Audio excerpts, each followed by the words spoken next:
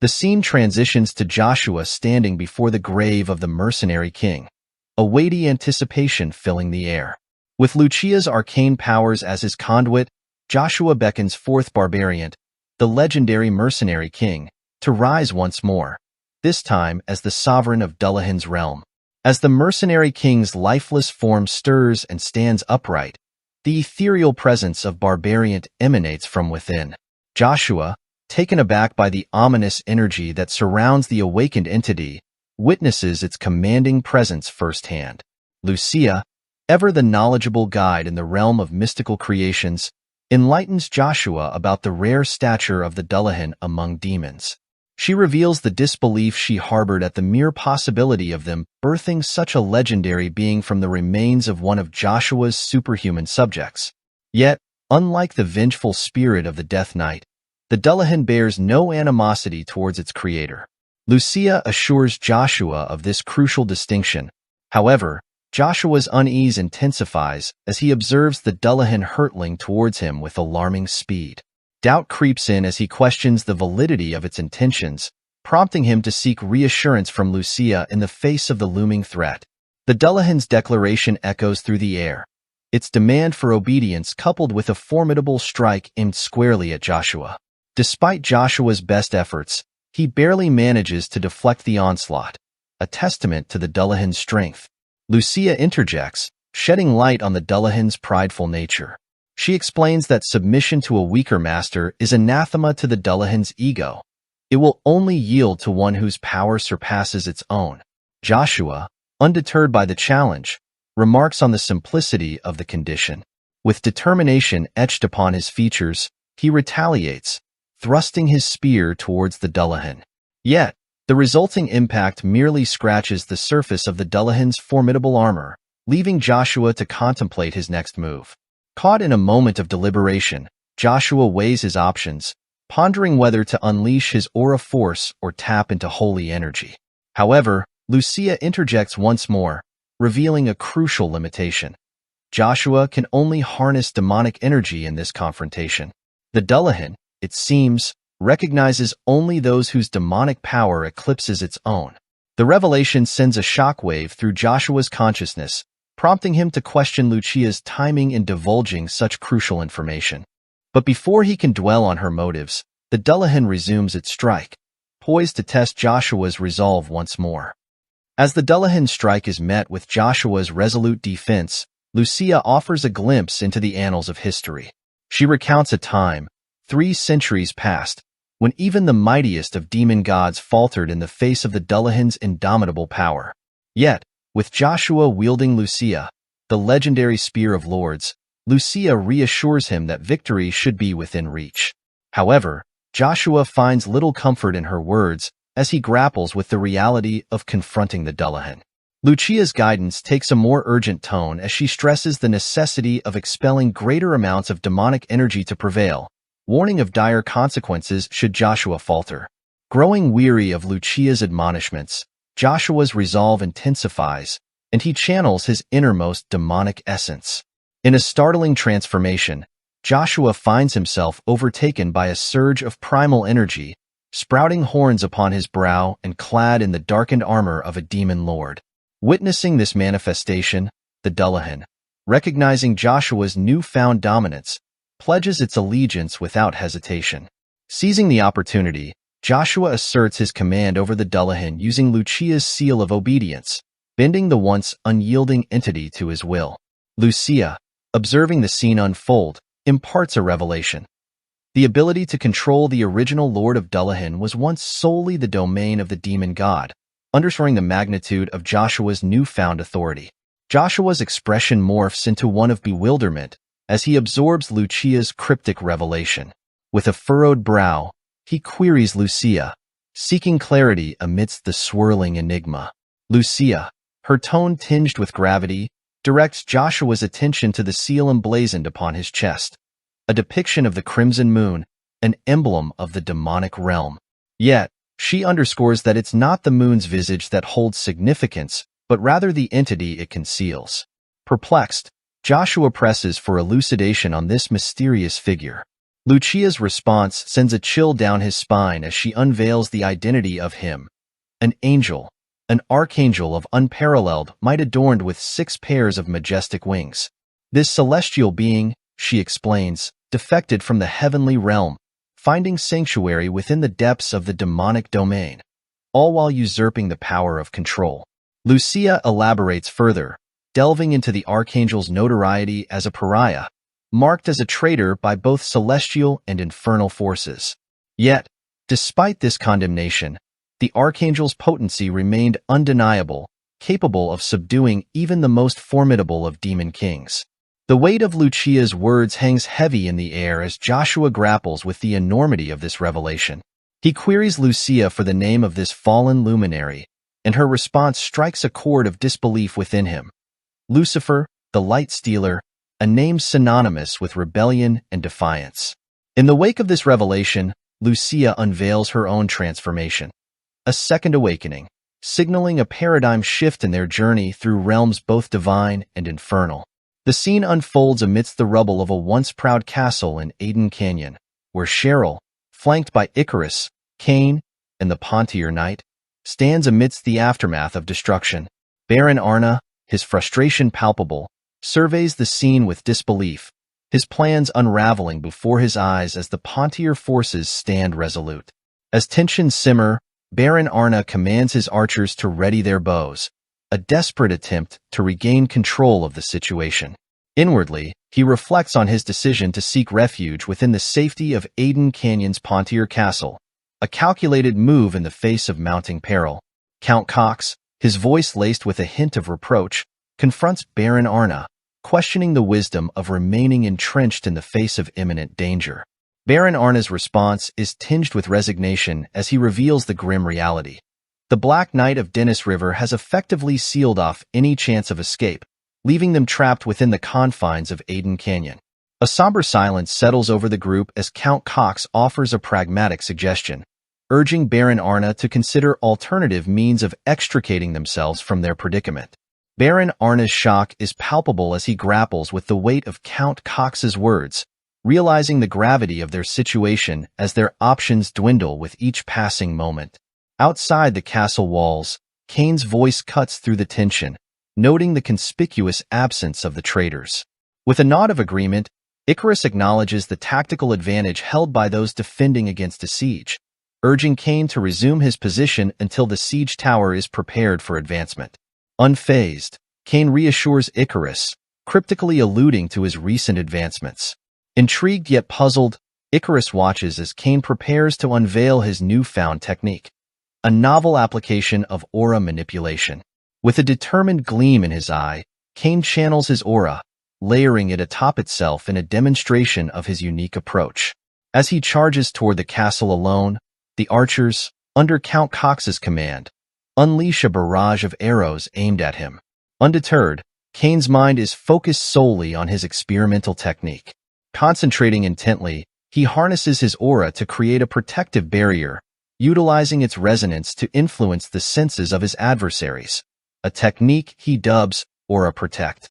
As the arrows close in, Cain's confidence remains unwavering, his faith in his newfound ability driving him forward amidst the storm of projectiles. As the arrows hurtle toward him, Cain's mastery over his aura becomes manifest as he erects a protective barrier, deflecting the deadly projectiles.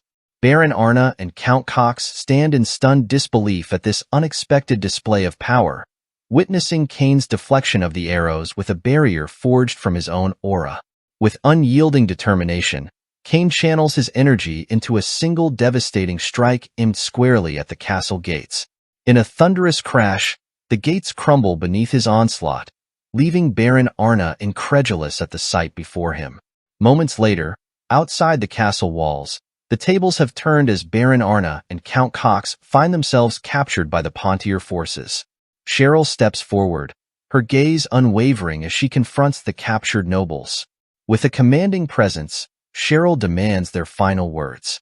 Baron Arna, clinging to his noble lineage, protests vehemently, asserting his rights as a member of the prestigious Avalon Empire. Yet Cheryl remains resolute, deaf to his pleas. Turning her attention to Count Cox, Cheryl is met with a resigned acceptance of his fate. Count Cox, acknowledging his own failure, offers no defense, prompting Cheryl's fury to flare. With a swift command, Cheryl orders her knights to execute the traitors, her resolve unshaken by their protests or pleas for mercy. As the knights' arrows find their marks, bringing down both Count Cox and Baron Arna, a somber realization settles over the battlefield. Despite Count Cox having raised Cheryl as his own, she shows no hesitation in carrying out justice. This decisive act marks the genesis of Cheryl's reputation as the Iron Lady, a moniker that would echo through the annals of history. With their downfall, the territorial struggle between Count Cromwell and Count Pontier reaches its definitive conclusion. However, remnants of Cromwell loyalists remain, unwilling to accept defeat. In response, Joshua Sanders elects to remain at the Pontier family estate, ensuring stability in the aftermath. Meanwhile, the Wilhelm Knights and Lion King Rian Gigar return to Reinhardt, safeguarding against any potential disruptions. In a strategic move, Joshua agrees to succeed Rian as the leader of the Free Knights Alliance, solidifying their alliance. Under Axelar's leadership, the Mercenary Guild acknowledges its clandestine dealings with the Cromwell family. To atone for their actions, Axelar personally extends apologies to organizations affected by the recent tumult, seeking to mend fractured relations and restore trust in their ranks. In a bid to make amends for their deviation from their core principles, the Guild reached a unanimous decision to slash all commission fees by half for a span of 2 years. While this gesture of contrition left the organization with slim profit margins, it served as a tangible display of their commitment to rectifying past missteps. Once the designated period elapsed, the Guild pledged to reassess their settlement ratio between themselves and their mercenaries, a move aimed at fostering greater equity and transparency within their ranks. Thanks to Axelar's swift and decisive leadership, the public perception of the Guild soared to unprecedented heights, cementing Axelar's status as a revered figure among the mercenaries. However, with the territorial conflict resolved, peace was not yet fully restored. The tranquil scene transitions to the rural expanse of Tryphia, where unsuspecting farmers toil in their fields. Suddenly, their idyllic routine is shattered by the menacing presence of a dragon soaring overhead, its fiery breath decimating their livelihoods in a blaze of destruction. Meanwhile, within the confines of Peril Castle, Joshua finds himself at odds with Cain, who adamantly opposes Joshua's intention to venture into the perilous Tryphia region. Suspecting Joshua's intent to confront the rumored dragon, Cain stands firm in his resolve to deter his companion from embarking on such a perilous quest.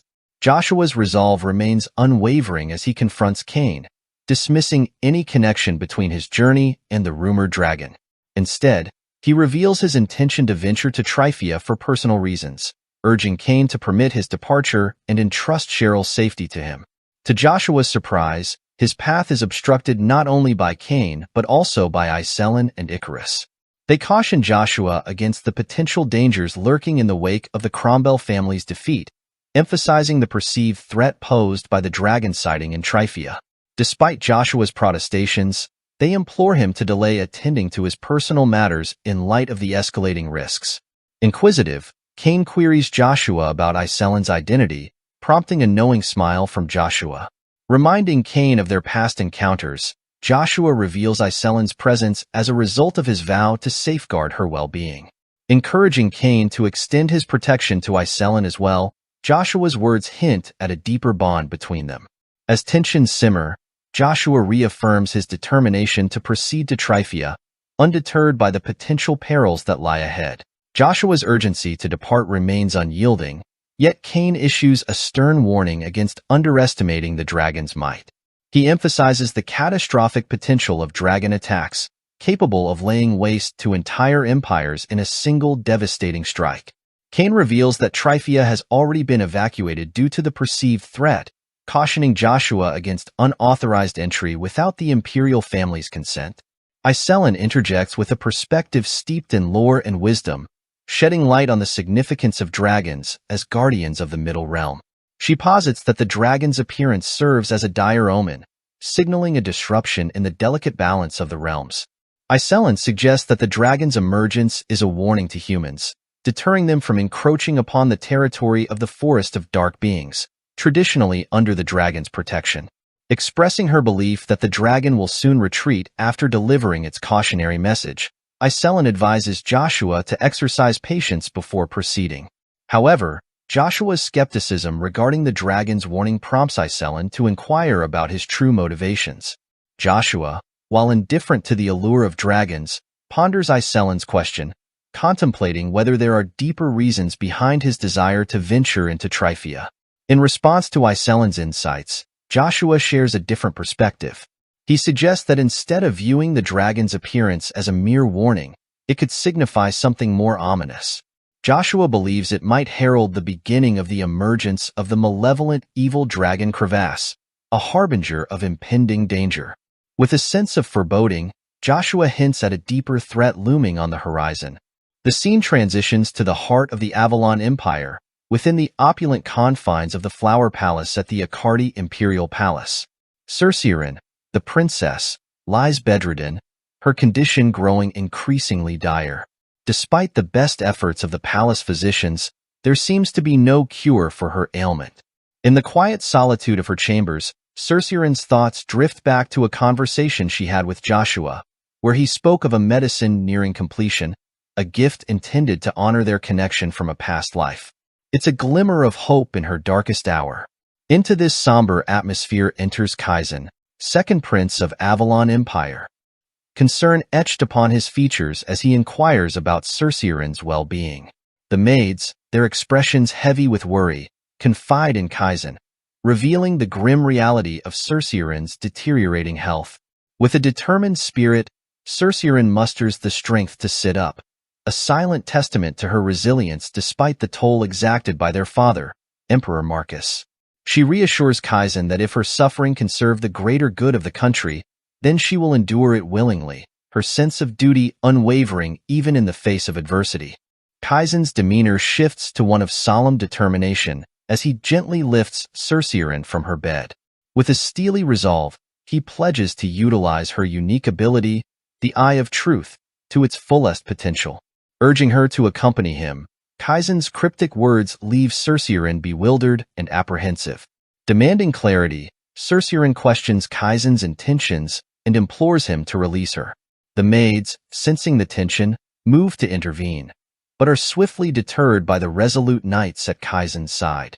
Reluctantly, the maids step aside, their fear palpable in the face of the knights' unwavering authority.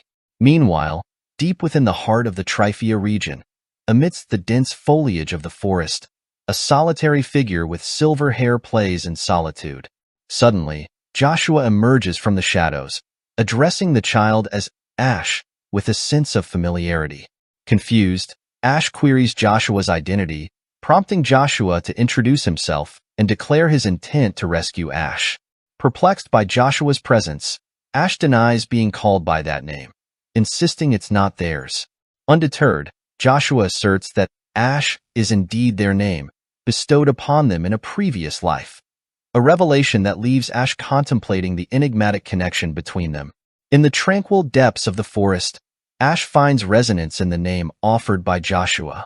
However, their moment of connection is swiftly disrupted by Ash's insistence on Joshua's departure. Undeterred, Joshua presents a request for a Sanders flower, his intentions veiled in enigma. With resolute determination, Joshua advances, shattering the magical barrier with his anti-magic field, leaving Ash visibly stunned by his display of power. As tension mounts, an army of orcs emerges from the shadows, converging upon the duo.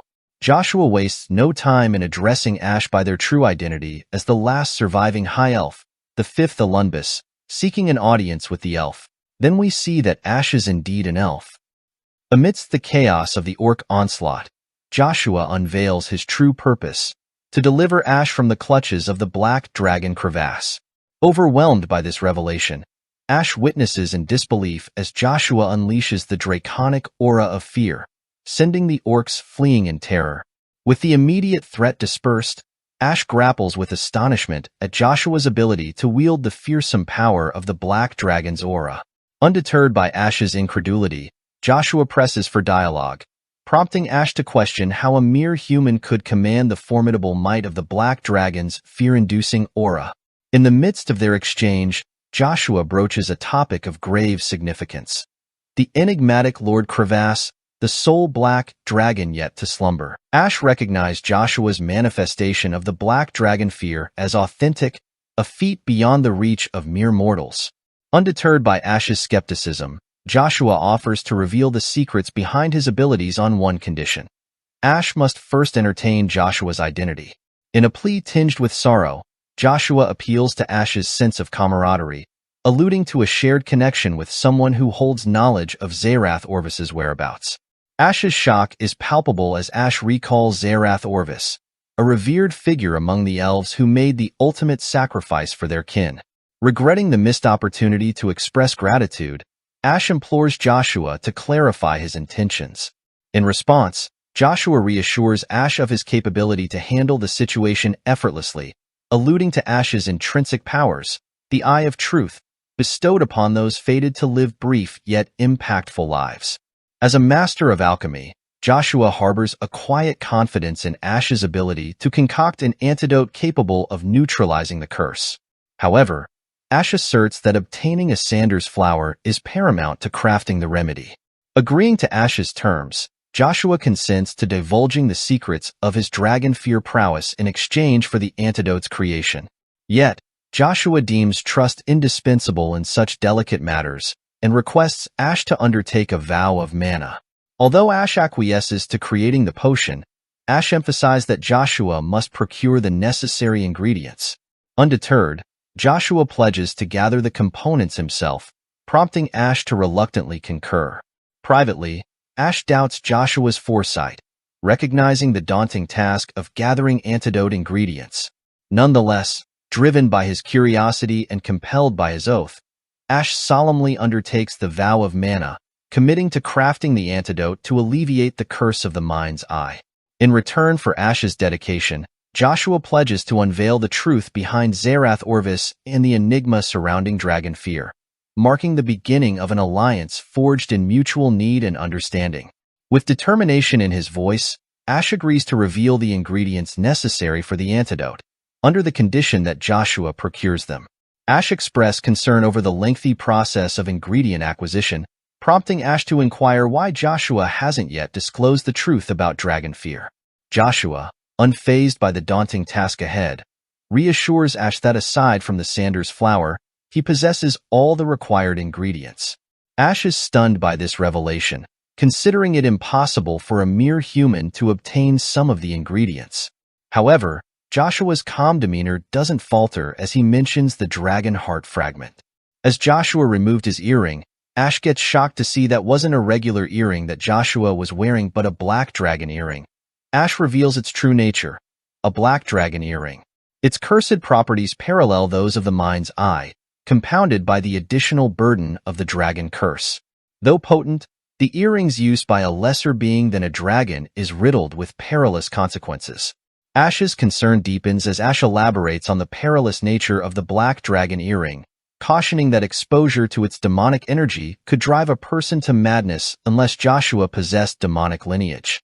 Intrigued by Joshua's admission of utilizing the earring, Ash questions whether Joshua's humanity alone could have breached Lord Crevasse's formidable barrier. Doubts begin to surface as Ash wonders aloud if Joshua truly belongs to the realm of humans. Joshua's response is cryptic, leaving Ash to ponder the truth behind Joshua's identity. With a solemn gaze, Joshua delivers a startling revelation. He claims to be a deity. The weight of this revelation overwhelms Ash. Ash collapses on the ground, unconscious. In Joshua's mind, he finds it amusing to tease Ash. Joshua sees this as an ideal opportunity to bring Ash along with him, using his collapse as a convenient excuse. The scene unfolds within the grandeur of Avalon Empire's Kaltika Palace, where Jacen stands before Emperor Marcus, delivering crucial tidings. With solemnity, he reveals that the formidable black god, Duke Agnes, has acquiesced to Emperor Marcus's commands. Duke Agnes is poised to lead the vanguard in the imminent continental clash. Upon hearing this proclamation, Emperor Marcus responds with an air of authority, remarking that Duke Agnes's compliance is not a matter of choice but of obligation to the throne. Jacen ventures further, daring to imply that Duke Agnes's seamless obedience is rather suspect. He elucidates how Emperor Marcus strategically dismantled Duke Agnes's support structure, the influential Pontier family and the cunning Rubrica clan. Consequently, Duke Agnes's lack of resistance and his smooth compliance raise eyebrows. Emperor Marcus, unwavering in his conviction, dismisses any notion of betrayal from Duke Agnes. He asserts that Jaqen ought to understand this implicitly. Yet, Marcus cannot ignore the recent transgressions of Duke Agnes's son, Joshua. Joshua's reckless actions led foreign knights into Marcus's domain, resulting in the demise of many esteemed Avalon knights, including Marcus's cherished confidant, Count Cox. Marcus asserts that Duke Agnes is acutely aware of the stakes involved, particularly the jeopardy looming over his son's life. It's this awareness that prompted Marcus to strike a clandestine bargain with the Duke, a deal where Marcus would turn a blind eye in exchange for compliance. Jaqen, taken aback by this revelation, absorbs the weight of the situation. Emperor Marcus then confirms to Jaqen that all prerequisites have been met. The focal point of their plan, the eminent Reinhardt, and one of the continent's formidable superhumans, Joshua Sanders, are now within Marcus's grasp. With a sense of purpose, Marcus instructs Jaqen to convene the central nobles for an urgent meeting and to summon Joshua Sanders to the Grand Palace forthwith. The scene transitions to the ivory tower of the Imperial Magicians in the Avalon Empire, where Kaizen confides in Evergrande. Kaizen discloses that he has relocated Cercerin to his domain, noting Emperor Marcus's apparent disinterest. However, Kaizen confronts Evergrande about their prior reluctance to aid him. Evergrande, candid in response, attributes his change of heart to the dire state of the Empire's affairs. As the Emperor fervently advocates for a battle under the guise of continental unity, his indifference towards other matters becomes glaringly apparent. Meanwhile, Evergrande confides in Kaizen, revealing that the formidable Black God, Duke Agnes, is spearheading Avalon's forces towards the Swallow Empire for the impending conflict. Evergrande anticipates a swift resolution to the conflict, foreseeing Kaizen's ascension to the throne once the dust settles. Evergrande is convinced that Kaizen will swiftly assume control of the Avalon Empire. However, Kaizen's response is tinged with skepticism. Despite being labeled a tyrant akin to his father by many, Kaizen questions Evergrande's assumption that he, rather than his brother, the first prince, would inherit the throne. Kaizen's tone grows colder as he suggests that if Evergrande's intent is to flatter him, their conversation should cease immediately, seeing no merit in such insincerity. Undeterred, Evergrande pauses momentarily before candidly admitting his true ambition to Kaizen, to ascend as the leader of a prestigious magic tower. Exasperated by Evergrande's revelation, Kaizen confronts him, questioning whether he's truly willing to betray the Avalon Empire merely to secure a position within the magic tower. Evergrande counters, explaining that his ambitions are rooted in maintaining his status as the chief imperial magician, with the ultimate goal of becoming both the most powerful magician in the empire and the proprietor of a magic tower. Kaizen's disbelief is palpable as he admonishes Evergrande, reminding him to be grateful for his current standing. Yet, to Kaizen's surprise, Evergrande's audacious pursuit of power elicits a sense of admiration. Kaizen commends Evergrande's unwavering determination, acknowledging the lengths to which the proud magician is willing to go to achieve his objectives. Intrigued by Evergrande's resolve, Kaizen implores him to divulge the steps necessary to claim the throne. Evergrande, seizing the moment, discloses his current project, a clandestine potion designed to conceal the symptoms of any illness. In a moment of revelation, Evergrande unveils the true nature of the potion. It grants the user a single day of apparent well-being, unleashing their full potential for one last time. However, there's a fatal catch. Once the effects wear off, the user will meet their demise. Evergrande proposes that Kaizen could administer this potion to Lady Cercerin, allowing her to harness the power of the mind's eye for one final day. Kaizen, recognizing the allure of such an offer, surmises that Cercerin would embrace the chance to wield her abilities one last time before her inevitable passing. Eager to see how Cercerin's powers could be utilized, Kaizen encourages Evergrande to elaborate on his plan. Evergrande outlines his strategy to Kaizen, who, impressed by the ingenuity of the plan, entrusts Evergrande with its execution. As Kaizen exits the room, Evergrande's demeanor shifts. Turning to Kaiser, Evergrande exudes confidence, assuring him that everything has gone according to plan. Eager for Kaiser's opinion, Evergrande awaits his response. Kaiser raises a poignant question to Evergrande, probing whether Evergrande truly believes that Kaiser's brother will conform to their expectations. Among the siblings, Kaizen stands out as the most astute and formidable, making him a challenging adversary. Evergrande acknowledges Kaizen's cunning but counters with a historical analogy. Evergrande draws a parallel between ambition and legacy, distinguishing between those who would resort to any means to achieve their ends, akin to Brutus, and those who lead with vision and integrity, akin to Cairo. In the annals of Avalon Empire's ancestry, the lineage traces back to the Asgard kingdom, where Brutus, the first king, clawed his way to power through Machiavellian tactics. However, despite his conquests, Brutus met a fate mirroring his predecessors. Conversely, Cairo's reign epitomized leadership guided by wisdom and foresight. Under his stewardship, the kingdom flourished, expanding its influence across the continent. Evergrande emphasizes to Kaiser that while this historical lesson may not be enough to sway the second prince's trust, Kaizen finds himself in a precarious position. Despite his intellect, Kaizen lacks the strategic advantage. The Tremblin family's allegiance to the first prince, Kisser, amplifies Kaizen's predicament, rendering him unable to mount a viable challenge for control. In the recesses of Evergrande's mind, he ponders the potential game-changer, Zerath Orvis. He muses that perhaps it's more fitting to dub Zerath as Berubara now, given Zerath's pact with demons. Evergrande shares with Kaiser his strategic foresight. If they continue to align with the second prince, Kaizen will inevitably come to rely on them. This dependency, Evergrande predicts, will enable them to manipulate the political landscape by leveraging the second prince against the first. Kaiser concurs, adding his own insights to the plan. Kaiser voices concern over unforeseen complications, particularly regarding Joshua Sanders. He recounts how the old Reinhardt kingdom once disregarded their former ruler, Lion King Riengeiger, despite his stature as one of the 12 superhumans. Yet now, they rally to protect Joshua. Kaiser underscores the anomaly of Joshua's exceptional skills at such a tender age. With a gravity in his expression, Kaiser acknowledges the looming threat Joshua Sanders poses, sensing there's more to him than meets the eye. He confides in Evergrande, emphasizing the need to neutralize Joshua before he becomes a hindrance. Kaiser solemnly requests one last favor from Evergrande, underscoring the necessity of positioning both the second prince and Joshua as potential threats to the Avalon Empire's stability. If they succeed, Kaiser asserts, both Joshua and Kaizen will find their influence curtailed within the empire.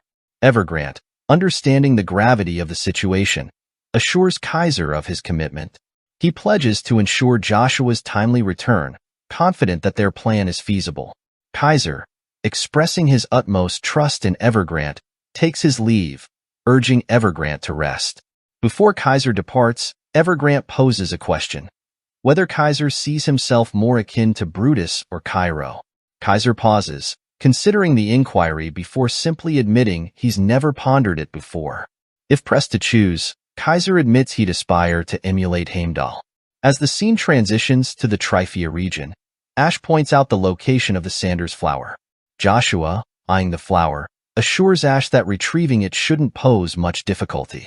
Ash, taken aback, questions Joshua's certainty, citing the lateness of the hour and the dangers lurking in the area, compounded by the risk of using the black dragon earring for mere medicine.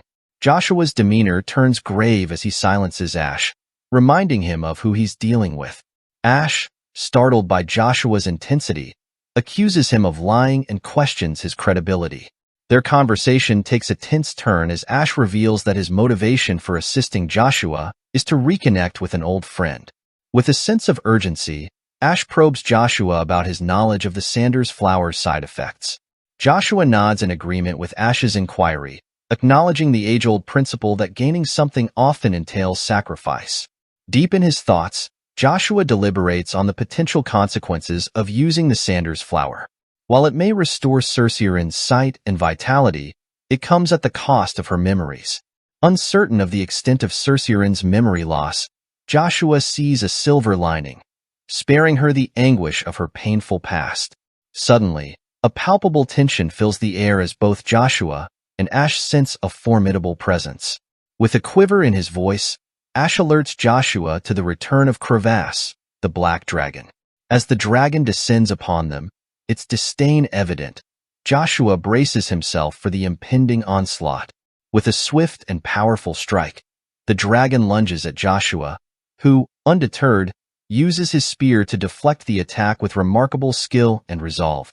With unparalleled agility, Joshua leaps into the air, driving his spear toward the dragon with unwavering determination. Yet, the dragon swiftly retaliates, using its massive claw to swat Joshua aside, sending him hurtling into the mountainside. Dusting himself off with a smirk, Joshua concedes that the dragon's strength surpasses his expectations, acknowledging its formidable nature.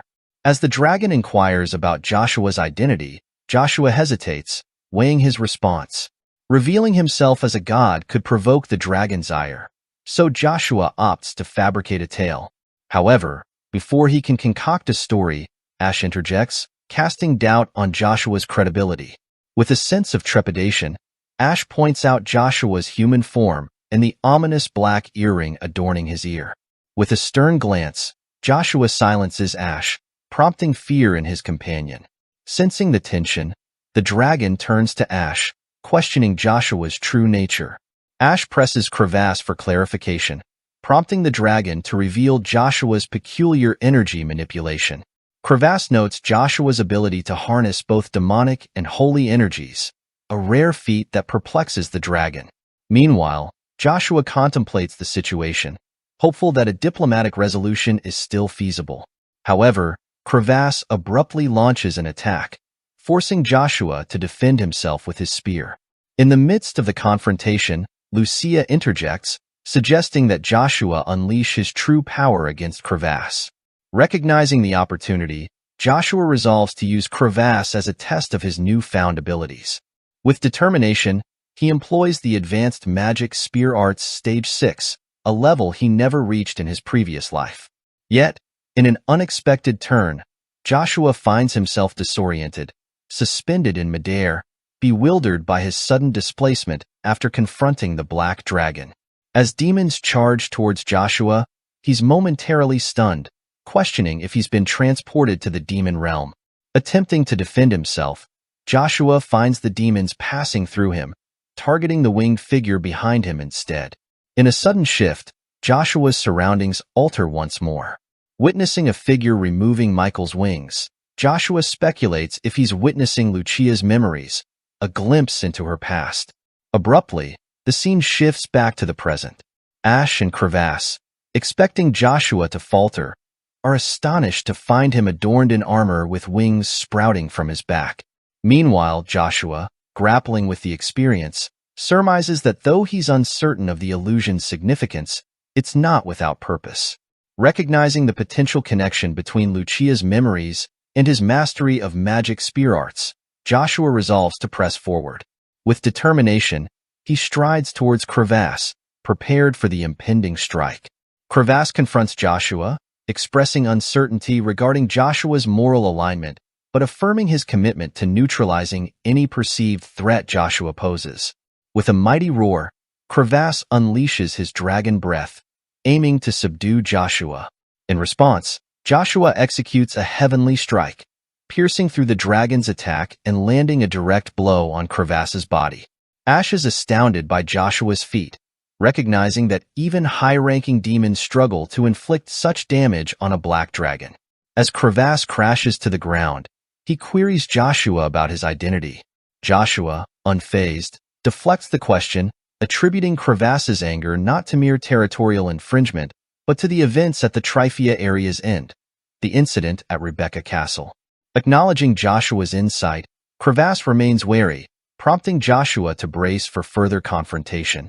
Crevasse's accusation strikes a chord with Joshua as he reflects on the grave consequences of humanity's transgressions. The utilization of demonic power to transform their own into ghouls is an unforgivable offense, one that will not go unpunished by the Emperor. Joshua recognizes this moment as the genesis of a larger conflict, one that predates even his regression. It marks the inception of the tension between Crevasse and the Avalon Empire, raising questions about how they brokered a pact with the guardian black dragon. With Evergrande's shadow looming over every facet of the unfolding events, Joshua resolves to seize control of the situation for himself, leveraging the deal with the black dragon to his advantage. As the gravity of the situation sinks in, Joshua braces himself for the challenges ahead. The scene shifts to the Pontier estate, where Cain is deeply engrossed in his training regimen.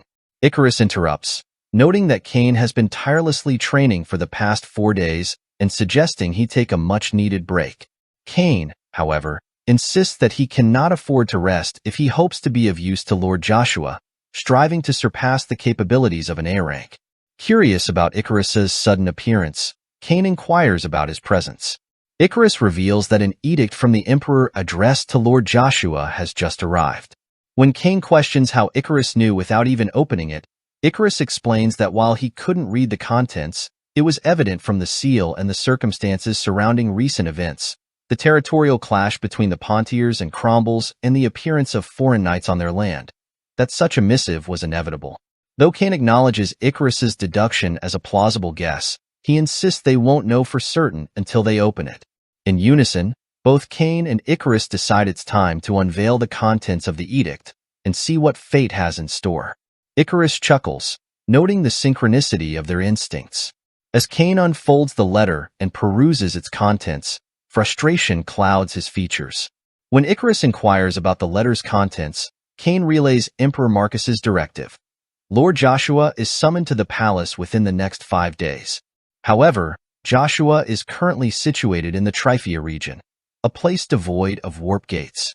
Factoring in the time it would take for the message to reach Joshua and for him to travel to the palace, Cain estimates a delay of at least 2 weeks, assuming Joshua leaves immediately from Peril Castle.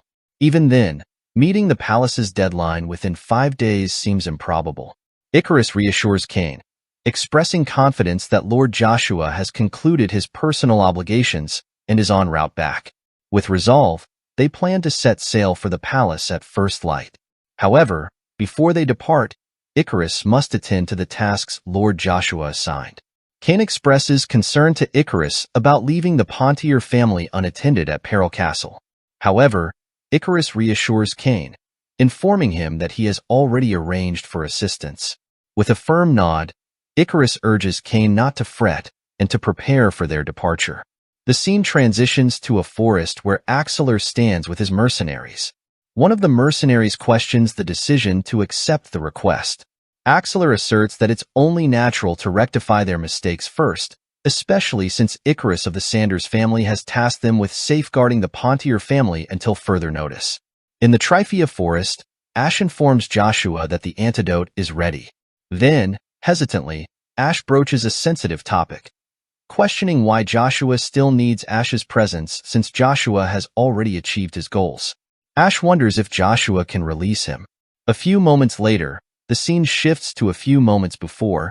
Crevasse's words hang heavy in the air as he ponders Joshua's proposition.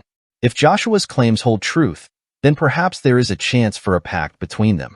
With a sense of curiosity, Crevasse queries Joshua about his request. Then Joshua tells Crevasse that firstly Joshua wants Ash, and secondly a fully bloomed Sanders flower. In the present moment, Joshua reassures Ash that technically, as a fully fledged knight, he has no personal attendants. However, he expresses his wish for Ash to serve as his attendant for a decade. Ash, visibly concerned, protests, deeming 10 years too long, and revealing his lineage as a descendant of high elves. Ash rejects Joshua's proposal. Joshua, taken aback by Ash's refusal, points out that Ash readily serves the Black Dragon but refuses to serve him, despite their history. Determined to secure Ash's loyalty, Joshua extends the duration of service to 15 years.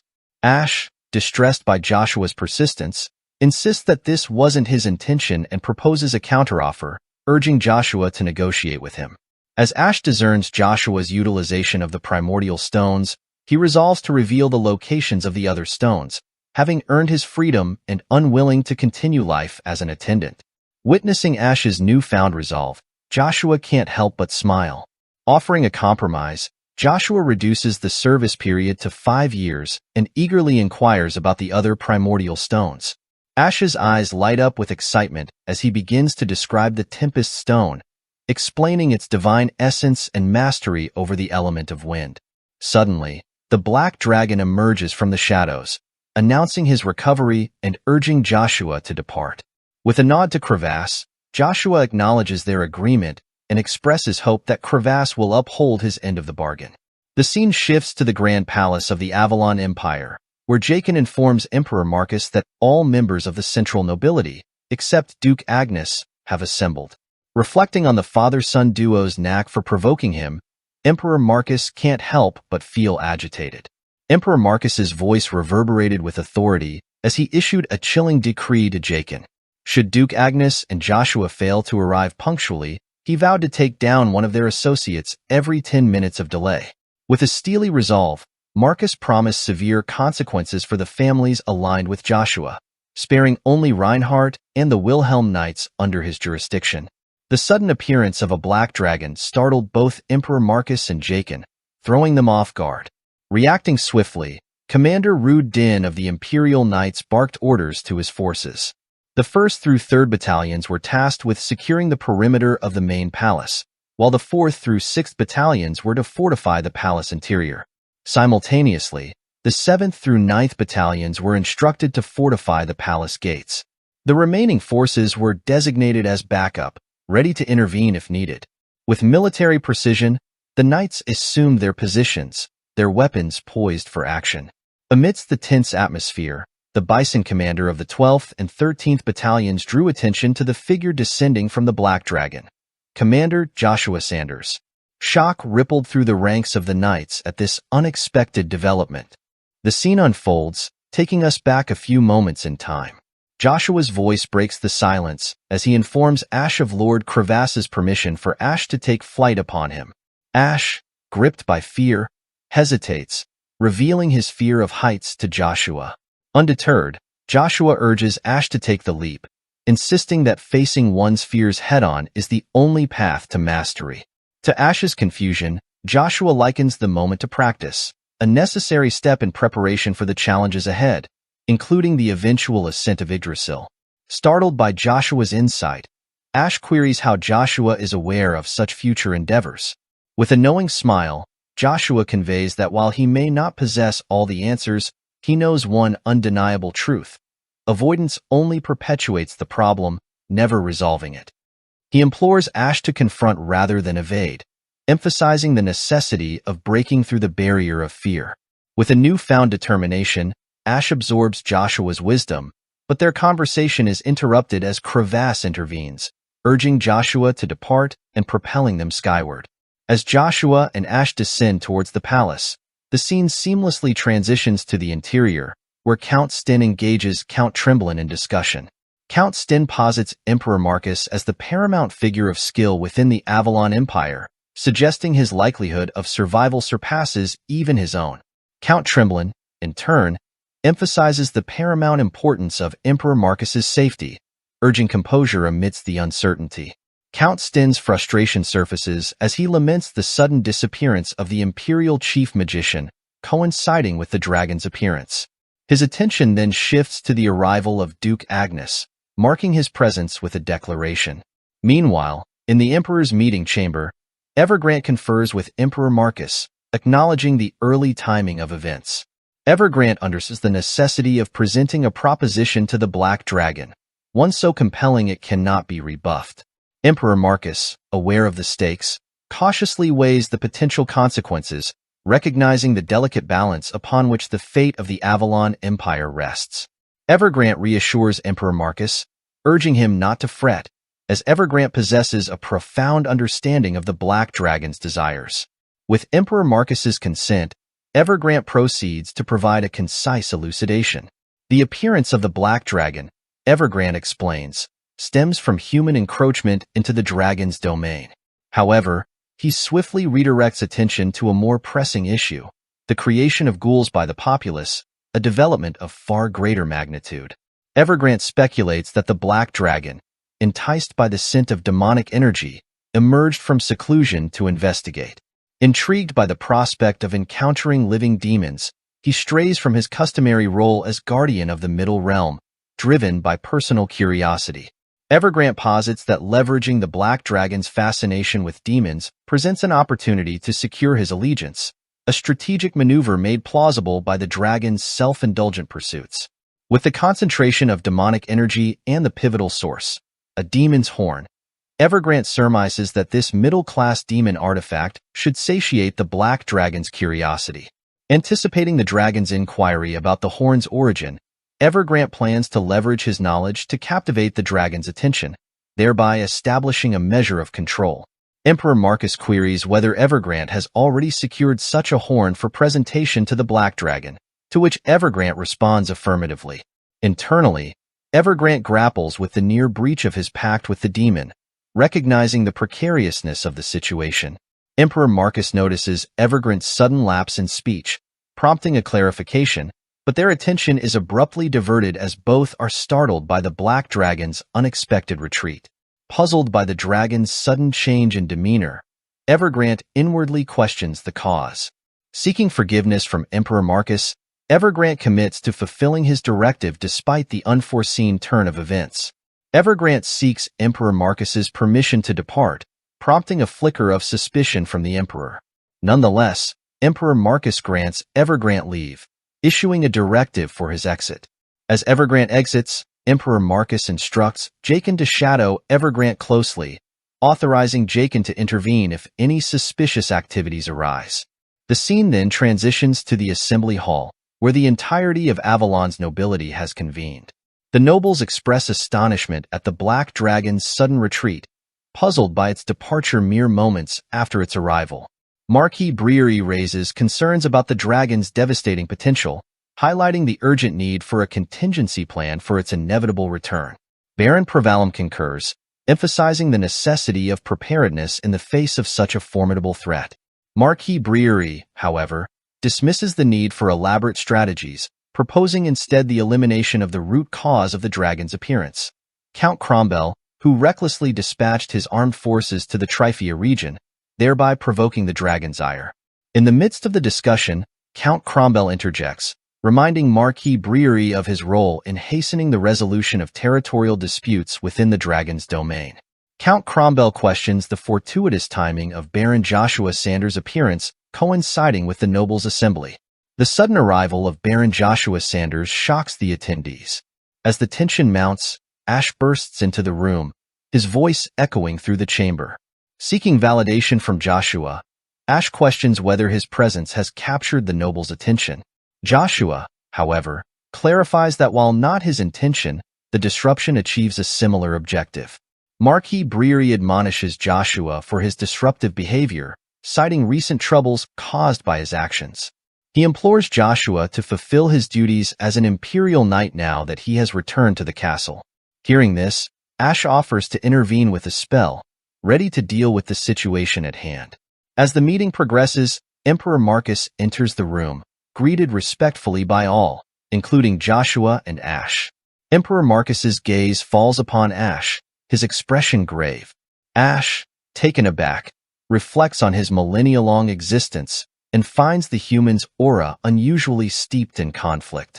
Addressing Joshua, Emperor Marcus expresses surprise at his swift arrival, having heard of Joshua's presence in the distant Pontier family territory in the far south. Joshua assures Emperor Marcus of his prompt response to the Emperor's summons, eager to fulfill his important mandate.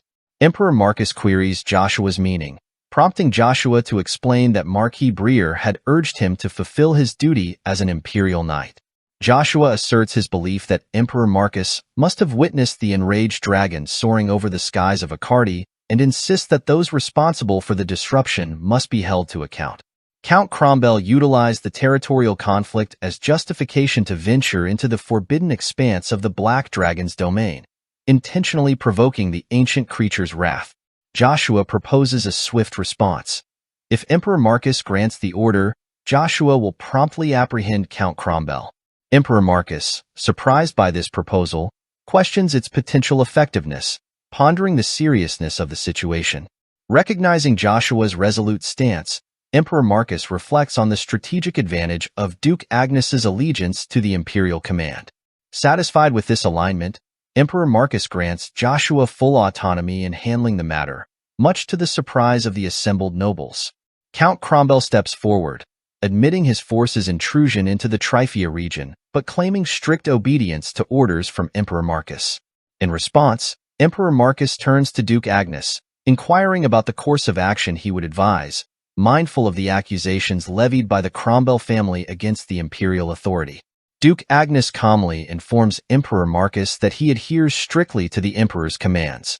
Emperor Marcus, mildly amused, remarks on the predictability of Duke Agnes's response. Meanwhile, Joshua strides purposefully towards Count Cromwell, announcing his intent to escort him to a jail cell without delay.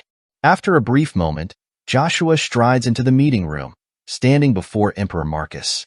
Joshua reports his safe return following the completion of the emperor's directives. Emperor Marcus, always taken aback by Joshua's presence, admits to a sense of trepidation in Joshua's proximity. Addressing the matter of the Wilhelm Knights, a foreign armed force encroaching upon Emperor Marcus's lands, the emperor deliberates on the appropriate retribution for Joshua's perceived lapse. Despite this transgression, Emperor Marcus hesitates to punish Joshua, recognizing his value. Instead, he proposes an alternative. Joshua shall become the emperor's sword, and in exchange, Emperor Marcus will betroth his daughter, Princess Cerceirin, to Joshua. Joshua, taken aback by this proposal, registers his surprise. An intervening noble raises concerns about Princess Cerceirin's health, to which Emperor Marcus responds with pragmatism, suggesting that Joshua's association would alleviate such worries. Joshua will retain his current position and gain the right to challenge the throne, irrespective of his title. Emperor Marcus underscores this as a singular opportunity for Joshua to ascend to the highest office in the land, a feat even Joshua's father failed to achieve. The emperor presents it as the fulfillment of Joshua's aspirations, a neglected child rising to become the emperor of the continent's greatest nation. To become Emperor Marcus's sword, the emperor requests but one vow. He queries Joshua's hesitation, prompting introspection from Joshua. Despite Emperor Marcus's proposition, Joshua remains steadfast, unwilling to exploit Cerceirin's situation for personal gain. Apologizing to Emperor Marcus, Joshua admits this is an order he cannot fulfill. The revelation shocks those present. Emperor Marcus interprets Joshua's stance as a rejection of his offer, with the involvement of the Wilhelm Knights deemed an act of treason. Emperor Marcus questions Joshua's comprehension of the situation, emphasizing the gravity of his words. He offers Joshua one final opportunity, clarifying that it is not a mere suggestion but an imperative directive. Despite Joshua's apology, Emperor Marcus's comparison of him to a mere object, a sword, strikes a chord. Joshua counters, asserting that objects possess a value directly tied to their worth. Emperor Marcus probes if Joshua is attempting to negotiate, insisting that Avalon will fall under Joshua's dominion, with all land and resources becoming his. However, Joshua maintains that he is not yet fully developed, likening himself to an unfinished blade. He requests more time, promising to hone himself into an unparalleled weapon. Ultimately, Joshua vows to come of age and make his decision regarding loyalty, asking Emperor Marcus to await that moment. Upon hearing Joshua's plea, Emperor Marcus acknowledges that Joshua has yet to reach the age of 18, contemplating the merits of adhering to tradition. He then invites Joshua to articulate his desires. Joshua, taken aback by this unexpected opportunity, is surprised. Emperor Marcus reassures Joshua, explaining that he merely seeks to garner favor in the competition for Joshua's allegiance. He encourages Joshua to express his wishes. In response, Joshua proposes the establishment of a new knight order, comprising the 11th and 12th battalions under his command. The announcement elicits shock from those present. Marquis Briere steps forward, cautioning Emperor Marcus against acceding to Joshua's request. He expresses concern over the notion of a knight order other than the imperial knights occupying the castle, casting suspicion on Baron Joshua Sanders' intentions towards the empire. Emperor Marcus points out the evident skepticism among the nobles in response to Joshua's request, questioning the necessity of a new knight order. Joshua, undeterred, explains that his own experiences as an illegitimate child have made him acutely aware of prejudice and its impact on individuals like his mother. He empathizes with the aspirations of the knights in the 11th and 12th battalions, each harboring dreams of becoming the Empire's greatest knight. Joshua desires to support their journey by establishing a knight order that fosters excellence and inclusivity across the continent. Emperor Marcus, recognizing Joshua's noble intentions, agrees to grant his request. He asks Joshua if there are any additional matters to address. Joshua expresses gratitude, stating that this gesture is more than sufficient. Thus, Emperor Marcus bestows upon Joshua the title of Count in the Empire, marking a pivotal moment in Joshua's journey. Furthermore, Emperor Marcus announces the transfer of Marquis Cromwell's territories to Count Joshua Sanders. Marquis Breary registers shock at this revelation. With this announcement, Emperor Marcus concludes the central nobles meeting and dismisses the assembly. Turning to Count Joshua, Emperor Marcus suggests considering a middle name in his free time and expresses anticipation for their next encounter. As Duke Agnes departs, he remarks to Joshua on his increasing proximity to the center of power. Conversely, Marquis Breary laments the state of the empire, expressing skepticism at Emperor Marcus entrusting the management of an independent knight order to a young individual. Count Prevalum reassures Marquis Breary, asserting that Joshua's prominence will only continue to grow, attracting further attention from the nobles. Ash then steps forward, reminding the gathered nobles of Emperor Marcus's declaration regarding Count Joshua Sanders' future allegiance to the emperor. Noble Count Joshua Sanders extends an opportunity to all the nobles, a gesture that elicits frustration among them. However, Ash interjects, informing the nobles that Count Joshua Sanders will bestow special privileges upon those who align with him early, leaving nothing for latecomers. Prompted by this incentive, the nobles swiftly rally to join forces with Count Joshua Sanders. Meanwhile, Marquis Breary perceives this development as concerning. Not only will Joshua wield influence through his independent knight order, but with the increasing support of noble families, his sway may soon rival that of Emperor Marcus. In another chamber, Evergrande confides in a cloaked figure that their plan has faltered, as the black dragon Crevasse did not take the anticipated action. Seeking guidance, Evergrande asks what course of action they should pursue next. The cloaked figure reassures Evergrande, affirming that their ultimate confrontation with Crevasse remains inevitable. Unexpectedly, Heimdall's foresight regarding Joshua's disruptive potential proves accurate, posing a significant challenge. The cloaked figure remains puzzled by how Joshua managed to sway Crevasse to his side, but acknowledges that they cannot allow Joshua to disrupt their plans. They discuss the possibility of assigning Joshua to another contractor. However, Evergrande expresses reservations, citing Emperor Marcus's vigilance and the need for time to mobilize Duke Agnes's family and Prince Kaizen's forces. Evergrande suggests prioritizing the elimination of Emperor Marcus and the Magic Tower. The cloaked figure inquires about the readiness of their preparations, to which Evergrande mentions Heimdall's leakage of information regarding Asura van Britten, anticipating Emperor Marcus's awareness via the Black Wind.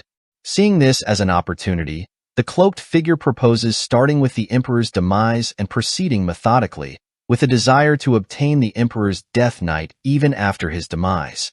The cloaked figure reaches for something on the wall, startling Evergrande as he discovers a hidden shadow subspace within the wall.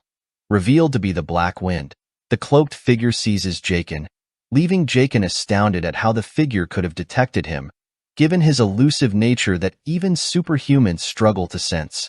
It is then unveiled that the cloaked figure is none other than Asmodeus, a formidable top-level demon of level 32. The scene transitions to the headquarters of the Avalon Imperial Knight Order's 11th and 12th Battalions, where Basin expresses his surprise to Joshua. Basin had not anticipated Joshua's bold statements in front of the nobles, nor had the knights imagined the prospect of developing their own knight order. Basin is confident that envy will abound among the other battalions. Another knight seizes the opportunity to inquire about the nature of the knight order Joshua intends to establish. While Joshua refrains from divulging all the details, he shares a tantalizing hint. Drawing inspiration from the legend of the Swallow Empire, the order aims to produce the first aerial knights of Avalon, surpassing even the renowned Wyvern Knights. The revelation stuns the knight, prompting further excitement as Joshua elaborates on the Order's aspirations to emulate legendary figures such as the Crevasse Knight Order and their association with the fearsome Black Dragon. Eagerly, the knights inquire if they, too, will have the chance to ride dragons. Upon hearing Joshua's plans for the Knight Order, Ash smirks, recognizing the exclusivity of riding Lord Crevasse. Shortly after, a knight interrupts, announcing the arrival of a guest with urgent news. Joshua inquires about the guest's identity, and Captain Armstrong of the Agnes family's first knights enters the room. The scene transitions to a private chamber where Joshua expresses gratitude to Captain Armstrong for his visit and queries the purpose of his arrival. Captain Armstrong reveals that he brings a message from Duke Agnes. According to him, recognizing Joshua's unparalleled success, Duke Agnes wishes to extend an invitation to his estate for a celebration, with Joshua's mother eagerly anticipating his arrival. Despite the tempting offer, Joshua acknowledges his duties in Akardi and pledges to visit the estate once his work is concluded. Captain Armstrong expresses enthusiasm for Joshua's visit to Duke Agnes's estate, but seeks clarification regarding Joshua's pending tasks. He requests insight to provide Duke Agnes with a suitable explanation for Joshua's delayed arrival. Joshua reassures Captain Armstrong, explaining that he simply plans to visit the brilliant Flower Palace, an endeavor unrelated to the Emperor's directives. Disappointed, Captain Armstrong had hoped for an opportunity to witness the martial prowess of Count Joshua Sanders. Perplexed, Joshua queries Captain Armstrong about his cryptic remark. Captain Armstrong reveals Emperor Marcus's utilization of the Battle of Bircher as a means to find Princess Cercerin a spouse, emphasizing the open invitation extended to all citizens of the Avalon Empire. Joshua is stunned by this revelation, absorbing the implications of Captain Armstrong's words. Captain Armstrong attributes this development to the chief imperial magician, Evergrant, who has apparently concocted a remedy for Princess Cercerin. Joshua's reaction shifts to anger at this news. Then the scene shifts to the Pontier estate, where Icarus asks Cain why he brought Iselin all the way there. Cain explains that Iselin expressed her desire to accompany them. Icarus then questions Cain about whether he considered the expensive warp gate usage fees. Cain responds, emphasizing the importance of reaching Akardi as soon as possible. Icarus acknowledges Cain's point, but reminds him of their budget constraints, stressing the need for careful planning before using their funds. Meanwhile, as Icarus and Cain converse, Iselin approaches the old man in charge of the warp gate. She informs him that they intend to use the warp gate and that there are 3 people in their group, including the 2 standing behind her. The old man scrutinizes them, and Icarus and Cain greet him. Upon observing all 3 individuals, the old man explains that, since they are not nobles, he needs to verify their identities first. However, he privately believes that he can extract as much money as possible from them. Cain, however, has a foreboding feeling about the situation. Afterward, Icarus voices to Cain his concern about the potential use of the gate by criminals, emphasizing the difficulty in apprehending them if they do. Cain acknowledges this concern, expressing his frustration at their situation, clarifying that they are not criminals. However, Iselin takes action, presenting the old man with her gold mercenary plate as proof of her identity. She explains that she is the rumored magician mercenary, esteemed as rare as a spirit user. Iselin then queries the old man if this is satisfactory. The old man responds critically, questioning Iselin's skills and expressing surprise that someone as young as her has become a mercenary. He implies his doubt about her strength. Continuing, he asks if the 2 individuals accompanying her are also mercenaries. Icarus steps in, clarifying that they are members of the Sanders family, serving under Lord Joshua Sanders. He asserts that this should be enough. Icarus then urges the old man to refrain from further unnecessary commentary. The old man defends his actions, explaining that he is simply following the prescribed procedures. And the old man couldn't care less about Icarus and others' identities. Since their destination is Akardi, the old man requests 1,000 gold per person, totaling 3,000 gold, which he deems sufficient. Both Icarus and Cain become angered upon hearing this, and Cain told the old man to stop scamming them. Frustrated, the old man begins preparing his fire spell. He then informs Icarus and Cain that while their family may be famous, it's precisely why they associate with mercenaries. Therefore, He refuses to accommodate them and instructs them to leave, warning that he will officially report them to the Empire if they cause any more trouble. Angered by this, Cain is about to attack the old man, but Icarus intervenes, urging Cain to retreat. To their surprise, the old man has already completed his fire spell and is preparing to launch it at them. Observing the spell, Icarus realizes that the old man is using a 4th-class spell and wonders why a magician of such caliber is maintaining a warp gate in the middle of nowhere. Then suddenly, Iselin steps forward and informs the old man that he initially requested 1,000 gold per person. She offers him 3,000 gold and presents the gold to him. Upon seeing the gold, the old man changes his tune, stating that the price has now increased due to their wasting of his time. He now demands 1,500 gold per person, totaling 4,500 gold. Cain, unable to restrain himself any longer, moves to unsheath his sword. However, Iselin swiftly employs her magic to freeze Cain's sword mid-motion. Using her magic once more, Iselin overwhelms the old man's fire spell, freezing the surroundings. The old man is astonished to witness Iselin utilizing a 5th-class spell. Iselin then informs the old man that he has underestimated her due to her status as a mercenary. She asserts that she deserves compensation as an apology, warning the old man that if he refuses, she will be left with no choice but to report the issue to the Magic Tower under the name of Iselin, Vice Guild Master of the Mercenary Guild. The old man is stunned to hear this. He reflects on how the Magic Tower is already showing favoritism towards the nobles of Avalon, especially after appointing Evergrande as the chief imperial magician. The Magic Tower is already facing criticism for failing to maintain neutrality. If the Vice Guild Master of the Mercenary Guild were to officially report this incident to the Magic Tower, the old man might face expulsion. Realizing the gravity of the situation, the old man apologizes to Iselin and the others for everything. Iselin then inquires about the payment she requested. The old man asks how much Iselin wants. Iselin responds that she requires 100 gold per person and free usage of the warp gate. The old man is shocked to hear this. Meanwhile, the scene shifts to a palace where Joshua stands face to face with Kaizen, the second prince of Avalon.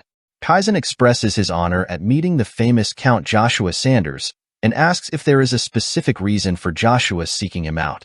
In his mind, Joshua contemplates that due to his actions, the future has gradually begun to change, resulting in the emergence of unforeseen factors. However, he remains resolute in his goal, determined to take control of his life this time. Joshua informs Kaizen that he has come to see Princess Cerceirin and requests permission to visit her alone. The guards of Kaizen express disapproval at Joshua's request and remind him to maintain proper decorum when speaking to Lord Kaizen. Kaizen instructs his knights to remain calm, asserting that their involvement is unnecessary. He then questions Joshua as to why he should grant him permission to see Princess Cerceirin, stating that Joshua does not even have the right to be there. Joshua insists that he does indeed have the right, confident that Kaizen is already aware that Princess Cerceirin's husband will soon be determined through the Battle of Bircher. Joshua informs Kaizen that he will emerge as the victor of the upcoming event regardless. However, he emphasizes that his struggle would be meaningless if Princess Cerceirin's condition continues to deteriorate. Joshua suggests to Kaizen that he should consider the necessity of Joshua checking on Princess Cerceirin's condition. One of Kaizen's knights interjects, stating that Joshua cannot simply enter Lord Kaizen's palace without authorization for such a reason. Kaizen then questions Joshua's certainty about his victory, reminding him that he will have to face the entire Imperial Knighthood alone, including Captain Rod. Joshua maintains that it wouldn't be impossible. Impressed by Joshua's spirit, Kaizen reveals his condition. If Joshua can claim victory in the Battle of Bircher without any assistance, Kaizen will not interfere with Joshua taking Cerceirin from his palace. However, if Joshua loses, he must declare his loyalty not to Emperor Marcus, but to Kaizen. Hearing this, Joshua thinks that Kaizen is behaving just as he expected. Joshua informs Kaizen that he accepts the deal. In return, he requests to visit Princess Cerceirin immediately. Joshua emphasizes that he genuinely wants to visit Princess Cerceirin alone. Frustrated, one of Kaizen's knights steps forward and informs Joshua to stop talking nonsense.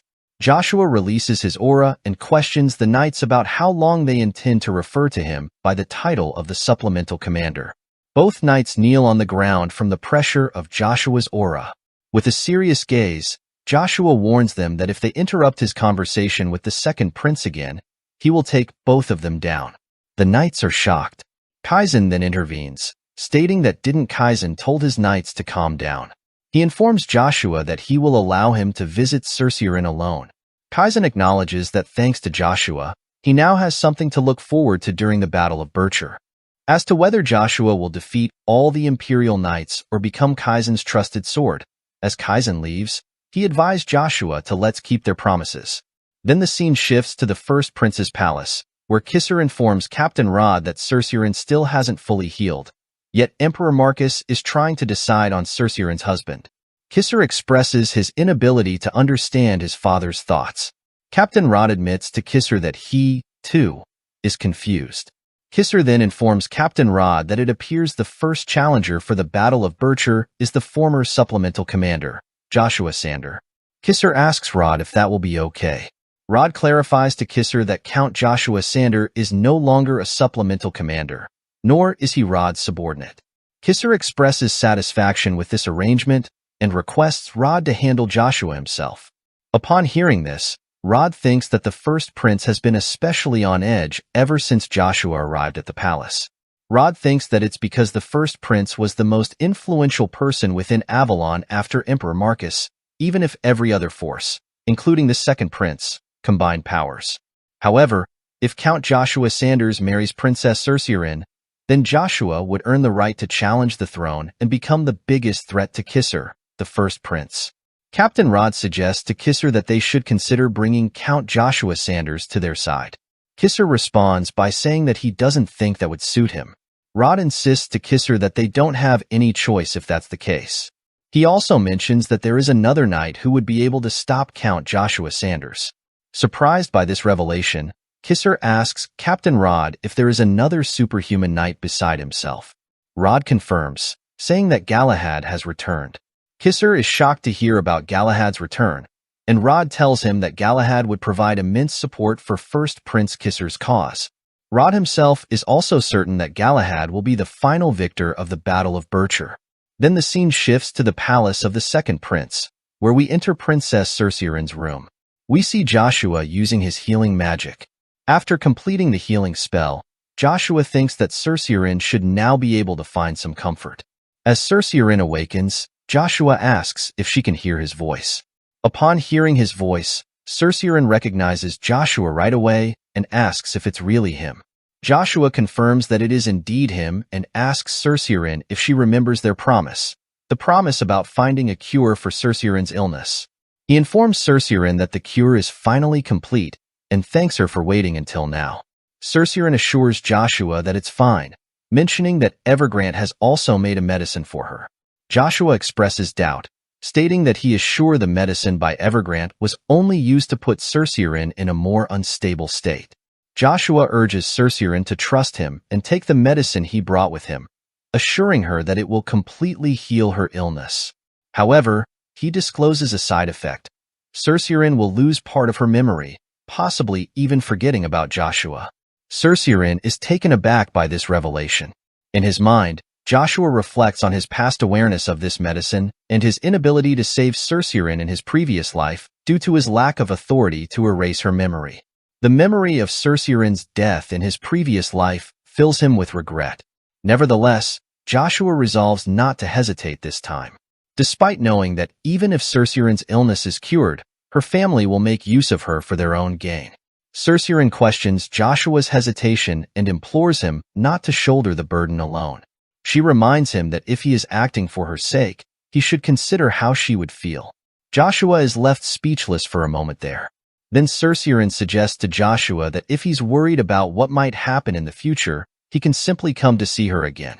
She asks Joshua to promise this as a precious friend. Joshua promises Cerceirin that he will come to find her. Cerceirin then reminisces about their first meeting when she told Joshua that he shares a name with a flower she likes. However, Joshua recalls that this made Cerceirin even sadder, just like the meaning of the Sanders flower. Joshua tells Cercerin not to forget about him. Cercerin assures Joshua that she will not forget, especially not him. Cercerin then asks Joshua for one last favor, to feed her the medicine. Joshua agrees, reflecting in his mind that he received so much help from Cercerin in his previous life, so he is determined to take care of her in this life. He proceeds to feed Cercerin the medicine. Then the scene shifts to the Avalon Empire capital, Acadie Magic Tower branch, where Icarus, Cain, and Iselin have arrived through the warp gate. Cain remarks that it's been a while since he came to Acadie. Icarus suggests they find Joshua first. Iselin asks if it would be all right for her to rejoin them later. Icarus inquires where Iselin is going. Iselin explains that she has some personal business to attend to at the Magic Tower branch office and will return when she's finished. Icarus expresses regret, but understands, assuring Iselin that they'll see her again soon. Iselin promises to come back soon and bids them farewell. Cain informs Icarus that he also has something to do and prepares to leave. Icarus stops Cain from sneaking off and asks where he intends to go. Cain reveals that he heard the Knights of the Agnes Duchy were here, so he wanted to meet up with his old friends. Icarus asks Cain why he needs to meet his old friends. Cain explains that he is the commander of Count Joshua Sanders' Knight Order and intends to start gathering skilled knights for recruitment. He elaborates that it will be a knight order solely for Lord Joshua, one that will surpass the Avalon's 7 knights and soon be known as the Gold Spirit Knights. Cain expresses his determination to give his all to complete it. Icarus mentions the Wilhelm Knights, but calling them their household knights would make Icarus feel bad for Reinhardt. He feels that they are finally starting to take shape as a noble family. Icarus expresses his anticipation for the Gold Spirit Knights mentioned by Cain. Cain assures Icarus that he will meet his expectations. Then the scene shifts to the Magic Tower, where Wufa, the branch manager, receives a letter from the old man who manages the warp gate. The old man, known for his cautious nature, took a moment to advise Wufa about an upcoming visitor to the Acadie branch office of the Magic Tower. The visitor, a mercenary mage named Iselin, was described as a teenager with formidable magical abilities, estimated to be at least a Class 5 mage. The old man emphasized the importance of maintaining a proper demeanor in front of Iselin, as her perception of the Magic Tower could significantly impact its reputation. Wufa, feeling a mixture of surprise and apprehension, absorbed this information. Just then, a worker entered the room with urgent news. A Class 5 mage, identifying herself as Iselin, had arrived and sought registration at the Magic Tower. Wufa quickly composed himself and hastened downstairs to greet the newcomer. Upon meeting Iselin, Wufa introduced himself as the responsible individual overseeing the Acadie branch office. As they conversed, he courteously informed Iselin of the process for registering as a Class 5 mage. However, he also noted her existing affiliation with the Mercenary Guild, which posed a potential obstacle to her registration with the Magic Tower. Iselin, unperturbed, clarified that her purpose in visiting was solely to register her class. Iselin had not ventured to this place with the intent of aligning herself with the esteemed institution that was the Magic Tower. Wufa, taken aback by this revelation, sought clarification. He inquired of Iselin whether she indeed asserted that she had ascended to Class 5 solely through her own effort. At that moment, Wufa proposed that Iselin seize the opportunity to alter her allegiance to the Magic Tower, thereby gaining access to the wealth of knowledge it possessed. He emphasized the critical role this knowledge played in advancing beyond Class 5, a feat near insurmountable without it. Furthermore, Wufa underscored the manifold benefits that awaited a talented mage like Iselin within the confines of the Magic Tower's confederation. However, Iselin remained resolute, reiterating her stance that she had not pursued class registration for the sake of acquiring the Magic Tower's knowledge.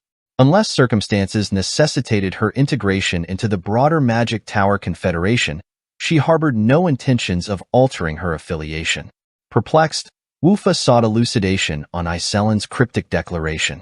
In response, Iselin elucidated that the Lord of the Magic Tower had recently made an official proclamation. He officially acknowledged the missing mage among the 7 mages, Seed of Lightning, Jaxterapes, as dead. Iselin further states that the Magic Tower's Lord will choose a new Seed of Lightning from the mages who have registered their class.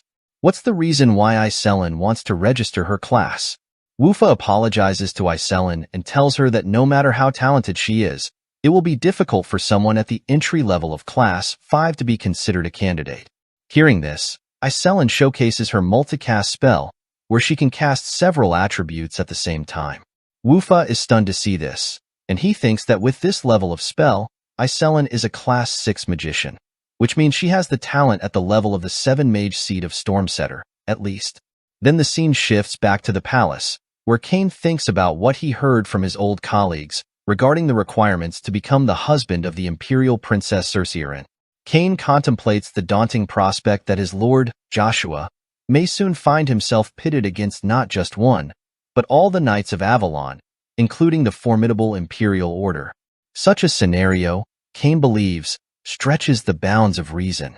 He speculates on the potential fallout, foreseeing the noble Sanders family's precarious position once Joshua ascends to the rank of Count. Amidst his thoughts, Kane overhears a conversation between two knights discussing the unfortunate fate awaiting the off-duty battalion commander, who must now confront the Empire's mightiest knight order, the Imperial Knights. With Galahad's return to duty after guarding the third prince, the opportunity to challenge Joshua seems lost to them. Galahad, however, assures his comrades that his purpose in targeting Count Joshua Sanders was not to usurp their rightful opponent. The knights' conversation ignites frustration within Kane, compelling him to intervene. Yet, before he can act, a hand halts him, its presence suffused with an overwhelming aura. Kane is taken aback, his senses alert to the powerful force behind him. As Kane slowly turns around, the realization dawning upon us that it was, in fact, Joshua standing there. A flicker of fear crosses Kane's face, urging Joshua not to conceal his presence. Kane's voice trembles slightly, betraying his unease. Joshua, ever composed, admonishes Kane not to stir up a commotion, reminding him of the gravity of their surroundings. Yet, Kane persists, unable to let go of the injustice inflicted upon Joshua by those insolent knights. With a somber expression, Joshua delivers a harsh truth. Kane's current prowess is no match for Galahad, the chosen successor of the Imperial Knight Order commander. Just as the weight of Joshua's words settles, Galahad strides forth, his presence commanding attention. With a nod of approval, he acknowledges Joshua's reputation, effortlessly recognizing him. Expressing his deep respect, Galahad honors Joshua as Count Joshua Sanders, eagerly anticipating their clash on the battlefield of Bircher. Joshua's response carries a hint of disbelief at the situation unfolding before him. Shouldn't Galahad be the one guarding the third Imperial Prince? Joshua wonders why Galahad is here instead. Upon meeting Joshua, Galahad expresses his surprise at Joshua's decision to establish an independent knight order, considering his severed ties with the Imperial family. He also remarks on Joshua's continued awareness of him despite their long separation. However, Galahad explains that he has many preparations to attend to and bids Joshua farewell after a brief exchange. Before leaving, he mentions his anticipation of the upcoming Battle of Bircher. Curious, Kane inquires if Joshua knows Galahad. Joshua's serious demeanor catches Kane off guard as he confirms his familiarity with Galahad. Privately, Joshua harbors resentment toward Galahad, viewing him as one of the individuals who betrayed him and ultimately led to his downfall. Yet, Joshua sees their encounter as a timely opportunity for retribution. Fueled by anger, Joshua resolves to confront Galahad and exact his first act of vengeance. Kane informs Joshua about the impending Battle of Bircher, advising him to make his way there promptly. Joshua inquires if Kane will accompany him, to which Kane affirms, emphasizing the importance of standing by his lord. Grateful for Kane's support, Joshua expresses his assurance that with Kane's presence, he'll feel much more at ease. Together, they proceed to the arena where the Battle of Bircher is set to unfold. The scene transitions to the training ground of the Imperial Knights, bustling with activity as knights gather in anticipation. Emperor Marcus addresses the assembly, announcing a unique opportunity for all present, a chance to vie for the hand of Imperial Princess Cerceirin. Explaining the rules, Marcus outlines a battle where only one contender will remain standing as victor. As the signal to commence is given, a knight steps forward eagerly to challenge Joshua. Identifying himself as a member of the 4th Battalion and the second son of the Huddles family, he expresses his eagerness to be the first to engage Joshua in combat. In response, other knights assert their determination to be next in line to face the formidable Joshua. Upon hearing the knight's words, Joshua calmly advises the knights not to adopt such an approach. Instead, he challenges them all to engage him simultaneously, stating his desire to expedite proceedings. Faced with Joshua's directive, frustration mounts among the assembled knights of the Imperial Order. Determined to heed Joshua's call, they converge upon him from all directions. Responding with swift precision, Joshua unleashes his formidable magic spearmanship technique, Earth Mountain Descent, swiftly incapacitating the oncoming knights. As the dust settles, Joshua's expression remains resolute as he announces Galahad as his next adversary. Upon hearing his name called, Galahad readies himself for the impending duel with Joshua, bracing for the confrontation ahead. Then the scene shifts to a vivid past memory, introducing us to a young man named Valmon, who was born into the prestigious Count Charlotte family. This family was renowned across the land for their exceptional swordsmanship. As was fitting for the son of such a distinguished lineage, Valmon was blessed with an innate talent for wielding a sword from a very young age. Valmon's prowess with the sword was evident early on, and he quickly rose through the ranks. By the time he was not even 20 years old, he had achieved the esteemed position of vice commander of the 9th Battalion of the Imperial Knight Order. This remarkable accomplishment marked a significant turning point in his life. From that moment onwards, the Valmon family became obsessively focused on his achievements and potential. Valmon's father, in particular, was relentless in his expectations. He constantly scolded Valmon, comparing him unfavorably to Babel, the eldest son of the Agnes Duchy, who had famously mastered the ability to wield mana at the tender age of 14. Valmon's father insisted that Valmon must demonstrate to everyone that he could surpass such feats. He pressured Valmon to always prove that he was the best, not just in their family but in all competitions and endeavors. This environment of incessant pressure and high expectations took a toll on Valmon. Over time, he became increasingly disillusioned with everything around him. The joy and passion he once had for his skills and duties diminished. Valmon's response to this stifling atmosphere was to withdraw. Despite holding the significant title of vice commander, he often neglected his training sessions and chose to sit idly in his office instead. Then Captain Rod strides into Valmon's office with a determined look on his face. He addresses Valmon directly, telling him that if he could overcome his laziness, he could become the best swordsman in the world. Captain Rod expresses his disappointment, saying it's truly a shame for Valmon to waste his incredible talents like this. Valmon, feeling a mix of guilt and realization, apologizes to Captain Rod and asks the reason for his visit, as he doesn't believe Captain Rod came just to force him to train. Captain Rod takes a moment before responding, emphasizing the seriousness of the matter. He informs Valmon that Emperor Marcus has issued him a direct order. Captain Rod describes it as a perfect imperial decree, especially for someone as lazy as Valmon. The captain then instructs Valmon to head to the Agnes Duchy immediately to undergo the mana identification test. This news surprises Valmon, adding a sense of urgency to the situation. That was the pivotal day when Valmon's life began to change, the day he met Joshua. Joshua, despite being the child of a concubine, had already displayed his extraordinary brilliance to the world at the tender age of 9. Joshua's achievements and the recognition he received sparked something inside Valmon. Seeing Joshua's determination and success reignited Valmon's desire to shine once again, even brighter than before. Inspired by Joshua, Valmon made a firm decision to transform himself. From that day forward, he dedicated himself to rigorous training and relentless effort. His goal was clear: to surpass everyone else and reclaim his place as the best. Then we return to the present, where, after observing Joshua, Valmon reflects deeply on his own limitations. He realizes that Joshua is an existence he cannot surpass through mere hard work and determination. To Valmon, Joshua seems like an insurmountable being, a peak he cannot reach despite his efforts. This realization weighs heavily on Valmon, filling him with a mixture of awe and frustration. Emperor Marcus, witnessing Joshua's prowess, concludes that Joshua is utilizing aura force.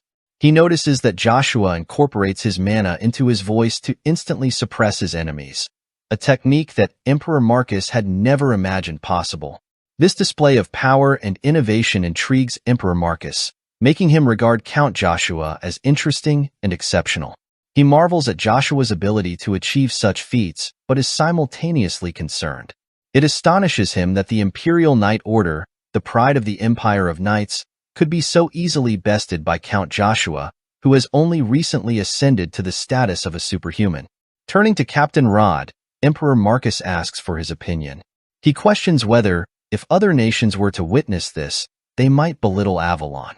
The thought of Avalon being ridiculed due to this unexpected turn of events troubles the Emperor. Captain Rod, feeling the weight of this situation, apologizes to Emperor Marcus for the perceived failure of the knights. In a sudden and bold move, Valmon stands up. Driven by a newfound determination and a desire to prove himself, he addresses Joshua directly. Valmon declares that he wishes to cross swords with the Grandmaster, Count Joshua. He feels an intense need to challenge Joshua, hoping to test his own limits and perhaps find a way to surpass them. Valmon earnestly asks Joshua to accept a match against him first, seeking this opportunity to measure himself against the best. Hearing this, Joshua firmly informs Valmon that with his current level of skill, he will never be able to win against him. Joshua advises Valmon to acknowledge his defeat and stand down. Determined to make his point, Joshua suddenly exerts his aura pressure on Valmon, causing him to nearly take a knee under the overwhelming force.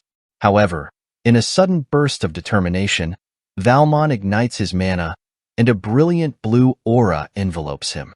Valmon then looks Joshua in the eye and defiantly asks if Joshua really thinks he will acknowledge defeat before even crossing blades. He declares his unwavering wish to fight Joshua with all his strength, stating that he needs to fully understand the gap between their abilities. Joshua, hearing Valmon's resolve, responds with a mixture of respect and determination. He informs Valmon that if he insists on fighting, then he should bring it on. Joshua vows to show Valmon the true difference between their levels of power and skill. Without hesitation, Joshua swings his spear with immense force, striking directly at Valmon. As Valmon blocks Joshua's powerful strike, his mind races with thoughts about the overwhelming disparity between them. He realizes that, in his current state, he is unable to even use an aura blade effectively. The sheer strength of Joshua's aura blade makes it nearly impossible for Valmon to defend against it. Understanding the gravity of the situation, Valmon knows that his only chance lies in a daring maneuver. He contemplates that his best strategy would be to strike from above and attempt to deflect Joshua's aura. Valmon realizes that he needs to draw out as much mana as possible from his mana haul. He understands that, in order to change the properties of Count Joshua's mana, he must control and alter every single bit of it meticulously. His plan involves using the collision of their mana to wrap his own mana around his aura, creating a powerful defense and counterattack. With intense concentration, Valmon channels his mana and manages to successfully deflect Joshua's strike. This achievement allows him to conjure his own mana in a way he has never done before. Joshua, observing this unexpected development, is taken aback. He considers the possibility that Valmon has managed to learn aura overlay on his own, without having seen it demonstrated before. This realization causes Joshua to reassess Valmon's capabilities. As Joshua scrutinizes Valmon, he begins to think that Valmon might be a genius who surpasses even the renowned Uravis. His thoughts are interrupted when he notices that the mana fragments Valmon had shot into the air are starting to change shape. To his astonishment, the fragments transform into swords, suspended in midair by Valmon's will. Determined to test his newfound power, Valmon sends all the mana swords hurtling towards Joshua. Each sword is infused with a significant amount of mana, demonstrating Valmon's improved control and strength. However, Joshua remains composed. Drawing on his extensive experience and skill, he employs his spearmanship stage 4 technique. With a single, fluid strike, he takes down all of Valmon's mana swords, showcasing his superior prowess. The effort required for this extraordinary display of power takes its toll on Valmon. Having used a vast amount of mana in a short period, overwhelmed by exhaustion, Valmon drops to one knee, gasping for breath. Joshua, with a tone of astonishment mixed with admiration, acknowledges Valmon's brief but remarkable display of power. He expresses his surprise at how Valmon was able to tap into a level of power that exceeds his current class.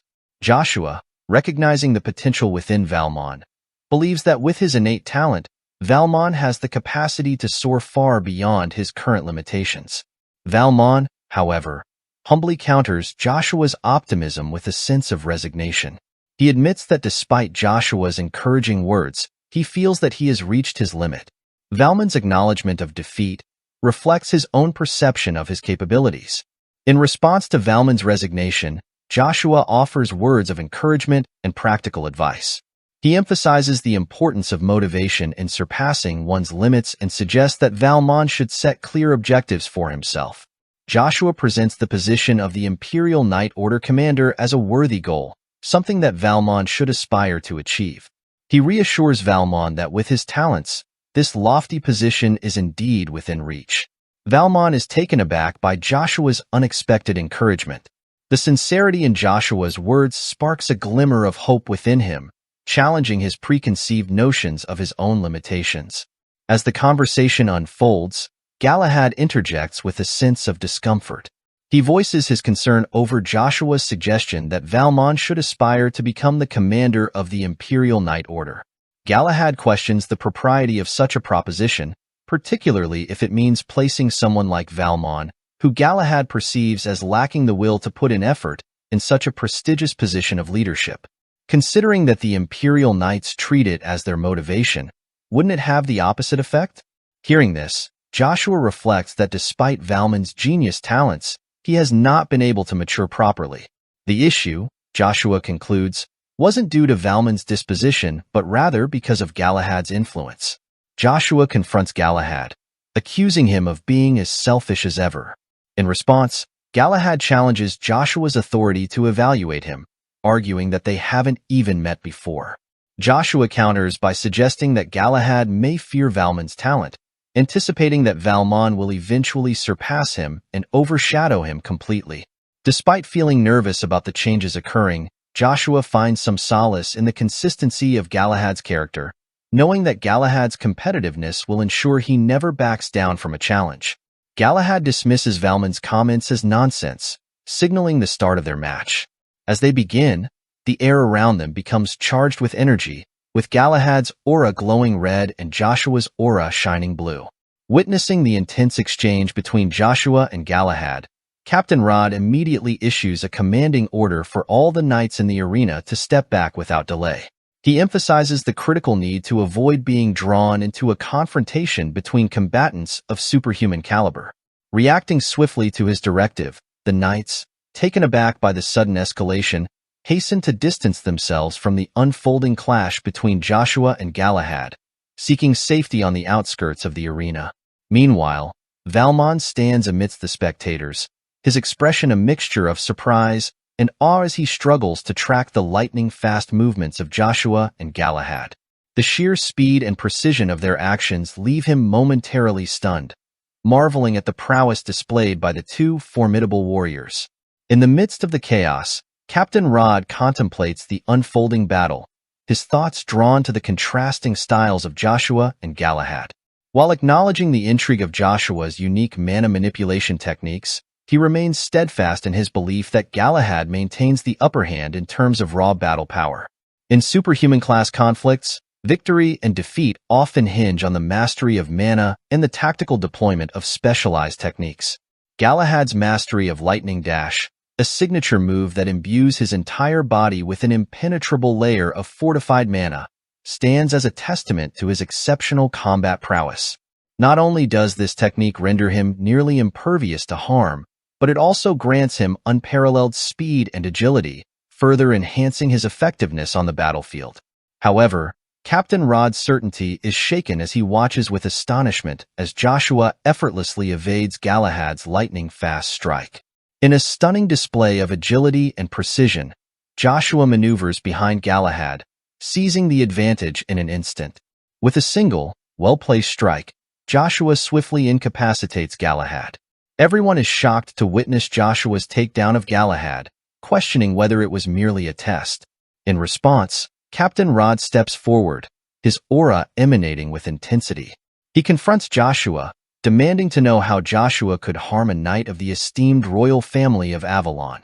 Captain Rod admits to having turned a blind eye to Joshua's previous indiscretions, but he declares that he cannot allow Joshua to escape repercussions this time.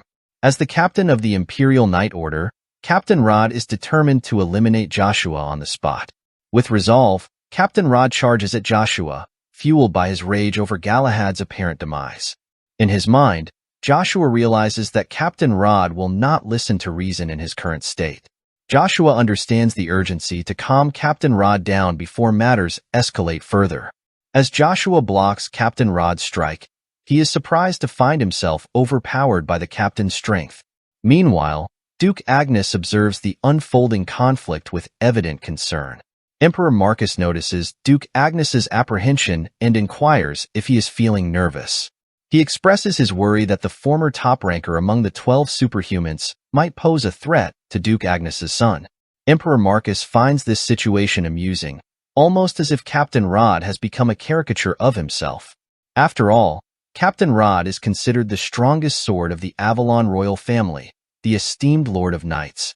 Wouldn't such a prestigious title at least warrant some respect for the Knight Order of Avalon from Duke Agnes?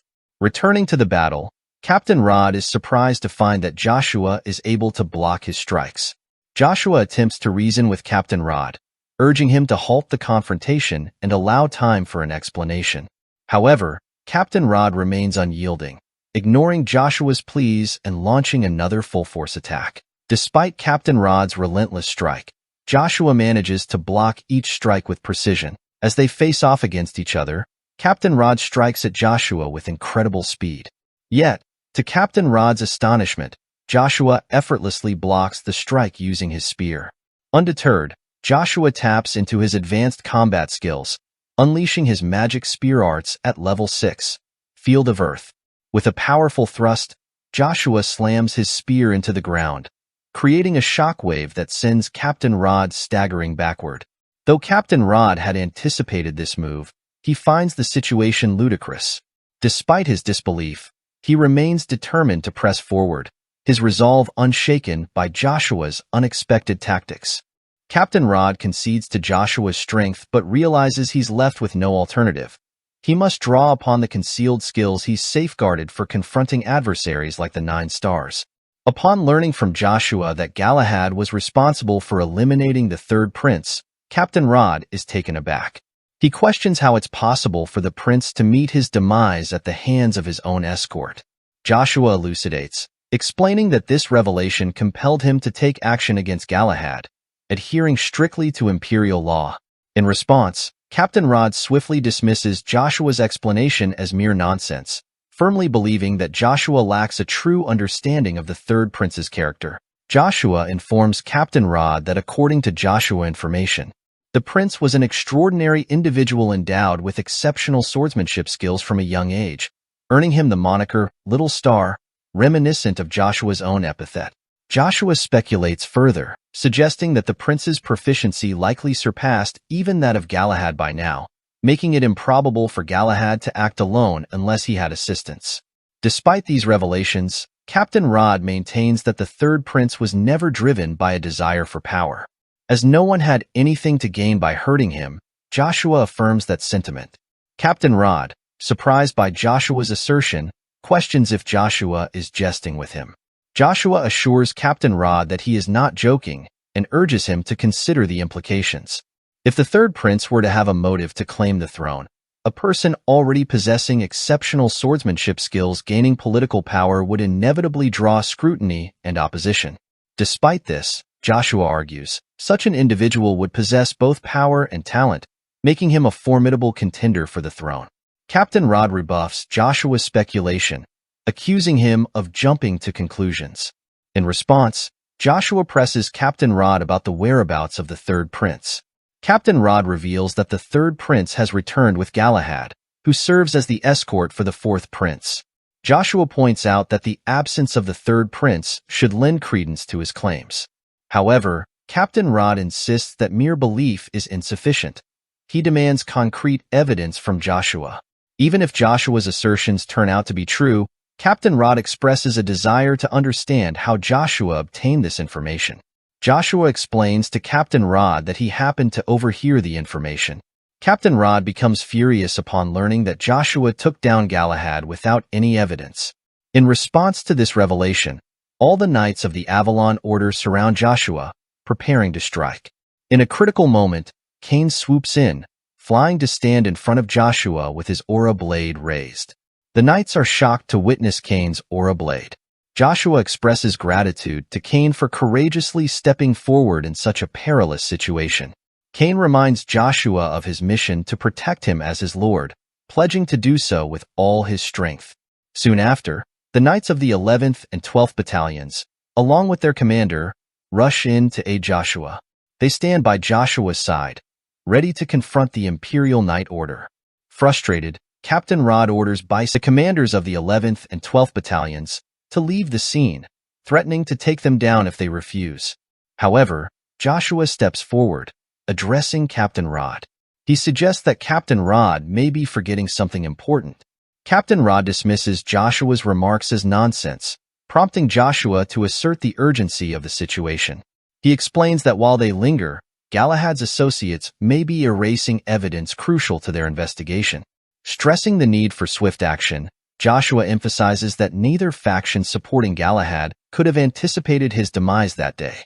With a sense of urgency, Joshua outlines a comprehensive search plan, urging Captain Rod to extend their investigation beyond Galahad's dormitory in the Knight's Order. He suggests combing through Galahad's employee residence and even the house of Marquis Lancelot.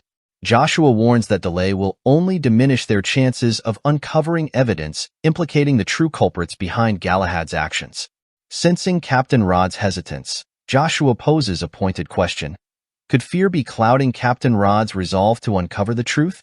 He insinuates that Captain Rod may have come to the realization that his most trusted subordinate is, in fact, a traitor to the Empire of Avalon, having harmed the third prince. In response, Captain Rod issues a stern warning, cautioning Joshua that if evidence fails to materialize on Galahad as Joshua claims, Joshua himself will be held accountable, and Captain Rod will ensure it. With determination, Captain Rod swiftly issues orders for the medics to inspect Galahad's body immediately. Yet, in a sudden turn of events, a cloaked figure emerges from the shadows. With calculated precision, the mysterious figure swiftly incapacitates the medics surrounding Galahad's body before making a quick escape from the arena, taking Galahad's body with him. As the cloaked figure runs away, Captain Rod orders his knights to not let that cloaked figure escape. The cloaked figure's swift movements create an urgency that Rod's knights respond to immediately. Meanwhile, Joshua, observing the scene, thinks to himself that he had anticipated the cloaked figure's presence here.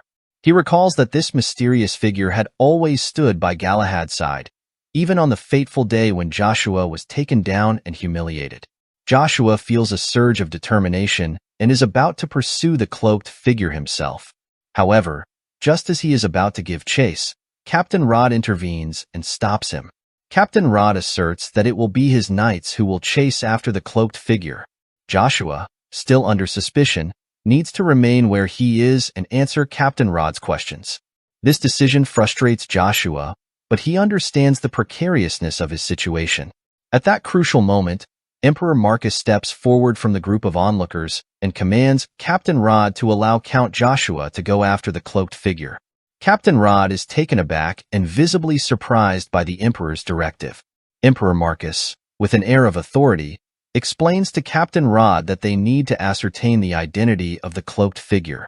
Moreover, the current circumstances lend some credibility to Joshua's account of events, implying that Joshua's words might hold more truth than previously thought.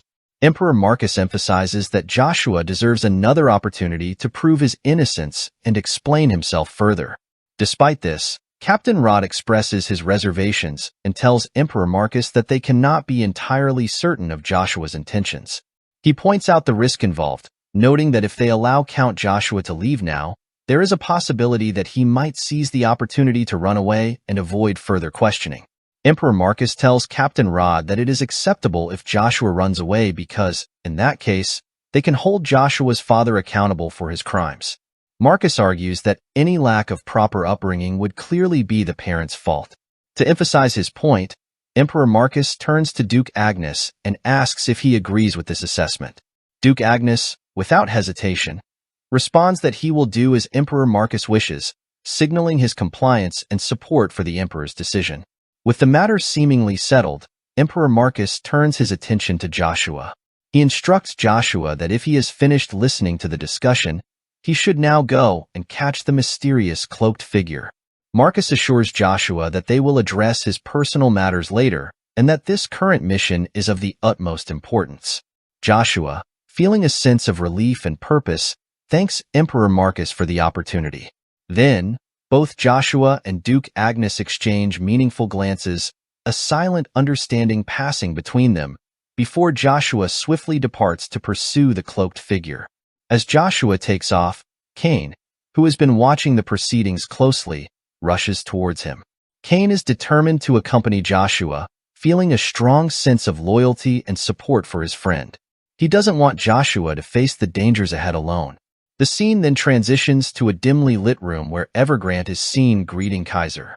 The atmosphere is tense, and the Evergrande immediately asks Kaiser if something significant has occurred to necessitate such an urgent summons. Kaiser looks concerned and tells Evergrande that they have encountered a significant problem. He then inquires about Evergrande's estimation of how long it will take to conquer the Magic Tower. Evergrande informs Kaiser that Ian, the master of the Magic Tower, has an unexpectedly large number of followers, which will make the task of conquering the Magic Tower more time-consuming than initially anticipated. However, he reassures Kaiser that many of his own people are high-ranking mages, so while it will be challenging, it won't be too difficult to overcome Ian's defenses. Hearing this, Kaiser expresses approval and tells Evergrande that this is good news. Kaiser then adds that the next time they meet, he wants Evergrande to have succeeded in becoming the new master of the Magic Tower. Evergrande, feeling the weight of this directive, assures Kaiser that he will do his utmost to achieve this goal. He then inquires about the recent developments that have caused such urgency. With a serious and intense gaze, Kaiser tells Evergrande that Galahad's helper has leaked information to Count Joshua. This leak has resulted in Count Joshua taking down Galahad and beginning an investigation into the situation. Evergrande is visibly shocked upon hearing this and exclaims that this is an unimaginable variable in their plans. He then considers the implications and tells Kaiser that it seems unlikely that Galahad's helper would have leaked the information to Count Joshua. Evergrande explains that this helper is as devoted to Heimdall as they are, sharing the same unwavering loyalty. Moreover, he adds that Galahad's helper is connected to the Dark Monarch, one of the 9 stars. Evergrande thinks that Galahad's helper is probably erasing evidence faster than anyone else right now. For now, Evergrande suggests to Kaiser that they wait and see how the situation unfolds. Hearing this, Kaiser speculates that Joshua must have something substantial and believes that Joshua will definitely find evidence of the third prince being taken down. Kaiser worries that at this rate, all of his plans will be ruined before they even get to war. Realizing the gravity of the situation, Kaiser decides that he will have to take action himself. Kaiser then instructs Evergrande to return to Avalon as soon as the matter with the Magic Tower is resolved. Evergrande assures Kaiser that he will do his best and advises Kaiser to stay safe until then. The scene shifts to the forest, where the cloaked figure is running through the dense foliage with Galahad's body. In an instant, Joshua arrives at the area where the cloaked figure was resting. But before Joshua can make a move, the cloaked figure rushes deeper into the forest. From behind, Cain comes running and tells Joshua not to go deeper into the forest, warning that it is clearly a suspicious trap. Joshua tells Cain that he has something he must do and heads into the forest with determination. Cain, not wanting to leave his friend alone, follows closely behind. As they walk deeper into the dense, shadowy woods, Cain begins to express his frustration. "Isn't Joshua giving me a bit too much of a hard time?" he says, his voice tinged with exasperation. He tells Joshua that he has been training all his life, dedicating countless hours to honing his skills, Yet he rarely gets the chance to use his sword in real combat situations. Hearing Cain's grievances, Joshua pauses for a moment before asking, "Why did you put so much effort into training with a sword? Was it really for me? Or is there another reason?" Joshua's questions are probing, seeking to understand Cain's true motivations. Cain takes a deep breath and responds, explaining that at first, his training was driven by a desire to succeed as a knight. He wanted to achieve greatness and fulfill the expectations placed upon him. However, Cain continues, his voice softening as he speaks. Serving Joshua changed his perspective. He saw many things in Joshua that were beyond admirable. Joshua's strength, determination, and sense of justice inspired Cain deeply. "I wanted my sword to resemble your sword as much as possible," Cain admits, revealing the depth of his admiration and the personal goal he set for himself. Joshua, however, gently tells Cain that this is not what he wanted to hear. Cain is taken aback, his eyes widening in surprise. Joshua then advises Cain to walk his own path, emphasizing the importance of finding one's own way in life. He shares a personal revelation, explaining that he used to be just like Cain. Joshua admits that he, too, once wanted to be sincerely helpful to someone, to dedicate his life to another's cause. But through his experiences, Joshua learned that each person must find their own path and purpose. He encourages Cain to seek his own destiny rather than simply trying to emulate someone else. Because Joshua was confident that nothing in this world would terrify him if he had his spear in his hand. However, the truly satisfying stuff was somewhere Joshua hadn't even thought of yet. As they traverse deeper into the forest, Joshua takes a moment to share a profound realization with Cain. He explains that while living for others can be fulfilling, it isn't always synonymous with enjoyment. Joshua urges Cain not to resign himself to merely being Joshua's sword, but rather to embrace his own identity as Cain to Harry. He emphasizes the importance of living authentically and avoiding the trap of living solely for someone else's expectations. Joshua's words linger in the air as Cain reflects on their conversation. He expresses his unwavering commitment to the path he has chosen, assuring Joshua that he holds no regrets, especially considering that meeting Joshua was the best moment of his life. Suddenly, the tranquility is shattered by the sound of an arrow slicing through the air. Reacting swiftly, Joshua steps forward, using his body as a shield to protect Cain from harm. With a sense of urgency, he warns Cain to prepare himself, cautioning that their assailants are far from ordinary. Joshua stresses the importance of maintaining composure, as any sign of weakness could spell danger for both of them. Cain nods in understanding as Joshua surveys the scene. His keen eyes quickly assess the situation. He estimates that there are approximately 100 of these people lurking in the shadows. Their reluctance to reveal themselves suggests to Joshua that they are employing a tactic to buy time. Recognizing this strategy as one he anticipated from such adversaries, Joshua's mind swiftly calculates their next moves. With a sense of determination, he prepares to take action, knowing that even if the Dark Monarch were to despise him, he would stop at nothing to achieve his revenge. With a steely resolve, Joshua grasps his spear. With a swift and fluid motion, Joshua hurls his spear with incredible speed and precision towards the cloaked figure who had eluded them earlier. The air crackles with anticipation as the spear hurtles through the darkness. As the spear finds its mark with a resounding impact, the cloaked figure staggers backward, revealing herself to be none other than Evangeline Craypot, Galahad's partner. In response to the attack, Joshua wastes no time in summoning his allies to his side.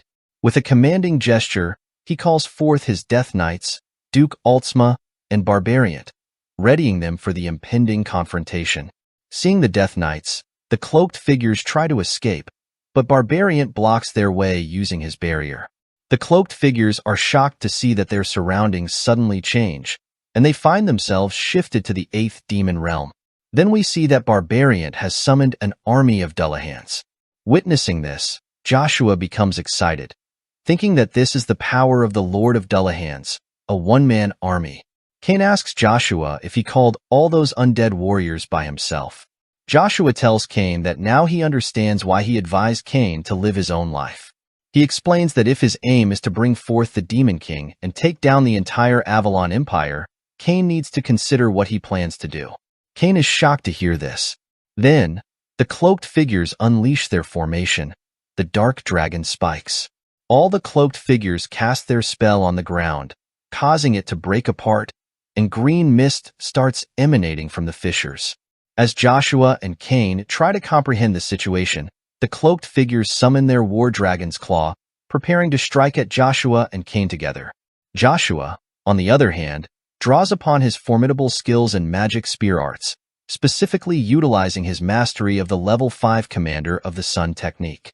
With unparalleled precision, he executes a single strike that incapacitates everyone in his vicinity. Witnessing the aftermath, Duke Altsma promptly approaches Joshua, carefully laying Evangeline on the ground. Bewildered by the sudden turn of events, Evangeline queries Joshua about his identity, prompting a stern response from him as he declares his intent to take her down. Amidst the tension, Lucia intercedes, commanding Joshua to cease his dialogue and swiftly subdue Evangeline. Surprised by Lucia's abrupt appearance, Joshua questions the timing of her return and the circumstances surrounding it. Lucia explains that she required time to reclaim her lost memories, urging Joshua to maintain his focus on his pursuit of revenge. She emphasizes the significance of this moment, as Joshua stands on the precipice of realizing his vengeance after years of relentless pursuit. Encouraged by Lucia's words, Joshua prepares to unleash his spear upon Evangeline, driven by the conviction of his purpose. Before he can enact his plan, however, Cain intervenes, deftly blocking Joshua's strike with swift reflexes. In a sudden turn of events, another unexpected ally emerges as Alicia Sestrophy steps forward, intercepting Joshua's attack with remarkable agility and precision. Joshua, frustrated, demands to know why Alicia is present. Alicia, in response, greets Joshua courteously and explains that Evangeline possesses crucial information. She warns Joshua that if he proceeds to take down Evangeline now, that vital intelligence will be lost. Dismissing Alicia's concern, Joshua insists that it does not matter. He warns Alicia that if she attempts to impede him, he will not hesitate to confront her alongside Evangeline. At this tense moment, Cain steps forward and drops his sword, signaling his determination to stand in Joshua's way. He tells Joshua that he must face him as well if he intends to confront Evangeline. Joshua queries if this is Cain's final decision, to which Cain affirms, asserting that while he may not fully comprehend the situation, he can still discern right from wrong. Cain feels compelled to prevent Joshua from harming others. Enraged, Joshua thrusts his spear toward Cain, declaring that his actions are for their own good. However, Cain remains steadfast, assuring Joshua that he will always support him, even if Joshua were to become the Demon King and lose his memories. Bewildered by Cain's unwavering loyalty, Joshua questions his motives. Cain simply responds that it is evident. The tension between them hangs thick in the air as Joshua grapples with Cain's unexpected allegiance, uncertain of the true depth of Cain's convictions. As Cain emphasizes, his loyalty lies solely with Joshua Sanders, his first and ultimate liege. It is his unwavering duty to guide Joshua away from misguided choices. Cain implores Joshua to bring an end to the current situation, urging him to consider the consequences of his actions. Adding her voice to the discussion, Alicia expresses her agreement with Cain's perspective. She argues against taking down Evangeline, citing her crucial knowledge regarding the whereabouts of the third prince's body. Alicia underscores the importance of preserving this information. The scene then transitions to the palace of the second prince, Kaizen. He confides in Kaiser, expressing his suspicions regarding Evergrande's sudden offer to align with him. Kaizen is intrigued by Kaiser's intentions, as Kaiser appears to be the only one with hidden motives. In response, Kaiser assures Kaizen that his intentions are transparent. Kaizen asserts his understanding of Kaiser's true purpose, acknowledging that Kaiser seeks Cerceiron. He grants Kaiser permission to take Cerceiron with him, eliciting gratitude from Kaiser. However, their conversation is abruptly interrupted by the unexpected sound of Joshua's voice, shocking both Kaizen and Kaiser. Where Joshua tells Kaiser Van Britten, the fourth prince of the empire, to come forward and obediently receive his punishment, as Kaiser is the one who took down the third prince, Kalizen. We see Joshua standing outside the door of Kaizen's room. Then the scene transitions to Duke Agnes' palace, where Joshua's mother gazes out the window with evident concern etched on her face. Observing her troubled demeanor, Duke Agnes enters the room and inquires about the source of her distress, speculating if it's related to Joshua. Upon noticing Duke Agnes, Joshua's mother offers a polite greeting, her apprehension palpable. Duke Agnes then addresses her worries, explaining that while he is uncertain about what she may have heard, he emphasizes that she cannot leave the mansion without his explicit permission, as the circumstances have yet to align favorably. Internally, Duke Agnes acknowledges the constraints imposed by Blackwing's surveillance, recognizing the need to ensure Joshua's mother's safety within the fortified confines of the mansion. The sudden disappearance of Jakin only amplifies his concerns, leading him to speculate about Emperor Marcus' potential machinations and the necessity for heightened vigilance. Shortly thereafter, Armstrong enters the room bearing troubling news. Duke Agnes, attentive to the unfolding situation, prompts Armstrong to elaborate. Armstrong reveals the Emperor's directive for an emergency meeting, signaling the impending occurrence of the Great Judgment of the Sun after a hiatus of 2 decades.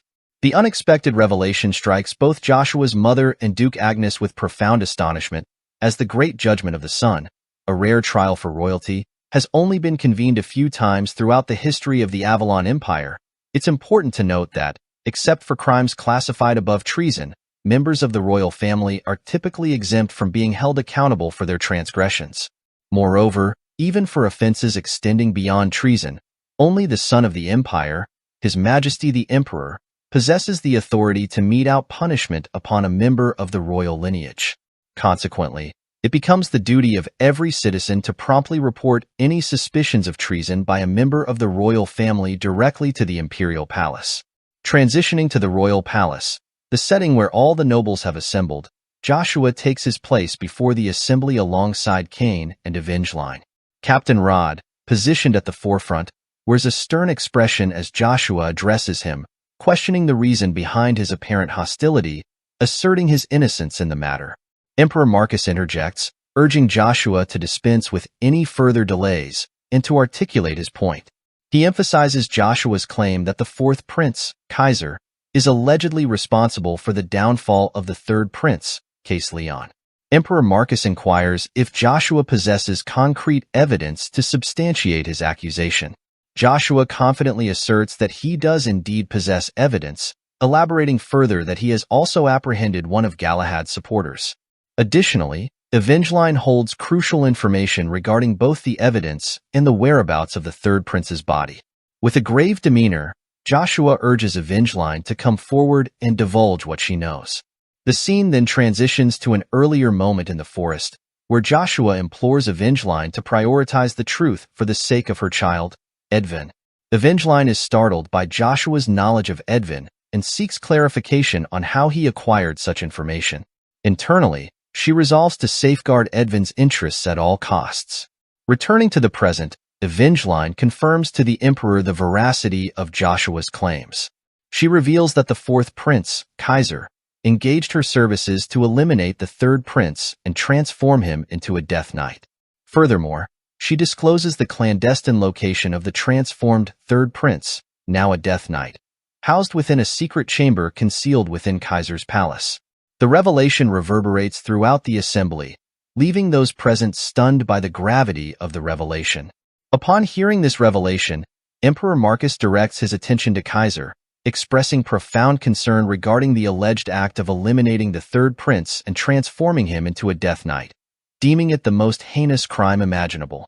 However, Emperor Marcus expresses skepticism about Kaiser's involvement, unable to fathom that he would perpetrate such an act. Recognizing that Kaiser would likely deny any wrongdoing if confronted, Emperor Marcus concludes that their only recourse is to conduct a search of the secret room within Kaiser's palace. Contemplating the absence of any detectable demonic energy within the royal palace thus far, Emperor Marcus speculates on the possible implications. He muses over whether this lack of energy signifies the non-existence of a secret basement or the presence of an individual skilled enough to conceal such energy. In light of this uncertainty, Emperor Marcus suggests enlisting the expertise of holy magic practitioners from the Holy Empire of Hobalt. He proposes inviting these priests into the palace to conduct a thorough investigation in order to uncover any concealed demonic energy. But Emperor Marcus expresses reluctance to trust the Hobalt. Joshua reassures Emperor Marcus not to worry, asserting that there is a solution to this dilemma without relying on assistance from other nations. He explains that the key to solving the case lies within the Imperial Archives, suggesting they utilize this resource. Emperor Marcus questions how Joshua came by this knowledge when even he himself was unaware of it. He also brings up Joshua's prior visit to the Imperial Archives as a battalion commander, wondering if Joshua is requesting special permission to enter again.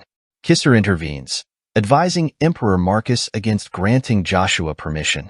Kisser argues that allowing Joshua access to the archives would essentially be aiding him, undermining the principle of equality in the judgment process. Instead, Kaiser suggests that Joshua locate the secret room in the royal palace where the death knight of the third prince is presumably kept. Upon hearing Kaiser's perspective, others in the room ponder the importance of fairness in the judgment proceedings. Then Emperor Marcus informs Joshua that his opinion contradicts that of everyone else present. Therefore, he cannot grant Joshua permission to access the Imperial Archives. Emperor Marcus then queries Joshua about his next course of action. Joshua ponders whether first Prince Kisser is aligned closely with Prince Kaiser, or if Kisser is assisting Kaiser due to their fraternal bond. Regardless of the motive, Joshua believes the odds are stacked against him. In such a scenario, Joshua concludes that he must take a risk. Emperor Marcus presses Joshua for a response, questioning if Joshua's silence is his only means of proving his case. He warns Joshua that he could be deemed guilty of showing disdain towards the royal family. In response, Joshua activates his aura blade and asserts his determination to uncover the secret basement himself. He requests Emperor Marcus's permission to search the palace of the fourth prince. However, witnessing Joshua's use of the aura blade, Captain Rod steps forward and orders Joshua to cease immediately. Then Joshua uses his aura to inflict a minor injury to his hand. He subsequently employs divine power to heal himself, informing Emperor Marcus of his proficiency in divine power, asserting his capability to detect demonic energy without assistance from the Hobalt Empire. Joshua assures Emperor Marcus that he can locate the secret basement room effectively on his own and expresses his readiness to protect himself if permission is withheld. Upon hearing this, Captain Rod questions Joshua's insinuation that he would resort to using the aura blade against the Emperor. Joshua clarifies to Captain Rod and the Emperor that he recognizes the discourtesy of his actions, but points out that swords are double-edged for a reason. In his thoughts, Joshua resolves to confront the situation head-on, adopting a more direct approach. Emperor Marcus acknowledges that he cannot allow Joshua to continue rampaging unchecked. However, he contemplates the consequences of losing control of Joshua, realizing that without him, he would lose the advantage of using Duke Agnes to his benefit. Emperor Marcus has no choice but to relinquish the undead army and align with Duke Agnes. He believes that Joshua can run rampant as much as he desires because once the situation changes, Marcus will abandon him. Emperor Marcus informs Joshua that he will allow it, and, if Kaiser has indeed been framed, he wants Joshua to investigate and clear Kaiser's name. To everyone's surprise, Emperor Marcus appoints Count Joshua Sanders as the investigator of the fourth prince's palace and gives him a deadline of 2 days. Should Joshua fail, he will undoubtedly face consequences. The scene then shifts to Kisser's palace, where Kaiser expresses his desire to forge an alliance with Kisser. Kaizen explains that it's a temporary alliance until they permanently deal with Count Joshua. Kisser agrees, emphasizing the importance of removing Joshua as soon as possible. He reveals that he never intended to win Joshua over and was actually waiting for him to reveal his true colors. Hearing this, Kaizen suggests to Kisser that they should seize the opportunity to assist each other. On the contrary, Kaiser reflects that Prince Kisser had never intended to ally with Joshua. Kaiser notes that the information he possessed about Cheryl Pontier appears to be accurate. Kisser then addresses both Kaizen and Kaiser, emphasizing the need for clarity if they are to become allies. Kisser queries Kaiser about the truth behind the allegations concerning Cassilian's transformation into a Death Knight. Kaiser confirms the accusation, revealing that Case Leon is currently located in the basement of the Imperial Palace. Kaiser questions Kisser about his suspicions, pondering whether he could have executed the deed alone without detection. He prompts his brother to consider who might be supporting him. Both Kisser and Kaizen are taken aback and inquire if Emperor Marcus is the one backing Kaiser's actions. Kaiser clarifies that although he may have implied Emperor Marcus's support, the Emperor was merely an observer in the matter. Unlike his brothers, Kaiser lacks power and support as the fourth prince. Consequently, he feels even more desperate to take action, striving to emulate Emperor Marcus's teachings. However, Kaiser clarifies that his goal isn't to become emperor. Rather, he seeks to attain a position of respect and dignity that no one can belittle. Frustrated by this revelation, Kaizen questions whether Kaiser is implying that he and Kisser will suffer the same fate as Case Leon if they don't ascend to the throne. Kisser acknowledges that this mindset is ingrained by Emperor Marcus's teachings and speculates that he might feel the same in Kaiser's position. However, Kisser points out to Kaiser that if Joshua indeed discovers the secret room, the fourth prince's status will be jeopardized, prompting him to question the necessity of their alliance. In response, Kaiser reassures Kisser that there's no need to worry, as Joshua will be unable to uncover the secret door. Kaiser asserts that the mage responsible for concealing the chamber is the most skilled in history, as far as he knows, and Joshua won't sense any demonic energy emanating from it, nor will he even detect the barrier blocking it. The scene then shifts to the next day at Kaiser's palace, where Joshua has discovered the secret room door. Kaiser is astonished by this development, as he believes that a knight's mana skill and a mage's circle mana are different types. Kaiser is puzzled by how Joshua managed to find a barrier created by a mage, especially a 6th-level glass barrier spell that even a mage might struggle to detect. However, Joshua reassures Kaiser not to be overly shocked and advises him to relax, as Joshua has only just begun his investigation. As Joshua proceeds inside the door, he instructs Captain Rod to ensure that the fourth prince doesn't leave. Captain Rod then turns to Kaiser to inquire about the door, but Kaiser, visibly angered, orders Baru to subdue everyone now that the situation has escalated. Suddenly, an intense surge of demonic energy begins to emanate from the secret door. The scene shifts dramatically to the Moon Door Quarter in the bustling city of Reinhardt, where Zero conveys an urgent message to Lilies. He explains that the Blue Moon team, acting as their vigilant eyes in the distant land of Avalon, has sent a critical message. This message reveals a troubling development. Duke Agnes's troops are on the move, indicating a significant and potentially disastrous military maneuver. Lilies, reflecting on the situation, tells Zero that it appears Duke Agnes and his forces are attempting to ignite a continental war.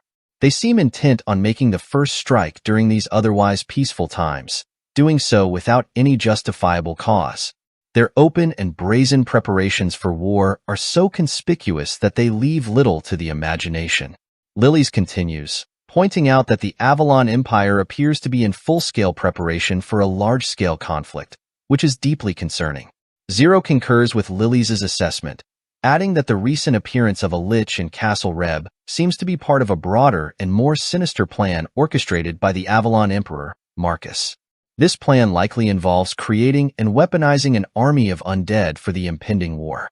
The situation is escalating quickly, and Zero expresses his concern that if the undead army were to join Avalon's forces and march on Reinhardt, it would spell disaster for their city and potentially the entire region. Given the gravity of the situation, Zero suggests to Lilies that they should prioritize finding the Holy Grail as soon as possible. This artifact, believed to have the power to stop the undead, could be their only hope in countering this new threat. However, Lilies reminds Zero that Joshua mentioned the Holy Grail is currently located in the Royal Archives, a place that is not easily accessible. Therefore, there is nothing immediate they can do to retrieve it. Despite this, Zero insists that they cannot afford to sit idly by and wait for Count Joshua to act.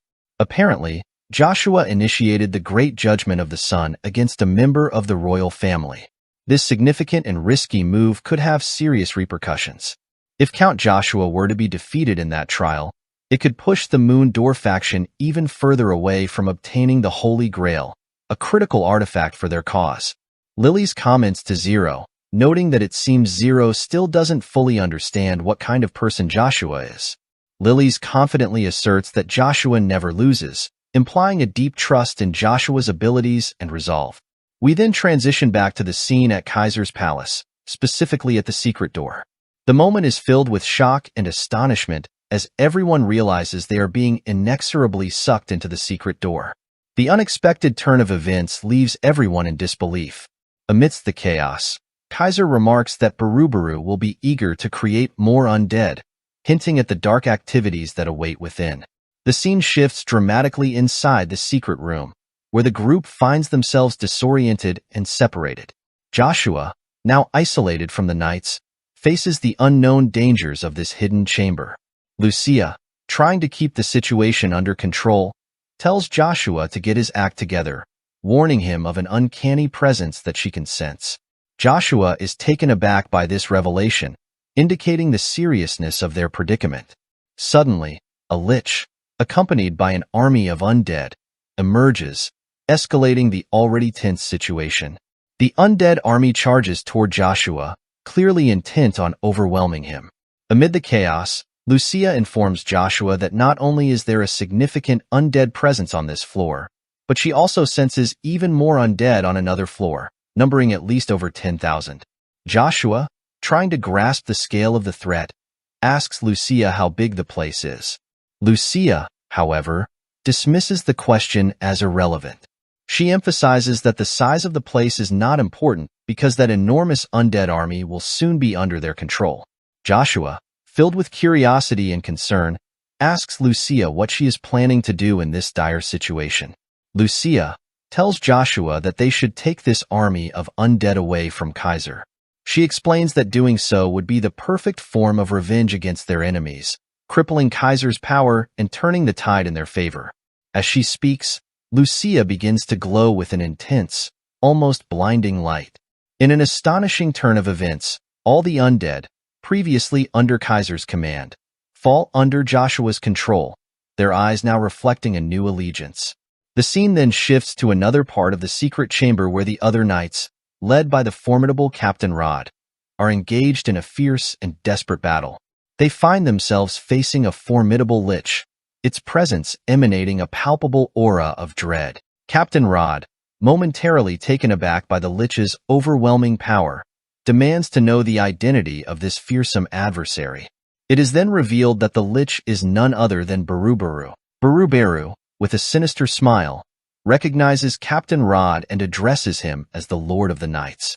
Captain Rod, narrowing his eyes, asks Barubaru how he knows about him.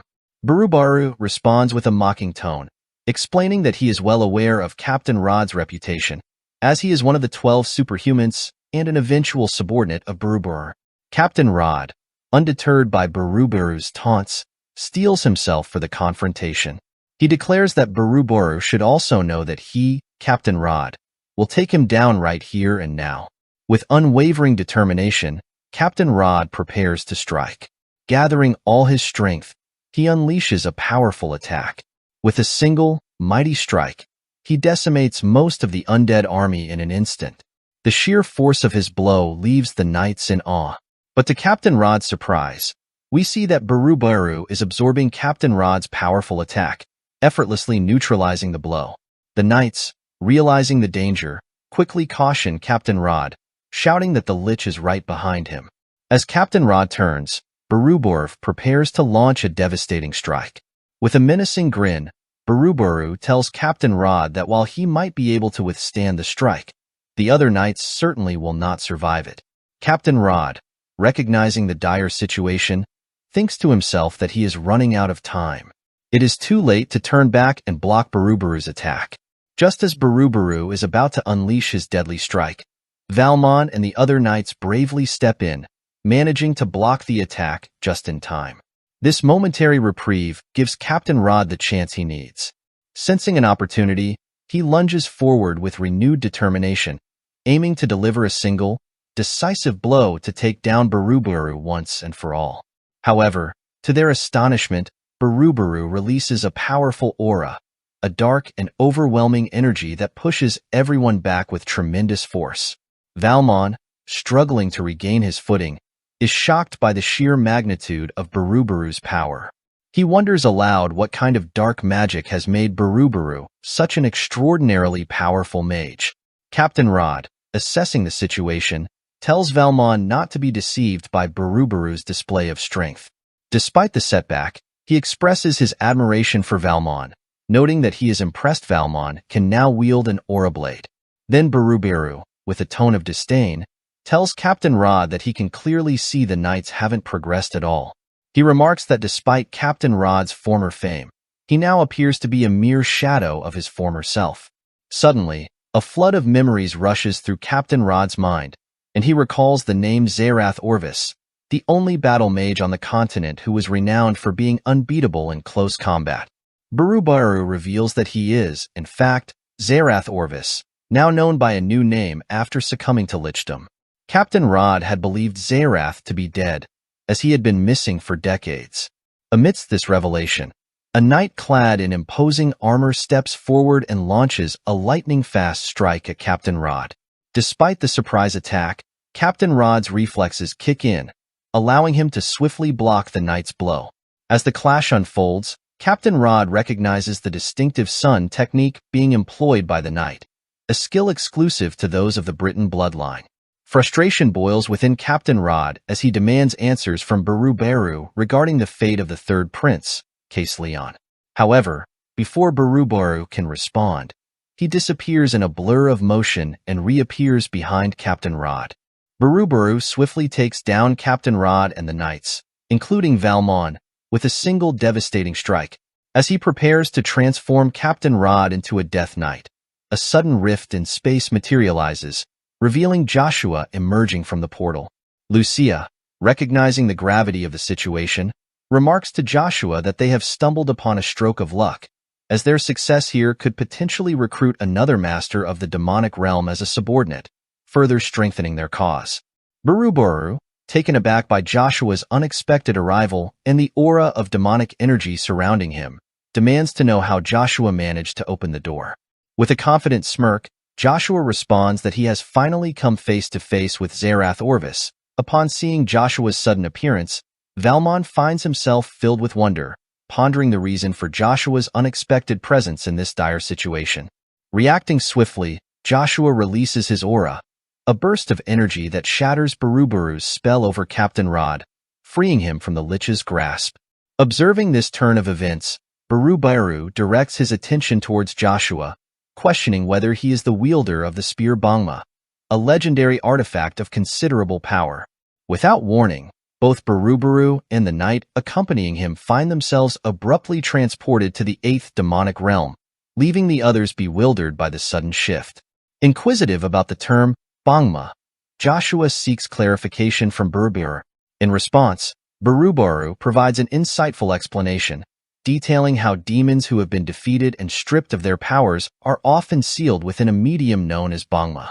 He elaborates further, revealing that many demons in the demonic realm employ this method to seal their defeated opponents within weapons, thereby enhancing their own power. Barubaru elucidates that despite being sealed, the power within Bangma remains partially accessible to the wielder, serving as a testament to their victory.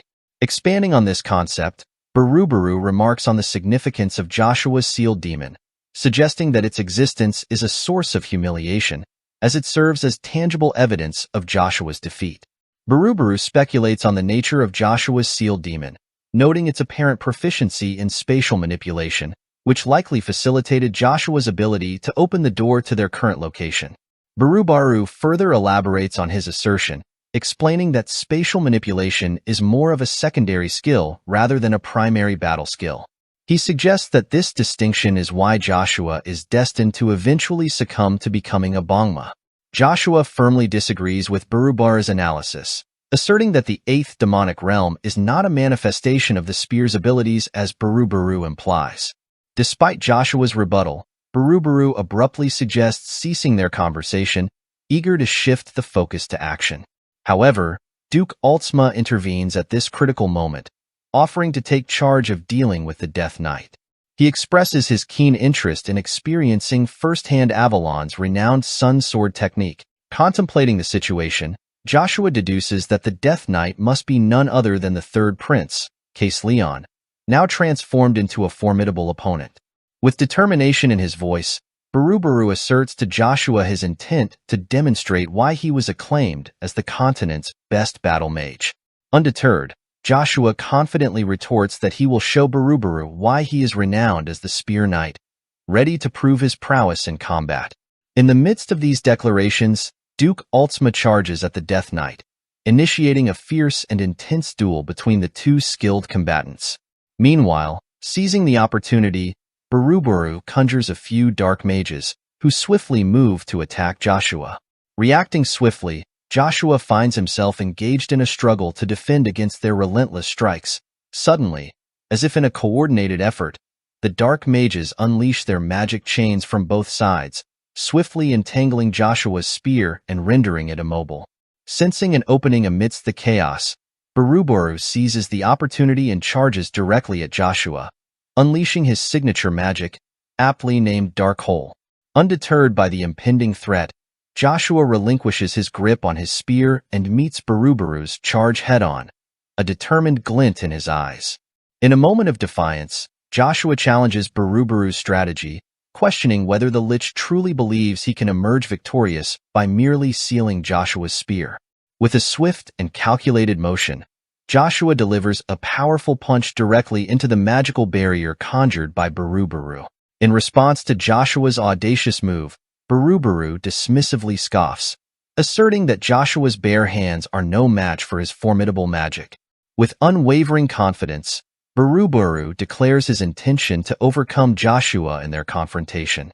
However, Joshua remains steadfast, calmly asserting that it will be Barubaru who will ultimately taste defeat. Undeterred by the odds stacked against him, Joshua channels his resolve and unleashes his mastery of magic spear arts, even in the absence of his weapon, gradually overwhelming Barubaru and pushing him back with each successive blow. Barubaru finds himself ensnared and ultimately defeated by the very black hole spell he had wielded against his adversaries. Joshua, momentarily taken aback by the unexpected turn of events, expresses disbelief that Barubaru, renowned as the continent's best battle mage, could fall victim to his own spell, deeming it a fate unworthy of such a formidable opponent. Meanwhile, elsewhere on the battlefield, Duke Altsma struggles to maintain his footing in his fierce duel against the Death Knight of Case Leon. But then, Duke Altsma, with a swift and decisive motion, seizes Caecilian's sword and delivers a single, devastating strike that brings the prince to his knees. Turning his attention to the Death Knight before him, Duke Altsma questions why the knight isn't showcasing his true skills, expressing a sense of disappointment at the lack of resistance. In response, Case Leon offers a glimpse into his past, revealing that his pursuit of martial arts stemmed solely from a desire for personal fulfillment. He admits to harboring no aspirations of ascending to the throne or amassing his own army, which ultimately led him to sever ties with the royal lineage. However, Caecilian's peaceful existence was shattered when his mother mysteriously disappeared, compelling him to embark on a quest to locate her. Joshua, recognizing the gravity of the situation, confirms the identity of the Death Knight as indeed being the third prince, Case Leon. Lucia, empathizing with Caecilian's plight, urges Joshua not to allow Case Leon to vanish without a trace. She emphasizes the importance of preserving Caecilian's identity and agency in the face of his transformation into a Death Knight. Joshua acknowledges the complexity of the situation, understanding that uncovering the truth behind Caecilian's transformation will not be a straightforward endeavor. Despite the challenges ahead, he reassures Case Leon that he is willing to offer assistance.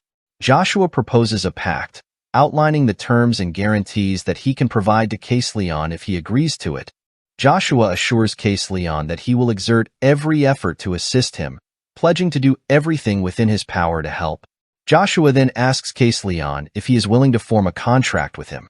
Case Leon reflects on the significance of words, acknowledging that their power varies depending on the speaker. However, he expresses his belief that if it's Joshua, even the seemingly impossible might become achievable. With trust in Joshua's capabilities, Case Leon agrees to form a contract with him. Before proceeding, Case Leon expresses curiosity about Joshua's identity. Joshua introduces himself as Joshua Sanders, then promptly moves on to formalize the contract. After finalizing the agreement with the third prince, Leon greets Joshua, affirming his commitment to serve his new liege, Joshua Sanders, indefinitely. However, Joshua's moment of triumph is interrupted when he hears a mysterious voice. The voice accuses Joshua of persistently obstructing their plans, lamenting being confined to their current predicament.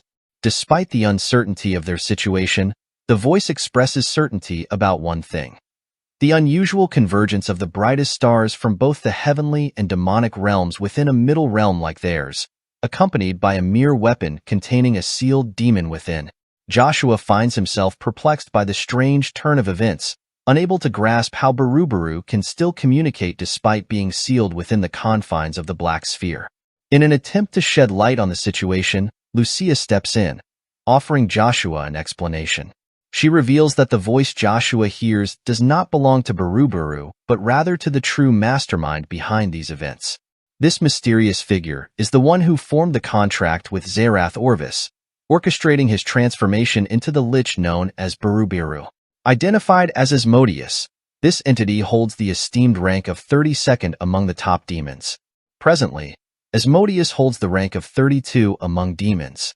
However, Lucia informs Joshua that Asmodeus once held the prestigious title of one of the 7 demon kings, wielding immense power. Long ago, Asmodeus's malevolent influence extended beyond the confines of the demonic realm, spreading into the middle realms inhabited by humans, elves, and other races. His dominance seemed to encompass the entire world until his ambitions led him to seek conquest in the heavenly realm. However, his aspirations were met with resistance from one of the 7 archangels, Raphael. In a fierce battle, both Raphael and Asmodeus inflicted fatal wounds upon each other. Now, after many years, Asmodeus has resurfaced once again. Returning to the present moment, Asmodeus informs Joshua that the unfolding events have piqued his interest. Joshua demands that Asmodeus cease his cryptic antics and reveal himself. However, Asmodeus explains that it is currently challenging for him to manifest physically. Nevertheless, he assures Joshua that they will meet eventually, advising him to remain patient. Addressing Joshua as the demon god Armament, Asmodeus expresses anticipation for their next encounter. Joshua is taken aback by this development, his surprise evident on his face. Suddenly, the seemingly impenetrable wall of the demonic realm begins to crumble before his eyes. Sensing a surge of divine energy, Joshua realizes that a tremendous force is breaking through the barrier separating the realms. As the wall collapses, Count Sten and Duke Tremblin emerge from the other side. Duke Tremblin expresses relief at finally locating Joshua. Curious about their unexpected arrival, Joshua queries both Count Sten and Duke Tremblin about the whereabouts of Captain Rod and the other troops. In response, Duke Tremblin reassures Joshua, informing him that the medics have attended to their comrades' injuries. Urging Joshua's attention to a mysterious object, Duke Tremblin asks if Joshua recognizes it. Recognizing the object, Joshua recalls their previous discussion about finding a key to solving their predicament, which they believed lay within the royal archives. However, Duke Tremblin reveals an unforeseen twist. The Holy Grail of the Hobalt Empire is concealed within the royal archives of the Avalon Empire. According to Duke Tremblin, the Holy Grail exhibits an immediate reaction to demonic energy, and Duke Tremblin finds it strange that the Holy Grail is turning red in front of Count Joshua. Meanwhile, Joshua is awed by the incredible power of the Holy Grail, despite lacking knowledge on how to harness divine power. Count Sten and Duke Tremblin reveal that they have successfully destroyed the Lord of Dullahan's demonic realm and temporarily blocked Joshua's summoning abilities. As Count Sten steps forward, he expresses bewilderment at Joshua's actions, noting that black magic and demonic energy are forbidden across the continent. Reacting swiftly, Joshua lunges at Count Sten with his spear, but the Count deftly evades the attack and retaliates with lightning-fast strikes of his own. However, Joshua manages to block each blow with skillful precision. Seizing an opportunity, Joshua launches another attack at Count Sten, only to have it narrowly dodged. Before the confrontation escalates further, Duke Tremblin intervenes, stepping forward to halt both Joshua and Count Sten. He cautions Joshua that their actions are complicating an already precarious situation, especially considering the imperial mandate. So it would be better for Joshua to follow Duke Tremblin and Count Stin's lead. Upon hearing this suggestion, Joshua engages in introspection, recognizing Duke Tremblin's exceptional prowess in swordsmanship. He acknowledges that Duke Tremblin's skills have propelled him to the highest echelons of stardom, surpassing even superhumans in ability. To Joshua, the disparity between stars and superhumans is as vast as that between the sky and the earth. He perceives Duke Tremblin as a formidable opponent, perhaps even more challenging than Baru at this juncture. Among the 9 stars acknowledged by the continent, Tremblin holds the esteemed title of the Sword King. Despite his frustration at Kaiser's involvement of Duke Tremblin in the situation, Joshua resolves not to fall into Kaiser's trap.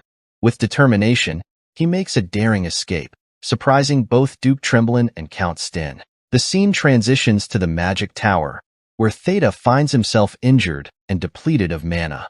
He questions Evergrande about his decision to destroy the tower.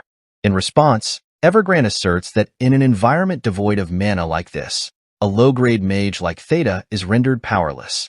Theta expresses disbelief at Evergrande's ability to wield magic freely in such conditions, prompting his to ponder the implications of such a feat. Theta believes that Evergrande must have reached the ultimate level of magic usage, the 8th class. Evergrande informs Theta that he intends to forcefully teleport him back and pin the blame on him for everything that has occurred in the Magic Tower today. Before executing this plan, Evergrande assures Theta that he will ensure the destruction of his magic circle, rendering him unable to wield mana ever again. Frustrated, Theta retorts that Evergrande can frame him however he pleases, but he will never escape being labeled a traitor. Upon hearing Theta's defiant response, Evergrande questions if he knows what Ian did to become the Magic Tower Master. He explains that in this world, betrayal is often the path to success, citing Ian as an example. According to Evergrande, Ian taught him that winners are always considered truthful, while losers are deemed in the wrong. Suddenly, Iselin emerges from behind and utilizes her limiter return spell to prevent Theta from teleporting, only allowing Evergrande to be teleported. Theta recognizes Iselin as the mercenary who attempted to join the 7 magicians. Theta asks Iselin how she is able to use magic in this place.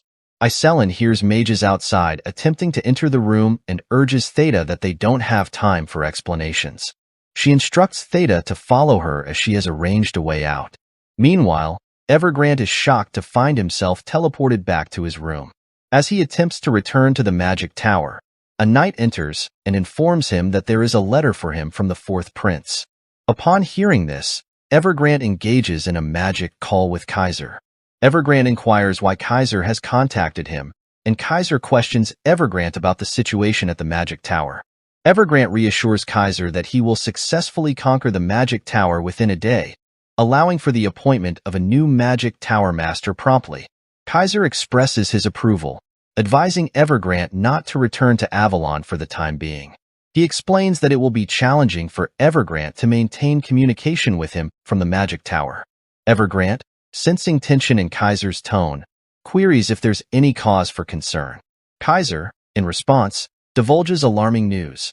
The 3rd Prince Caecilian's whereabouts have been uncovered, alongside the discovery of the revered Holy Grail, an emblem of Hubalt's divine legacy, within Avalon's imperial archives. Suspecting Emperor Marcus of leaking this sensitive intel to Hubalt, Kaiser predicts an impending conflict between the 2 powers over the coveted artifact. He underscores Emperor Marcus's determination to retain sole possession of the Holy Grail, potentially igniting a full-scale war across the continent. Such a conflict, Kaiser warns, could drag on for years, plunging the realm into chaos and uncertainty. Furthermore, Kaiser expresses apprehension over the repercussions Emperor Marcus may face for initiating the Great Judgment of the Sun trial for Prince Caecilian. Aware of his limited influence during wartime, Kaiser feels compelled to depart from Avalon, as intervening seems futile until the conflict subsides. That way, Kaiser can move more easily. However, Evergrande raises concerns about how Kaiser would control Joshua if he were to leave Avalon. Evergrande is uncertain whether Heimdall would approve of this decision. Kaiser reassures Evergrande, telling him not to worry. Even in Kaiser's absence, Both the first and second princes will be exceedingly cautious of Joshua following his recent actions. Kaiser emphasizes that eliminating Joshua as a threat is the most favorable course of action. He instructs Evergrande to proceed with the plans to ensure there are no disruptions. Additionally, Kaiser assures Evergrande that he will personally seek permission from Heimdall. Then we see Joshua come out of the room after narrowly escaping from Duke Tremblin and Count Sten. Joshua, looking slightly disheveled, spots Kane and immediately asks what Kane is doing there. Kane, catching his breath, explains to Joshua that the Captain Knights were overpowered in a fierce struggle, and Duke Tremblin and Count Sten have already gone inside. Kane reveals his concern, saying he was worried something terrible might happen to Joshua, so he tried to follow him. However, the Royal Knights intercepted Kane, leading to a confrontation where Kane had to take them down to proceed. He now stands before Joshua, clearly relieved but also anxious about their next move. Joshua quickly assesses the situation and tells Kane that they don't have much time to discuss details, as they urgently need to get out of there before it's too late. Kane, surprised and a bit confused, asks Joshua if he really fought Duke Tremblin and Count Sten all by himself, considering they had gone inside only moments ago. Joshua explains that he didn't want to cooperate with Duke Tremblin under any circumstances, so he seized an opportunity to escape. Hearing this, Kane probes further, asking Joshua if he is suggesting that this entire scenario was a setup orchestrated by someone else. Joshua confirms his suspicions, revealing that Kaiser manipulated the Emperor to mobilize Duke Tremblin and Count Sten. This cunning move has now given them a pretext to arrest Joshua. Kane, deeply concerned, tells Joshua that he can't keep running forever and needs to find a more sustainable solution. Joshua tells Kane, "That's right. If I were to harm the envoys sent by the Emperor on his orders, then the Emperor would label me and my subordinates as traitors in an instant. But surrendering and explaining isn't an option." In his mind, Joshua is troubled by Asmodeus' words. Asmodeus had ominously told Joshua that they would meet again and had called him Mashinki. Joshua knows that Mashin is the ruler of the demon realm and that Mashinki literally means the vessel of the demon lord. The implications of this are unsettling, and Joshua still doesn't know Lucia's true identity. Given all this uncertainty, escaping now is his top priority. As Kane and Joshua step outside the castle, they are met with a daunting sight. Thousands of royal knights are standing in formation, blocking their way. The atmosphere is tense, and the gravity of the situation weighs heavily on them.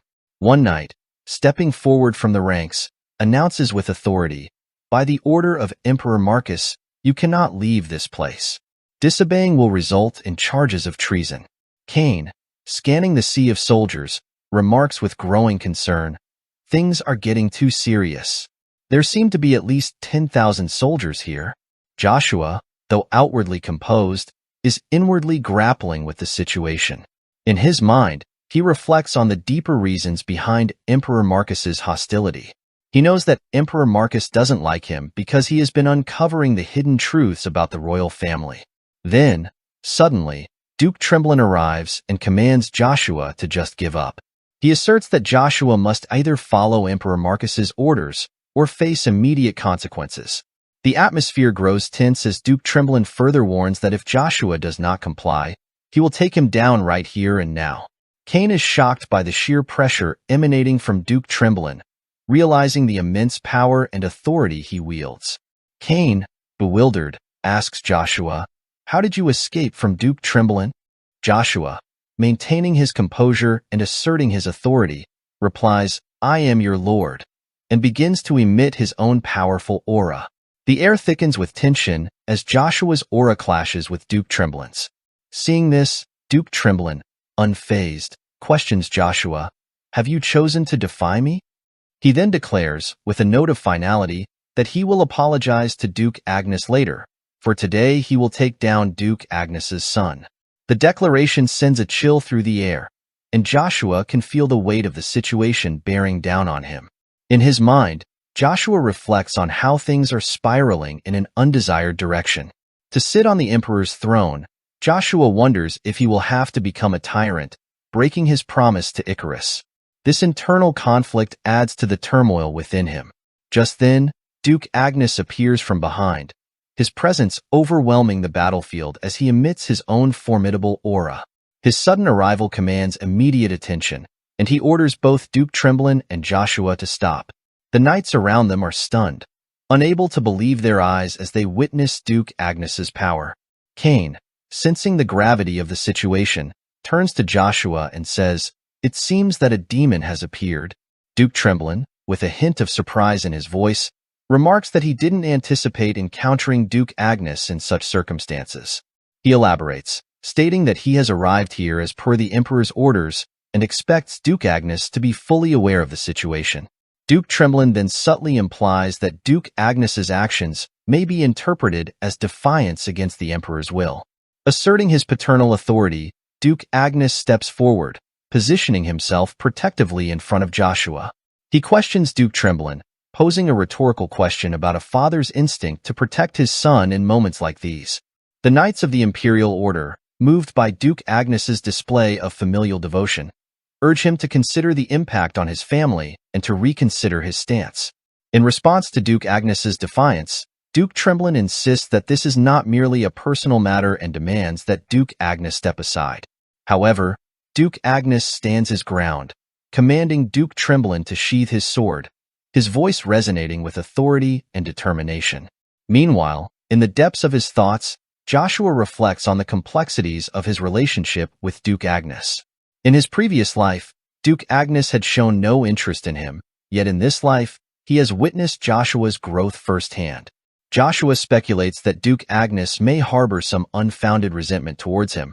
At that moment, Count Sten steps in and sarcastically remarks to Duke Tremblin that this seems like a great family reunion. With a serious expression, Count Sten asserts to Duke Tremblin that their intentions are now confirmed, implying there is no room for hesitation. He urges them to carry out their duty by apprehending the traitors. Count Sten then swiftly charges at Duke Agnes with incredible speed, aiming to strike him down. However, Duke Agnes skillfully blocks Count Sten's strike with his sword. Meanwhile, on the other side, Duke Tremblin approaches Joshua and Cain from behind. As he prepares to strike, Joshua taps into the power of his primordial stone, magma, to shield himself. Magma erupts towards Duke Tremblin, who manages to block the attack but is visibly surprised. Duke Tremblin demands to know how this happened, to which Joshua responds by questioning whether Duke Tremblin thought Joshua would flee out of fear or because he underestimated him due to his youth. Joshua then releases his aura and confronts Duke Tremblin, asserting that before worrying about what to do with Duke Agnes, they should consider their own predicament. Duke Tremblin should be more concerned with capturing Joshua first. Joshua turns to Duke Agnes and says, "I don't want to cause any trouble for the Agnes family. I've lived my life this way until now, and I plan to continue living like this." He then turns to Cain and states, "We need to get out of here quickly." He commands Cain to create an escape route, and Cain promptly agrees to Joshua's order, preparing to take action. As the situation intensifies, Duke Tremblin releases his powerful aura and addresses Joshua. "If you wish to escape from here," he declares, "you must either surrender according to the Emperor's orders or be taken down by me." He demands that Joshua choose between these two grim options. With a burst of incredible speed and his aura blazing around him, Duke Tremblin charges at Joshua. In a swift and decisive move, Duke Agnes steps in to intercept, blocking Duke Tremblin's strike with his own formidable skills. The clash of their auras creates a palpable tension in the air. Duke Tremblin, visibly frustrated, commands Duke Agnes to step aside. However, Duke Agnes stands firm and replies with unwavering determination, "This is enough." Duke Tremblin questions Duke Agnes, "Are you resisting the Emperor's command right now? In Avalon, isn't the Emperor's command above all else?" Duke Agnes tells Duke Tremblin that under the law, everyone should be equal, and that's why Avalon doesn't progress. He speaks with conviction, highlighting the flaws in their society structure. Meanwhile, on the other side of the battlefield, the Imperial Knights rush toward Joshua in a concerted effort to prevent his escape. The scene is chaotic as the Knights close in, their intentions clear and unyielding. Cain, seeing the imminent threat, steps forward with determination. With a powerful strike, he takes down several knights in one sweeping motion. As he blocks an attack from another knight, Cain thinks to himself about how much stronger the royal knights have become. Despite this realization, he also acknowledges his own growth and strength. Cain releases his aura sword, a manifestation of his inner power, and with a single, devastating strike, he takes down dozens of knights. Yet, despite his efforts, the royal knights continue to advance, their resolve unbroken. The relentless approach of the knights prompts Cain to turn to Joshua and say, "This is getting too intense." The royal knights are much stronger than they were in Cromwell. He can see the difficulty of their situation and suggests, "We should try to break through somewhere else. There's no need to head toward the main gate." His suggestion is practical, aiming to find an alternative escape route to avoid further confrontation. Joshua, however, considers the implications of their actions. He responds, "If we run like this, it will make us look guilty of something we didn't do." Joshua tells Cain to step aside for a moment. Then Joshua taps into his aura, unleashing its formidable power.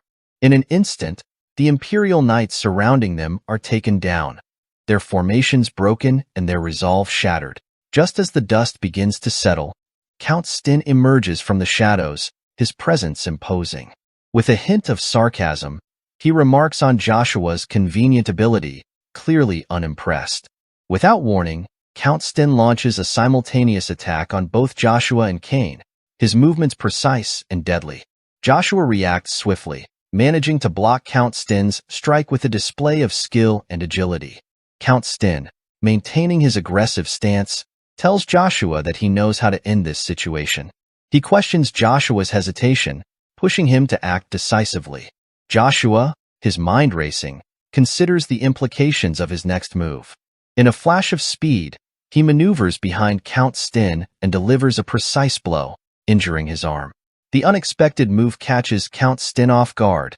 Surprised by Joshua's restraint, Count Stin asks why he didn't finish him off completely.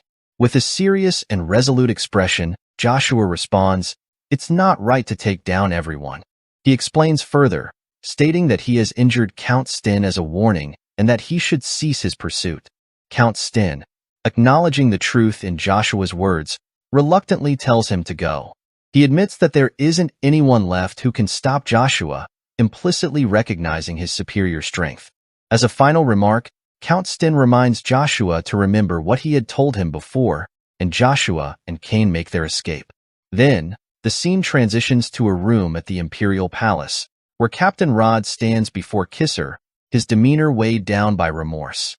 He offers a sincere apology, acknowledging his responsibility as a guardian of Avalon's territory, particularly within the confines of the Imperial Palace. Captain Rod openly blames himself for his perceived failure in managing the recent upheaval.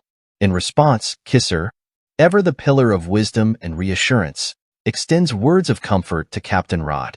He urges the captain not to burden himself excessively, emphasizing that the unexpected nature of the incident involving the third Prince Case Leon made it impossible to anticipate. Kisser's compassionate counsel encourages Captain Rod to redirect his focus towards recuperation, recognizing the critical role he plays as the head of the Lord Knights, a position vital to Avalon's stability. Amidst their conversation, Kisser, with a sense of duty tugging at him, mentions that he has pressing matters to attend to. However, before taking his leave, he kindly advises Captain Rod to prioritize self-care and avoid overexertion. As Kisser exits the room, Valmon, curious about Joshua's fate, seeks clarification on the matter. Kisser's response is somber yet decisive. He reveals that Joshua has been branded a traitor for defying the Emperor's orders. Additionally, Joshua has suffered the loss of his noble status, reducing him to the status of a fugitive. As Kisser bids farewell, he entrusts Valmon with the responsibility of safeguarding the head of the Lord Knights, acknowledging the weight of leadership in such turbulent times.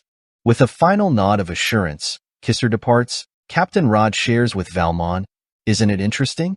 Valmon, intrigued, inquires about the subject of Captain Rod's remark. Captain Rod proceeds to elaborate, expressing his fascination with the fact that a youth not yet 20 years of age has managed to ignite such profound change within the esteemed Knight Empire of Avalon. He admits to initially doubting the veracity of the rumors surrounding Joshua's feats, particularly his purported single-handed defeat of the mercenary king. However, Captain Rod marvels at how Joshua has exceeded his expectations, demonstrating remarkable prowess by facing formidable adversaries such as Duke Tremblin and Count Sten, and executing a daring escape through the royal gate. In his reflection, Captain Rod acknowledges Joshua Sanders as potentially the first individual on the continent to achieve such widespread renown before reaching the age of 20. He underscores the profound impact Joshua's actions have had, serving as a beacon of inspiration for many across the empire. Captain Rod then confides in Valmont, emphasizing the fortuitous circumstance the empire finds itself in, blessed with a wealth of promising young talents like Joshua. This realization prompts Captain Rod to take responsibility for the situation at hand, culminating in his decision to step down from his role as leader of the Imperial Knights. Valmont, taken aback by the unexpected announcement, seeks clarification from Captain Rod regarding the reasoning behind his abrupt resignation. In response, Captain Rod articulates his motive, citing a deep-seated commitment to nurturing and empowering the burgeoning talents of the empire. He expresses his fervent desire to create avenues for these young individuals to flourish, ensuring a prosperous future for Avalon. It's time for Captain Rod to step aside, recognizing the need for a new leader. He expresses his wish for Valmont to assume this role. Captain Rod emphasizes that even if Valmont refuses, he does not want Valmont to blame himself, understanding that Valmont may not yet feel fully prepared for such responsibility. Upon hearing this, Valmont recalls Joshua's words about pushing one's limits and setting goals. Joshua had encouraged Valmont to aspire to the position of head of the Royal Knights. Reflecting on this advice, Valmont accepts Captain Rod's suggestion, ready to embrace the challenge ahead. The scene then shifts to the Emperor's throne room, where Duke Agnes stands before Emperor Marcus. Emperor Marcus inquires about any unusual occurrences during Duke Agnes's absence, noting the chaos that seems to have ensued. Duke Agnes, typically composed, responds with a hint of frustration, expressing that the Emperor has overstepped his bounds this time. In turn, Emperor Marcus challenges Duke Agnes, questioning whether he comprehends the leniency the Emperor has shown in the past. Duke Agnes shares with the Emperor the issue he's allowed to slide: the involvement of the fourth Prince Kaiser, who witnessed the transformation of the third Prince Caisleon into an undead. Duke Tremblin interjects, reminding Duke Agnes to maintain decorum in the presence of His Majesty. Unfazed, Duke Agnes directs a stern gaze at Duke Tremblin, asserting that demons like him lack concern for the continent's welfare. Expanding on his point, Duke Agnes explains the Emperor's strategy, using the undead to incite conflict in the Hubalt Empire. This involves forging a clandestine alliance with the Swallow Empire and subjugating neighboring nations. He emphasizes the already precarious state of Hubalt, torn between two factions, exacerbated by the emergence of the Holy Grail, a potential catalyst for chaos. Duke Agnes speculates that Emperor Marcus must have deliberated over Joshua's role, a figure who has triumphed over Cromwell and faced the sun's judgment. He ponders whether Joshua would be an asset or a liability in the Emperor's plans. Ultimately, Emperor Marcus opted to eliminate this unpredictable factor to ensure Avalon's perpetual glory in the name of Britain. Hearing this exchange, Emperor Marcus responds sternly, indicating that Duke Agnes has indeed crossed a line.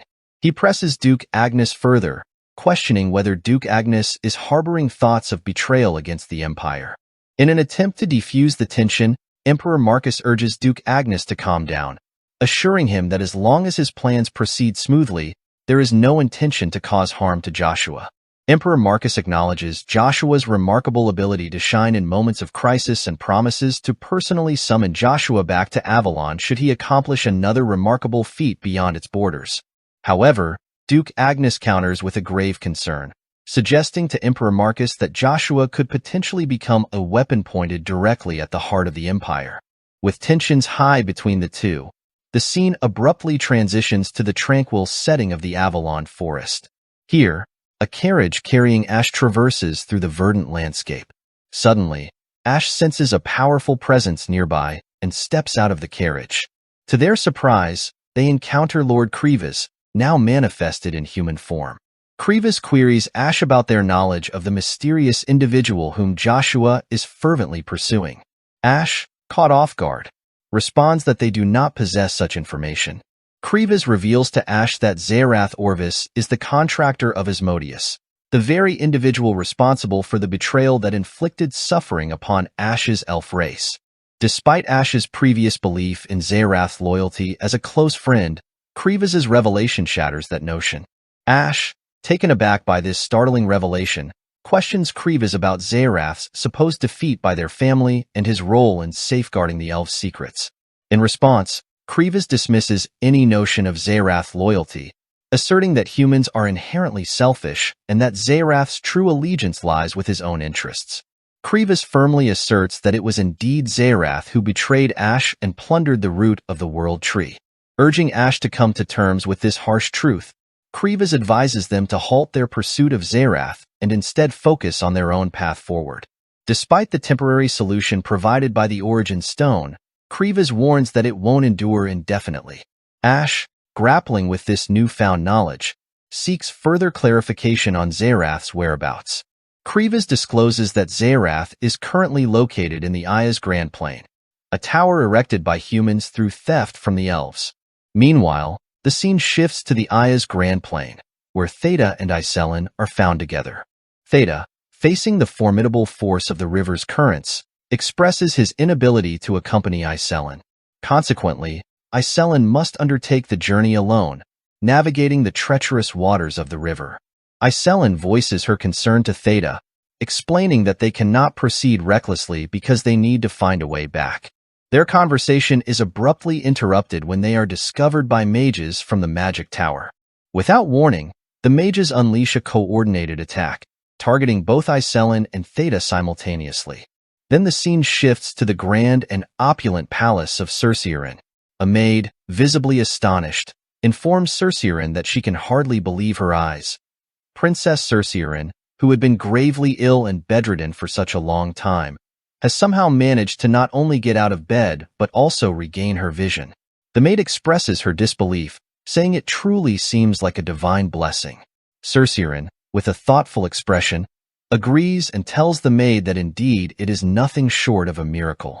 However, she adds with a hint of frustration, if only she could remember what exactly had happened to her. The maid, concerned, asks Cerceirin if she still hasn't regained her memories. Cerceirin shakes her head and explains that she still can't recall anything beyond the age of 10. She adds that every time Joshua Sanders' name is mentioned within the royal family, she experiences a severe headache. Curious and seeking clarity, Cerceirin then asks her maid if the captain of the Royal Knights was named Joshua Sanders. The scene then transitions to the bustling and chaotic streets of Akardi. Here, the Imperial Knights are diligently searching every corner, alley, and hidden spot, looking for Joshua and his loyal subordinates. Amongst the confusion, Icarus is hiding at the back, watching the knights as they conduct their search. Sensing the danger, Icarus quickly decides to move and runs to the other side, realizing that the situation is far more serious and perilous than he initially thought. Icarus needs to get to Joshua immediately. As Icarus is leaving, we see a knight who notices him and follows with a suspicious gaze. The scene then shifts to Joshua, who is in deep conversation with Cain. Joshua remarks that it seems Emperor Marcus is determined not to let Britain's power weaken. The extent to which the Emperor has driven Joshua out suggests that Marcus is willing to go to great lengths to maintain his grip on power. Cain, nodding in agreement, points out that their efforts to gain a strong foothold in the royal court have backfired. He adds that this turn of events indicates they are likely to face even more challenges in the days to come. Suddenly, Icarus bursts into the room, his face flushed with urgency and frustration. He exclaims that both Joshua and Cain must have lost their minds, demanding to know how he became a wanted criminal after just a few days in Akardi. He informs them that enormous bounties have been placed on both Cain and Joshua, complicating their situation even further. Icarus asks Joshua what their plan of action will be now. Joshua, after a brief pause, responds that their immediate priority must be to escape from Akardi. Hearing this, Cain suggests that they should head to Reinhardt, reasoning that he would much rather live in luxury there than be hunted like a criminal in Akardi. However, Icarus quickly interjects, telling Cain that while any other country might be an option, Reinhardt is out of the question. Cain asks Icarus why they can't go to Reinhardt. Icarus explains that Emperor Marcus must have considered Reinhardt in his plans. If Joshua, the king of Reinhardt, becomes an enemy of Avalon, it would give Emperor Marcus a legitimate reason to invade Reinhardt. Emperor Marcus would then directly march his forces into Reinhardt, using this conflict as a pretext for aggression. Hearing this, Joshua ponders for a moment and agrees that Icarus is correct. Joshua realizes he cannot bring harm to Reinhardt, a place he holds dear. Moreover, if news of their situation spreads to the people of the continent, who are renowned for their magic use, Joshua's mere presence would further tarnish Reinhardt's reputation on the continent. The delicate political balance could be tipped unfavorably against Reinhardt, making the situation even more precarious. Icarus continues, elaborating on the broader political landscape. He states that the political situation is unstable at the borders of every country, especially those directly facing other nations. There is a massive accumulation of troops, almost as if a war is about to break out at any moment. The tension is palpable, and the air is thick with the anticipation of conflict. Hearing this, Cain becomes even more concerned. He asks Icarus if this means the nations are preparing for a continental war.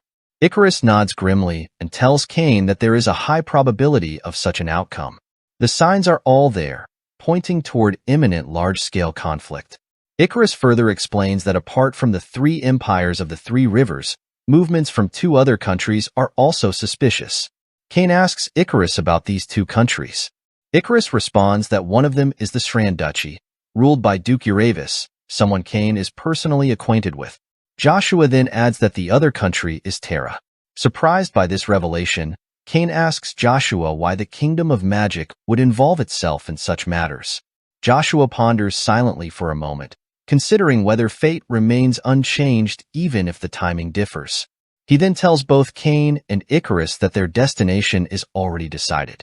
They need to quickly address their immediate concerns, starting with Aya's Grand Plan, specifically to deal with issues related to the Magic Tower.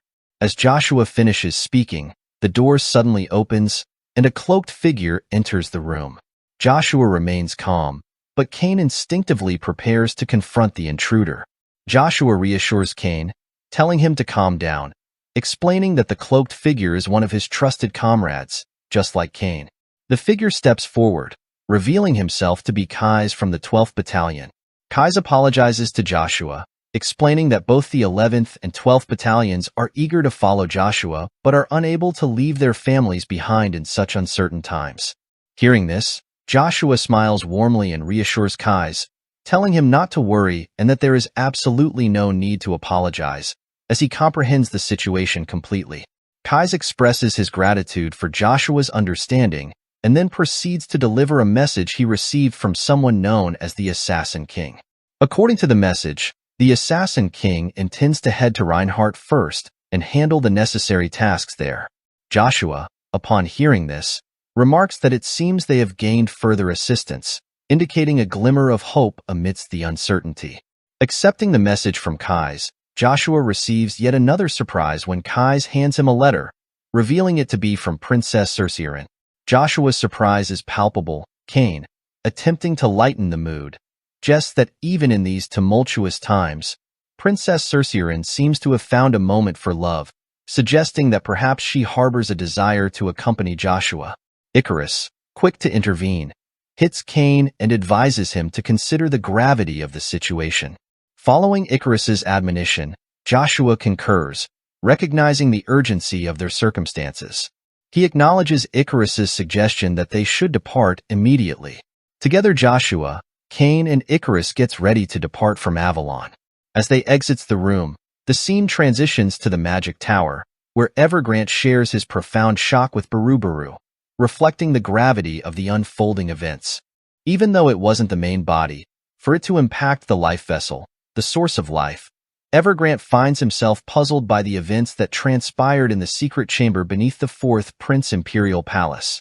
Barubaru, noticing Evergrande's confusion, explains that the occurrence was unexpected due to Joshua's spear being a demonic weapon. Evergrande's surprise is evident upon hearing this revelation. Barubaru, in an attempt to allay Evergrande's concerns, assures him that there is no need to be overly surprised, as the demonic spear is merely a shell, and the sealed demon inside it is likely of little significance. Buru takes it upon himself to handle the matter, emphasizing the need to maintain composure in the face of such developments. Shifting the focus, Evergrant informs Buru of another pressing matter, the movement of the Black Dragon Krivas. Buru listens intently as Evergrant explains that, according to his sources, the Black Dragon is en route to the Magic Tower, accompanied by an elf. The mention of the elf piques Buru's curiosity, prompting him to wonder if it could possibly be Ash. Contemplating the implications of these unforeseen developments, Buru expresses concern to Evergrant. He emphasizes that too many unpredictable factors are emerging at a crucial juncture, with the army's completion drawing near. Buru asserts that this is not a favorable situation. Evergrant, sensing Buru's concern, reassures him not to worry, as he has stumbled upon a clue regarding the elusive primordial stone, Stormwind Tempest, that they have long sought after. Buru listens intently, acknowledging the significance of this discovery. Upon hearing Evergrant's news, Buru outlines his plans for Evergrant. Once the coronation of Evergrant Tower is complete, he entrusts Evergrant with the responsibility of leading the Undead Legion and overseeing the creation of liches. Evergrant nods in understanding, ready to fulfill his new role. Before concluding their conversation, Evergrant shares another piece of information with Buru. He reveals that news regarding a Sheriff Van Britten from Petrin has begun circulating in the royal court. Evergrant predicts that this development will stir up a storm within the Agnes Duchy and the Britain royal family. Buru muses over Evergrant's revelation, reflecting on Heimdall's foresight regarding such events.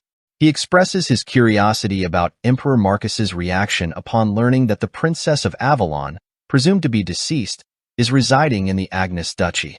Buru contemplates the potential repercussions of this revelation for both the Agnes Duchy and the wider political landscape.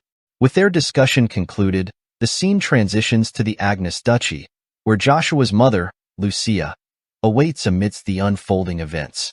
Then the scene shifts to a forest where we see a royal carriage surrounded by knights. Inside the carriage is Lucia, Joshua's mother. As Lucia gazes out of the window, suddenly, an attack occurs. Despite the knights' efforts to confront the intruder, they are swiftly taken down with a single decisive strike. Lady Lucia is overcome with fear and confusion, unable to comprehend what is happening. Eventually, the assailant appears before her with a serious expression on his face. Next, we see Lucia waking up in her bed, realizing that it was the same dream haunting her once again. A recurring nightmare that never becomes familiar. Lucia wonders about the significance of these dreams and what they could mean. Suddenly, a knock interrupts her thoughts, and she wonders who could be visiting at such an hour. She briefly considers the possibility of it being Joshua, but upon opening the door, she discovers it is Chiffon. Curious, Lucia asks Chiffon what brings her here. Chiffon informs Lady Lucia that Duchess Vanessa wishes to see her. Furthermore, Chiffon hesitates for a moment before addressing Lucia by her real name, Princess Asura Van Britten. Then the scene shifts to the majestic halls of the Magic Tower, where all the mages are gathered to celebrate Evergrant's momentous ascension to the position of the new Tower Lord. Amidst the resounding cheers and applause, Evergrant humbly extends his heartfelt gratitude to each and every mage present, acknowledging the enduring burden he has borne for the tower's prosperity. With sincerity in his voice, Evergrant vows to safeguard the tower's legacy and to liberate it from the desolate confines of the Aya's plains. Emboldened by the collective support of his fellow mages, Evergrant envisions a bold future where the continent is transformed into a realm exclusively dedicated to the pursuit of magic, a realm far more magnificent and splendid than the Hollow Terra. With determination radiating from every fiber of his being, Evergrant ignites his aura, symbolizing the dawn of a new era. He proclaims the establishment of a magical empire across the continent under the resplendent banner of the 9 stars, bearing his name as the illustrious Evergrant Ashvault. His stirring words resonate deeply with the gathered mages, stirring a wave of fervent enthusiasm throughout the hall. Inspired by Evergrant's vision, they cheer wholeheartedly, their spirits ignited by the promise of a brighter future. Amidst the jubilant celebrations, Evergrante's mind is already set on the next crucial step, the selection of a lich from among the assembled magicians to lead the formidable undead legion. With unwavering determination, he envisions an unstoppable force of undead warriors, poised to serve as the vanguard of his grand vision for the continent. Then, among the gathered assembly of 7 magicians, Scorpino steps forward and solemnly informs Evergrant of a troubling development. Theta and the mercenary mage have successfully evaded capture. Expressing a sense of duty, Scorpino and Zephyros volunteer to undertake the responsibility of apprehending the fugitives, ensuring that justice is served. Subsequently, the scene transitions to the Aya's Plains, specifically at the Magic Tower entry gate, where the vigilant guards inquire about the identity of Joshua and his companions. Cain, addressing the guard, explains that he has misplaced his badge, causing a momentary pause in their passage. In response, the guard clarifies the stringent regulations in place, emphasizing that knights are presently prohibited from accessing the Mage Tower.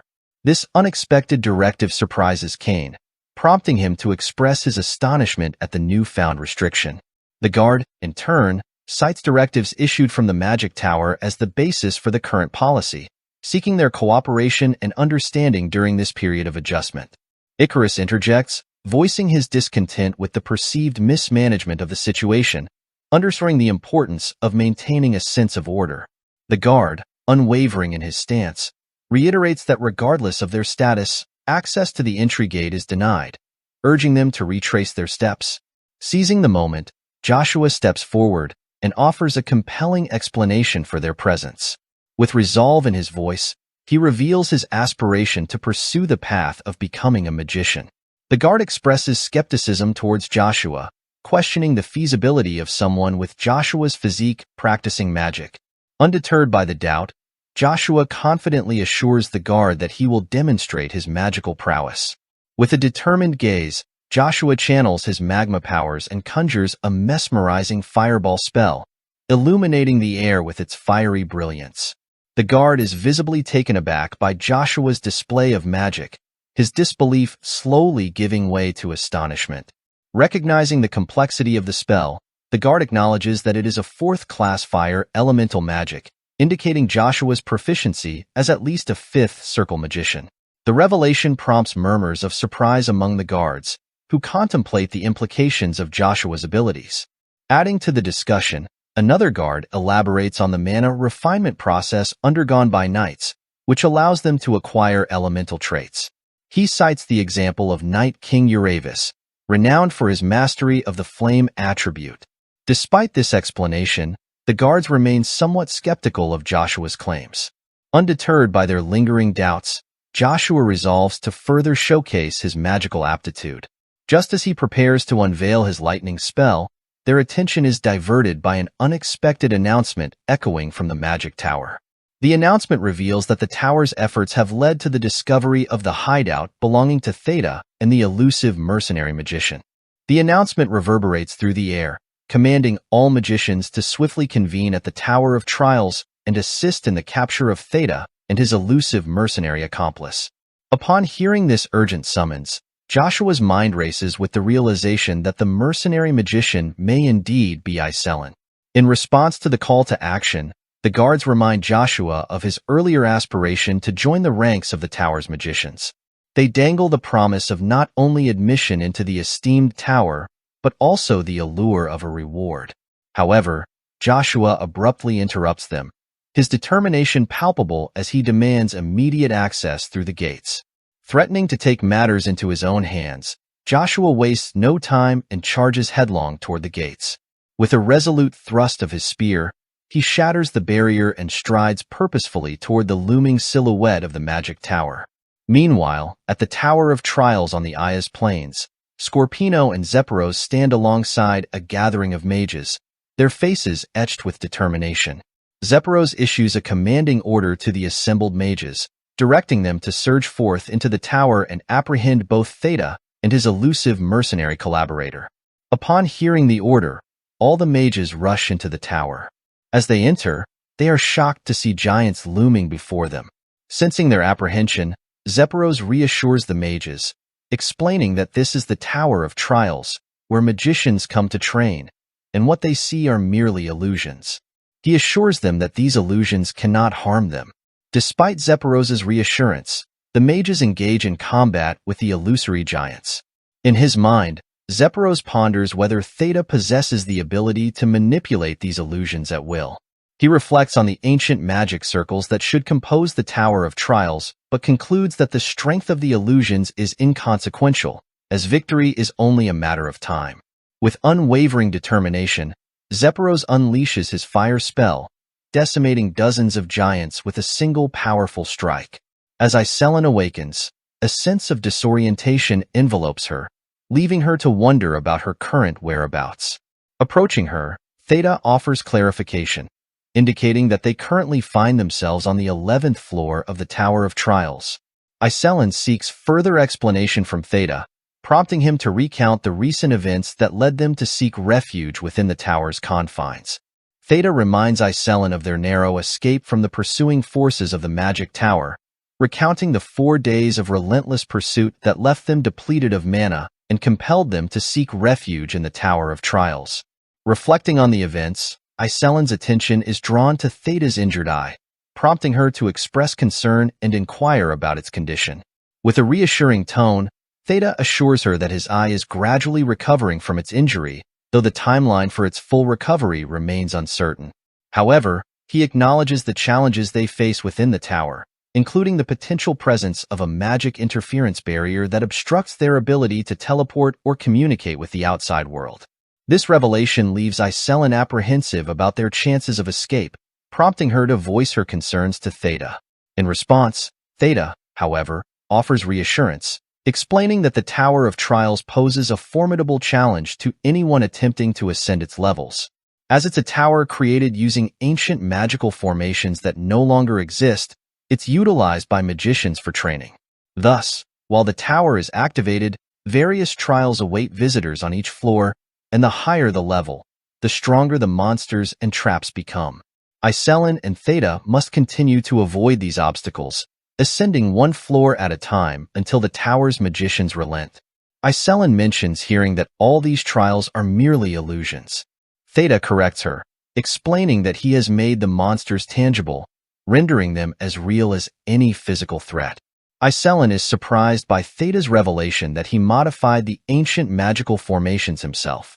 Theta confirms this, stating that he has learned considerably since assuming the role of administrator. He adds that, although he administers the tower, once it's activated, it surpasses his control. Suddenly, both Theta and Iselin sense a presence from the lower floors. Iselin observes that the magic tower seems to have followed them down. Theta inwardly notes that their pursuers have arrived sooner than expected. Then Theta tells Iselin to let's start moving.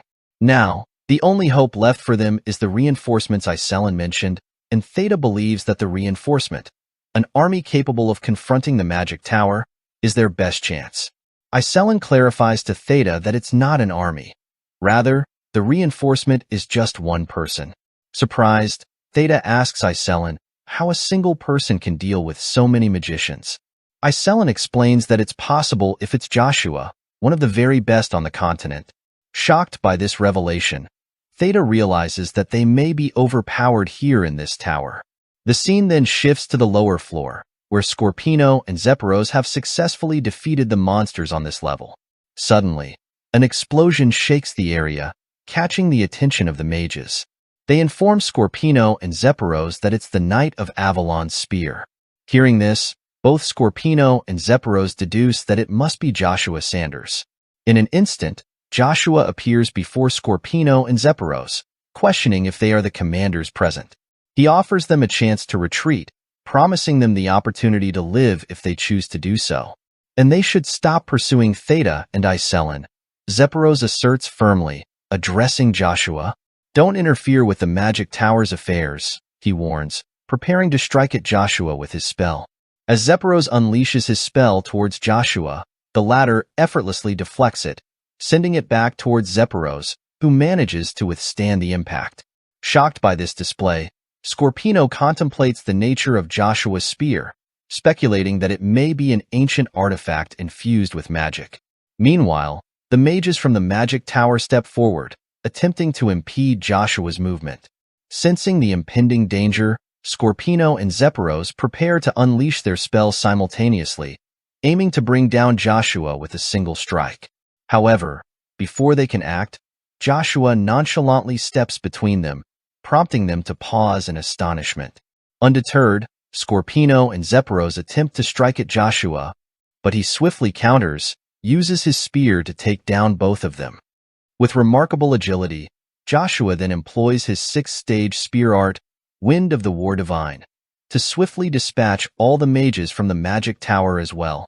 Then the scene shifts to Iselin and Theta, both of whom are shocked and puzzled by the intense shaking that has engulfed the Tower of Trials. Iselin expresses concern to Theta, noting that the mages from the magic tower seem determined to catch up with them. She wonders aloud if they can withstand the pressure until Joshua arrives. Theta reassures Iselin, explaining that, apart from himself, the other magicians were solely focused on expanding their magical capabilities. He points out that the mages haven't even come close to mastering the challenges of the Tower of Trials, indicating that conquering it won't be an easy feat for them. Upon hearing this, Iselin suggests that the mages from the magic tower might struggle to decipher the ancient magic within the tower, unlike Theta. However, Theta clarifies that Iselin has misunderstood the tower's origins. He reveals that the Tower of Trials wasn't constructed by humans, but by dragons. Iselin is taken aback by this revelation. Theta continues, explaining that the dragons also established the rules of the tower, including the provision of special rewards for those who successfully clear each floor. In response, Iselin expresses surprise that they haven't received any rewards despite clearing several floors of the tower. Theta explains to Iselin that the lack of rewards for clearing lower floors is due to her accompanying him. The tower recognizes Theta's prowess and refrains from granting repetitive rewards to those who have already triumphed on a floor. With Theta's impressive feat of reaching the 37th floor, further rewards for conquering lower levels are unlikely. Curious about the rewards for completing the final floor, Iselin expresses skepticism, sensing that they may not be ordinary. Theta shares that even he is uncertain about the ultimate reward. According to the Tower Lord, Theta's grandfather, the top floor holds all truths, including the tower's secrets. Iselin is struck by this revelation, pondering the significance of what lies ahead. As they prepare to progress, Theta opens the door to the 30th floor, cautioning Iselin about the heightened difficulty they are about to face. Despite his skepticism about the legend, Theta encourages Iselin to brace herself for the challenges ahead. With a sense of anticipation, they both step through the doorway and onto the 30th floor, ready to confront whatever trials await them. Theta surveys the surroundings of the 30th floor and finds them to be perplexingly different from what he remembers. The 30th floor as he knew it did not exhibit such anomalies, and he has not made any alterations to the system that could account for this environmental shift. Puzzled by the sudden deviation, Theta struggles to grasp the reason for the change in the floor's configuration. Amidst their confusion, they suddenly hear someone, and their gaze falls upon Ash, who is confronting Zerath, now transformed into a demon named Beruberu. With concern etched on his face, Ash queries Zerath about his motives concerning the fate of the elf race. In response, Zerath issues a stark warning to Ash, suggesting that even if he were to disclose the truth, Ash would be powerless to intervene. With a commanding tone, Zerath urges Ash to depart before he takes drastic measures against him. About a century ago, humans and elves lived together in harmony, sharing their lives and cultures. This coexistence was a time of peace and mutual respect, but as time passed, the elves gradually began to lose their place in human society. The reasons for this shift were numerous, including the rise of human civilizations and the increasing rarity of magic. Eventually, to protect their home and people from the encroaching influence of humans, the elves decided to hide from human eyes. They fled to the farthest reaches of the continent, to a place known only to them. This hidden sanctuary was the source of their life and the life of all beings since the beginning of time. It was where the world tree Yggdrasil was hidden, a tree of immense power and significance. To ensure their safety and seclusion, the elves constructed a formidable barrier that made it impossible for humans to find them. Within this protected enclave, The elves focused on rebuilding their race, preserving their traditions, and nurturing their unique way of life. However, one fateful day, someone managed to infiltrate their sanctuary and stole the world tree's source of life. This catastrophic event marked the beginning of Yggdrasil's decline. Without its life source, the tree began to wither, threatening the existence of the elves and all life that depended on it. Then we come to the present, where Ash, frustrated, thinks that the primordial stone tempest was maintaining Yggdrasil's life force. Even that wasn't enough as a condition for borrowing the evil dragon Crevass's power. Ash acted as the evil dragon's assistant for a long time and preserved the world tree's life force, all because of Zerath Orvis. And Ash never would have thought that Zerath was the one who stole Yggdrasil's life source. Ash confronts Barubaru, demanding to know why he betrayed the elves and where Yggdrasil's life source is hidden. With a defiant sneer, Barubaru replies that he will never divulge that information to Ash. Infuriated by this response, Ash's aura flares up, and he declares his intent to take down Barubaru. However, just as Ash prepares to strike, Barubaru unleashes his own powerful aura, exerting immense pressure on Ash. The force is nearly overwhelming, and Ash struggles to withstand it. Barubaru mocks him, stating that even though Ash surpasses the human standard of a 7th circle mage, he is still no match for him. Barubaru continues his taunts, explaining that with the fall of Ash, the last high elf, the elves will once again be leaderless. He reveals his sinister plan to enter the world tree, defeat all the elves, and turn them into undead soldiers. Once this transformation is complete, Barubaru will command the army of undead elves as their new leader. As Barubaru is about to strike Ash, a sudden and unexpected intervention occurs. Iselin, wielding her powerful ice spear spell, attacks Barubaru, momentarily distracting him. Ash is startled by this intervention and realizes there might be someone else besides them in the Tower of Trials. Iselin shouts at Ash, urging him that now is the time to escape. She assures him that she and Theta will buy him some time to get away. Theta tells Iselin that they should worry about themselves because the Lich's mana energy has changed dramatically. Barubaru, demonstrating his immense power, manages to break through Iselin's strike.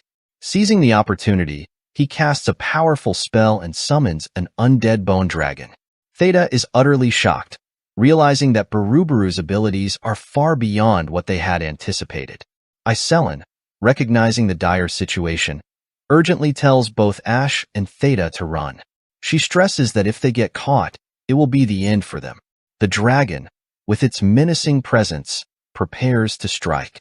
As it looms over them, Theta suddenly turns around. This unexpected move causes Iselin to ask, shocked, what Theta is doing. Theta responds with determination in his voice, explaining that they can't outrun a dragon of this magnitude. He decides to stay behind and distract the dragon to give Ash and Iselin a chance to escape.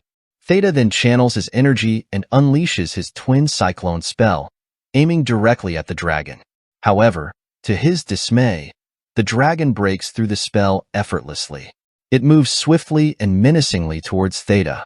The realization that the dragon can withstand and break through 7th class magic spells shocks Theta to his core. As the dragon closes in and is about to strike him, Theta quickly casts his wind wall spell. The resulting clash causes a massive explosion, creating a temporary barrier between them. Iselin and Ash watch in shock as the scene unfolds. Then the scene shifts to the lower floor, where Joshua has just defeated Scorpino. Joshua instructs Scorpino to go to the magic tower and inform Evergrande to wait there because Joshua is coming for him. Despite his defeat, Scorpino acknowledges Joshua's skill but warns him to wait and see, claiming he will eventually take Joshua down. Following this exchange, Scorpino orders the mages to lift the magic obstruction barrier and prepare to return to the magic tower. As they teleport away from the tower, Joshua confidently declares that it's not his turn to fall. Rather, it is Evergrande's. As the dust settles, a mysterious door appears in front of Joshua. He speculates that this might be the entrance to the next level and feels a surge of hope that he will soon reunite with Iselin. With determination, Joshua steps through the door, pondering if the trial for this floor involves fighting a formidable version of himself. Upon entering, Joshua is confronted with an exact clone of himself. This unexpected encounter leaves him momentarily stunned. However, Lucia, Joshua's trusted spear, speaks up and identifies the clone as a doppelganger. Intrigued, Joshua asks Lucia how she knows what it is. Lucia explains that the doppelganger is a perfect imitation created by God himself. And there, standing before Joshua, is a monster that has long been considered legendary, extinct for thousands of years. Lucia, Joshua's trusted companion, senses the immense energy emanating from the creature. While she's unsure if Joshua can feel it too, she's acutely aware that this doppelganger is of kingdom rank, making it the doppelganger king. This revelation piques Joshua's interest, sparking his curiosity about the creature before him. Lucia, ever vigilant, cautions Joshua to tread carefully. She explains that a dark being of this caliber doesn't belong in a place like this, hinting at the potential dangers they may face. Joshua, contemplating the situation, wonders if perhaps the creature's presence is linked to the preservation of its race, adding another layer of intrigue to their encounter. As the battle commences, Joshua's doppelganger unleashes a powerful strike using the magic spear art's first formation. Despite the intensity of the attack, Joshua manages to block it, surprised by the doppelganger's ability to mimic his own spear arts. Lucia offers insight, reminding Joshua that the doppelganger's kingdom rank status is not without reason, hinting at the formidable opponent they face. Engaged in combat with his doppelganger, Joshua listens intently as Lucia unveils more about their adversary's past. She reveals that this very doppelganger once achieved the feat of defeating a dragon, a revelation that astonishes Joshua. He expresses disbelief at the notion of a victory against such a formidable foe. Lucia underscores the doppelganger's power, explaining that beings of its kind possess nearly infinite stamina, making them formidable adversaries in battle. Then, amidst the intense confrontation, Joshua's doppelganger makes a strategic move, initiating Spear Art's second formation. However, Joshua, drawing upon his keen combat instincts, swiftly intercepts the strike, blocking it with precision. Observing this exchange, Lucia provides valuable insight, explaining to Joshua that doppelganger powers replicate the opponent's abilities precisely as they were at the moment of replication. Joshua, intrigued by this revelation, queries Lucia about when his doppelganger might have mirrored his abilities. Lucia speculates that the replication process likely commenced from the instant Joshua set foot on this floor, signifying the doppelganger's meticulous adaptation to Joshua's prowess. In a sudden twist, Joshua's doppelganger demonstrates a new level of proficiency by seamlessly integrating Brinto's abilities into its repertoire. This unexpected development catches Joshua off guard, prompting a surge of astonishment within him. As the doppelganger unleashes Brinto's Wrath of Shugahak, a powerful strike hurtles towards Joshua, challenging him in ways he hadn't anticipated. However, Joshua remains resolute in his resolve, drawing upon his innate powers.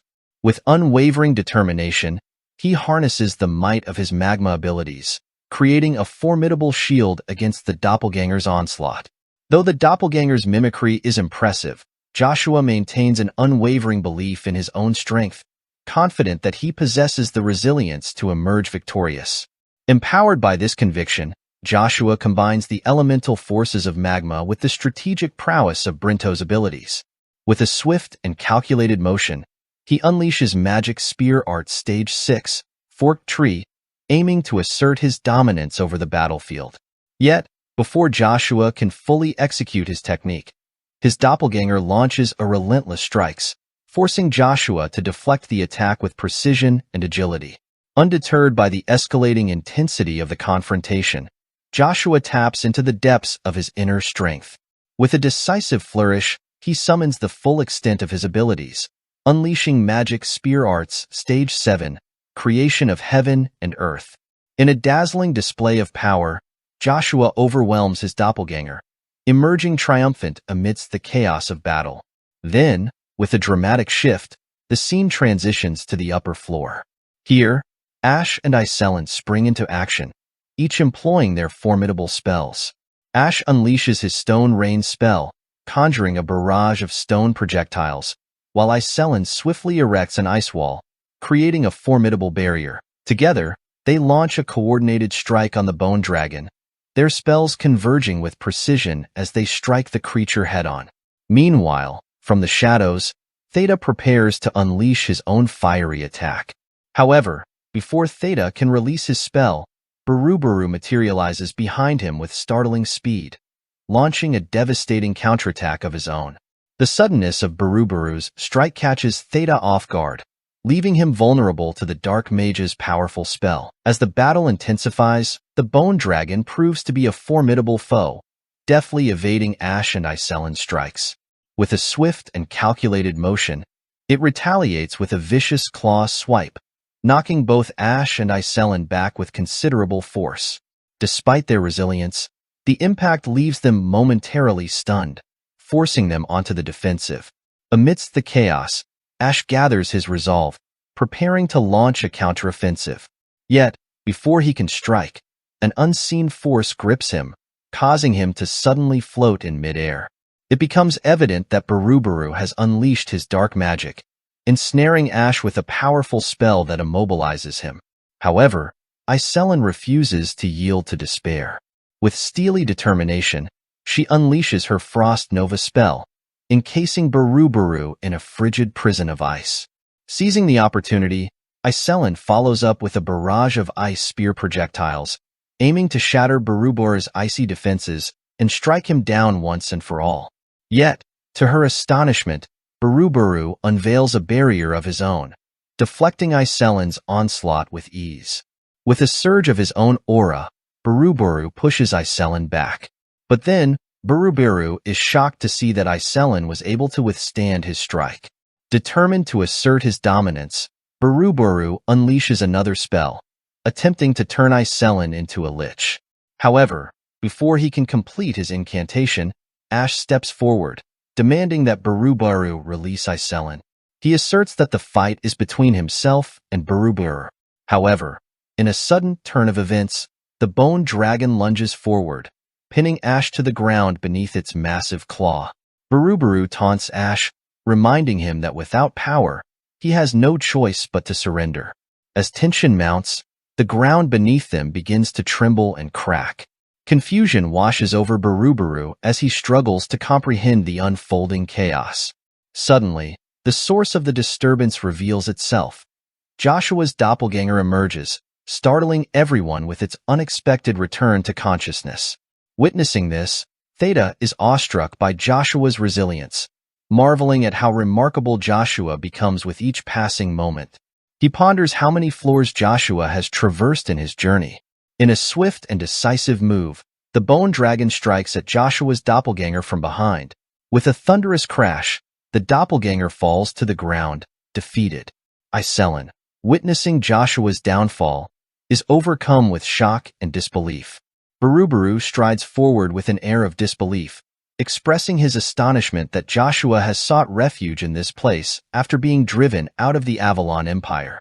Just as Buruburu prepares to strike the final blow against Joshua's doppelganger, the situation takes an unexpected turn. From above, Joshua creates a fissure in the floor and emerges through it, brandishing his spear as he confronts Buruburu head-on. Taking a protective stance, Joshua positions himself between Buruburu and Iselin, his presence commanding attention. Joshua confirms his suspicions about the imposter Buruburu he encountered in the fourth prince's secret basement. Iselin is visibly taken aback by the revelation of two Joshuas in their midst, the implications of which are not lost on her. Meanwhile, Buruburu sees this unforeseen development as an opportunity to rid himself of all perceived troublemakers in one fell swoop. Undeterred by Buruburu's threats, as Buruburu unleashes his formidable spell, Dark Cannon, aiming it directly at Joshua, the air crackles with tension. However, Joshua meets the strike head-on, summoning his own formidable power in the form of Magic Spear Arts Stage 7, Creation of Heaven and Earth. With determination etched on his face, Joshua seeks to overpower Buruburu's dark magic with his own skill and strength. In response to Joshua's defiance, Buruburu issues a warning, claiming that Dark Cannon is the pinnacle of black magic, implying that Joshua's efforts will ultimately prove futile. To Buruburu's astonishment, Joshua's decisive attack overwhelms Barubaru's spell, striking him directly. As the clash unfolds, the dark magic that had shrouded the ceiling dissipates, revealing a transformed battleground. Iselin and Ash, witnessing the abrupt shift, are amazed to find their bodies swiftly recovering from the ordeal. Barubaru, grappling with disbelief, begins to question whether Joshua harbors the power of the gods, pondering the extent of his adversary's capabilities. Frustrated by this unforeseen setback, Barubaru unleashes his aura, a palpable display of his growing agitation. With a commanding gesture, he summons forth his undead army, a formidable force rising from the depths at his command. Thousands of skeletal warriors emerge, ready to heed their master's call. Seizing the moment, Barubaru urges Joshua to unleash his full strength. Joshua, undaunted by the challenge, vows to showcase his formidable powers in the face of adversity. With a resolute demeanor, he summons his own army of undead, a testament to his unwavering resolve and indomitable spirit. As tension mounts and battle lines are drawn, Barubaru commands his forces to charge at Joshua. In response, Joshua and his assembled allies stand firm, bracing themselves for the impending clash. Then, we see Dullahan, a fearsome and powerful commander, order his formidable forces to charge, initiating the battle with an intense ferocity. From the side, Case Leon, a skilled warrior, steps forward with determination. Utilizing his potent sun technique, he manages to take down quite a few of the advancing Dullahans. Amidst this chaos, Barubaru, a strategic and cunning adversary, orders the mighty Bone Dragon to strike at Joshua. The Bone Dragon, an imposing and fearsome creature, uses its devastating dragon breath, firing a powerful blast at Joshua. However, Joshua, ever prepared and quick to respond, counters with his advanced magic spear arts, specifically level 6, named Forked Tree. Demonstrating incredible skill and precision, Joshua is able to pierce through the Bone Dragon's attack, and with a single, decisive strike, he takes down the colossal creature. Theta and Iselin, observing the scene, are left in shock and awe at Joshua's extraordinary feat. They had never imagined that anyone could take down such a formidable opponent so effortlessly. Ash, witnessing this, thinks to himself that only someone of Joshua's caliber could achieve such an impressive victory. Theta, contemplating the implications of this event, states that if the people of the continent were to witness this, it would undoubtedly cause a massive uprising and upheaval. Iselin, puzzled and curious, asks Theta what he means by that. Theta explains to Iselin that wielding black magic and creating the undead is strictly forbidden throughout the entire continent. Yet, here stands Joshua, a man who commands a whole army of undead. This revelation is even more shocking considering that Joshua is celebrated and praised as the continent's greatest spear knight. The people will be horrified and feel utterly betrayed by Joshua's abilities. Iselin, trying to calm the situation, tells Theta not to worry about that, insisting that once the people of the continent see Joshua's actions for themselves, they will understand the truth. Theta, still anxious, asks what exactly the people will understand. Iselin responds confidently that they will recognize how great a person Joshua truly is, despite the initial shock of his powers. Theta, however, becomes increasingly frustrated hearing this. Ash, noticing the escalating tension between Theta and Iselin, interjects.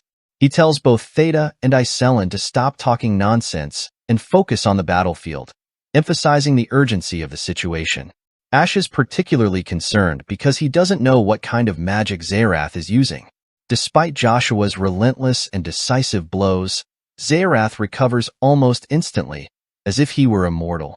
This constant regeneration gives Ash an eerie feeling that Zerath is no different from his undead army. Meanwhile, we shift our focus to Case Leon, who is engaged in a fierce fight with the Death Knights. Case Leon observes that Zerath's army resurrects at an exceptionally rapid pace, much quicker than he has ever seen before. He also notices that these Death Knights display no signs of exhaustion or weariness, making them even more formidable opponents. As the Death Knights coordinate their attacks, they strike at both Case Leon and the Dullahan army simultaneously. While Leon manages to block the strike with his skillful defense, the Dullahans are not as fortunate and are taken down in the strike. Seeing this, Leon contemplates the situation carefully. He notices that the undead army, which usually dashes in recklessly without any sense of order, is now moving in a well-coordinated formation. This change indicates that the Death Knights are being commanded by someone with strategic acumen. Leon realizes that there must be another Lich hiding somewhere on the battlefield, orchestrating these movements. This realization dawns on him, making him understand the gravity of the situation. If he continues to take hits like these, he knows he will eventually be overwhelmed and lose the battle. At that critical moment, Iselin steps forward with determination.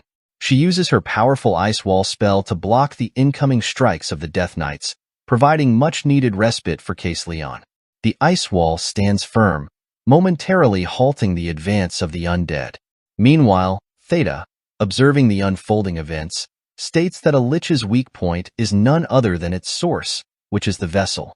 This vessel contains the essence of the Lich's power and is the key to its immortality. Theta surmises that Zerath, being a cunning adversary, has probably hidden this vessel in a secret location known only to him. Unless they manage to locate and destroy that vessel, the Lich and his army will continue to resurrect endlessly, making them nearly invincible. Iselin, understanding the dire implications, tells Theta that without finding and destroying the vessel, Zerath's army will truly become an immortal force that cannot be hurt or killed. However, she adds, even though they can't be hurt, Joshua is here to counter them and turn the tide of battle. Joshua's presence gives them a fighting chance, despite the overwhelming odds. Theta, however, remains pragmatic and concerned. He thinks to himself that Joshua's mana, demonic energy, and stamina are not infinite. At some point, Joshua will inevitably run out of mana, leaving them vulnerable. Before that happens, Theta knows they must act quickly. He tells the others that they must find the Lich's vessel as soon as possible to prevent the battle from turning in Zerath's favor permanently. As the battle rages on, then Barubaru addresses Joshua, saying that although Joshua may possess divine powers, his body is still only human. Barubaru points out that Joshua's mana and demonic energy will gradually diminish, creating a critical gap in his defenses. Joshua responds calmly, noting that Barubaru seems to be mistaken about a few things. Joshua states that Barubaru must think Joshua is unaware that Barubaru has been hiding his vessel. Recalling a past encounter, Joshua explains that during their last confrontation in the Fourth Prince's secret basement room, he only attempted to seal Barubaru using the annihilating black sphere because he didn't know where Barubaru had hidden his vessel. However, Barubaru's mistake of sending all his forces allowed Joshua to discover the location. Barubaru is visibly shocked to hear that Joshua had known about the hidden vessel all along and continued his attacks regardless. Joshua explains that his actions were deliberate. He was buying time to pinpoint the location of Barubaru's vessel. Joshua reveals that he has been specifically searching for the Lich, hiding it right there on the battlefield. Barubaru, stunned by Joshua's revelation, realizes that Joshua has successfully located the vessel. In a panic, Barubaru shouts to his vessel, named Zealand, ordering it to run. Ash is taken aback upon hearing Zealand's name. It sparks a memory or realization that deepens his understanding of the unfolding events. Meanwhile, Duke Tremblin steps forward confidently, addressing Zealand directly. "Did the vessel think that I couldn't find her just because she was hiding behind that veil?"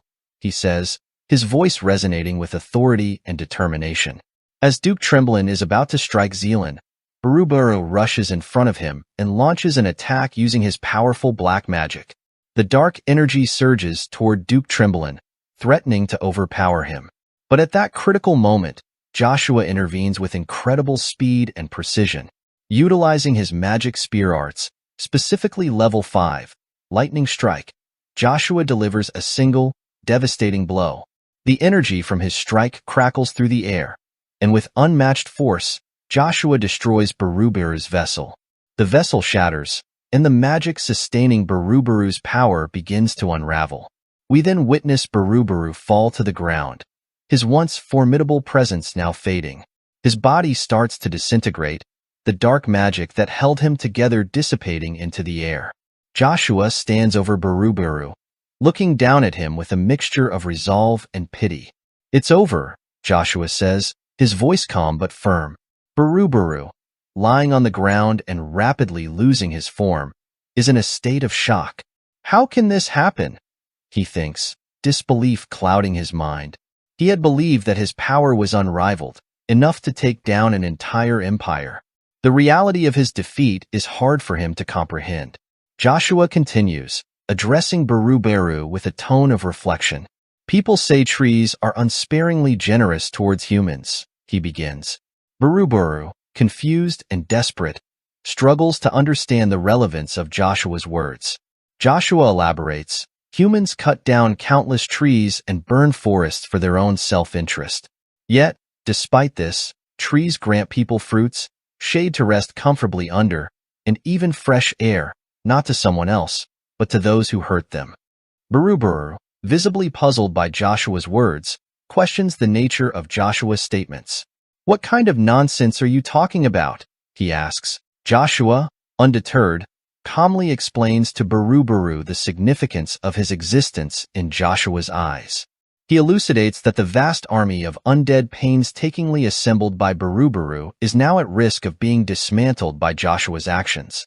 Baruberu, who once represented the epitome of unconditional generosity, is now faced with the repercussions of his choices. As the confrontation unfolds between Ash and Zerath, Ash's emotions run high as he confronts Zerath about his drastic actions. With a tone of disbelief, Ash questions why Zerath felt compelled to go to such extreme lengths. He highlights the fact that Zealand is not just another undead creation, but Zerath's own flesh and blood, his beloved daughter. Ash implores Zerath to explain his reasoning behind turning Zealand into a lich, seeking to understand the motivations behind such a drastic transformation. In response, Zerath dismisses Ash's concerns with a sense of resignation, urging him not to be so naive. He draws parallels between their plight and the historical injustices faced by their kind at the hands of humans. Zerath reminds Ash of the betrayal and persecution they have endured, echoing a sentiment of shared suffering and injustice. He questions why he should continue to endure such pain and despair when he has done nothing wrong. Zerath's voice resonates with bitterness as he recounts his past struggles, acknowledging his own shortcomings and desires for power. He admits to longing for absolute power, a force so overwhelming that none would dare challenge his authority. Zerath envisions an army devoted solely to him, free from the influence and betrayal of humanity. He explains that Zealand, understanding his desires, willingly embraced her new existence as a lich, seeking to be a part of Zerath's vision for the future. Hearing this revelation, Ash responds. He reflects on Zerath's actions and the motivations behind them, recognizing the desperation that led Zerath to seek such drastic measures.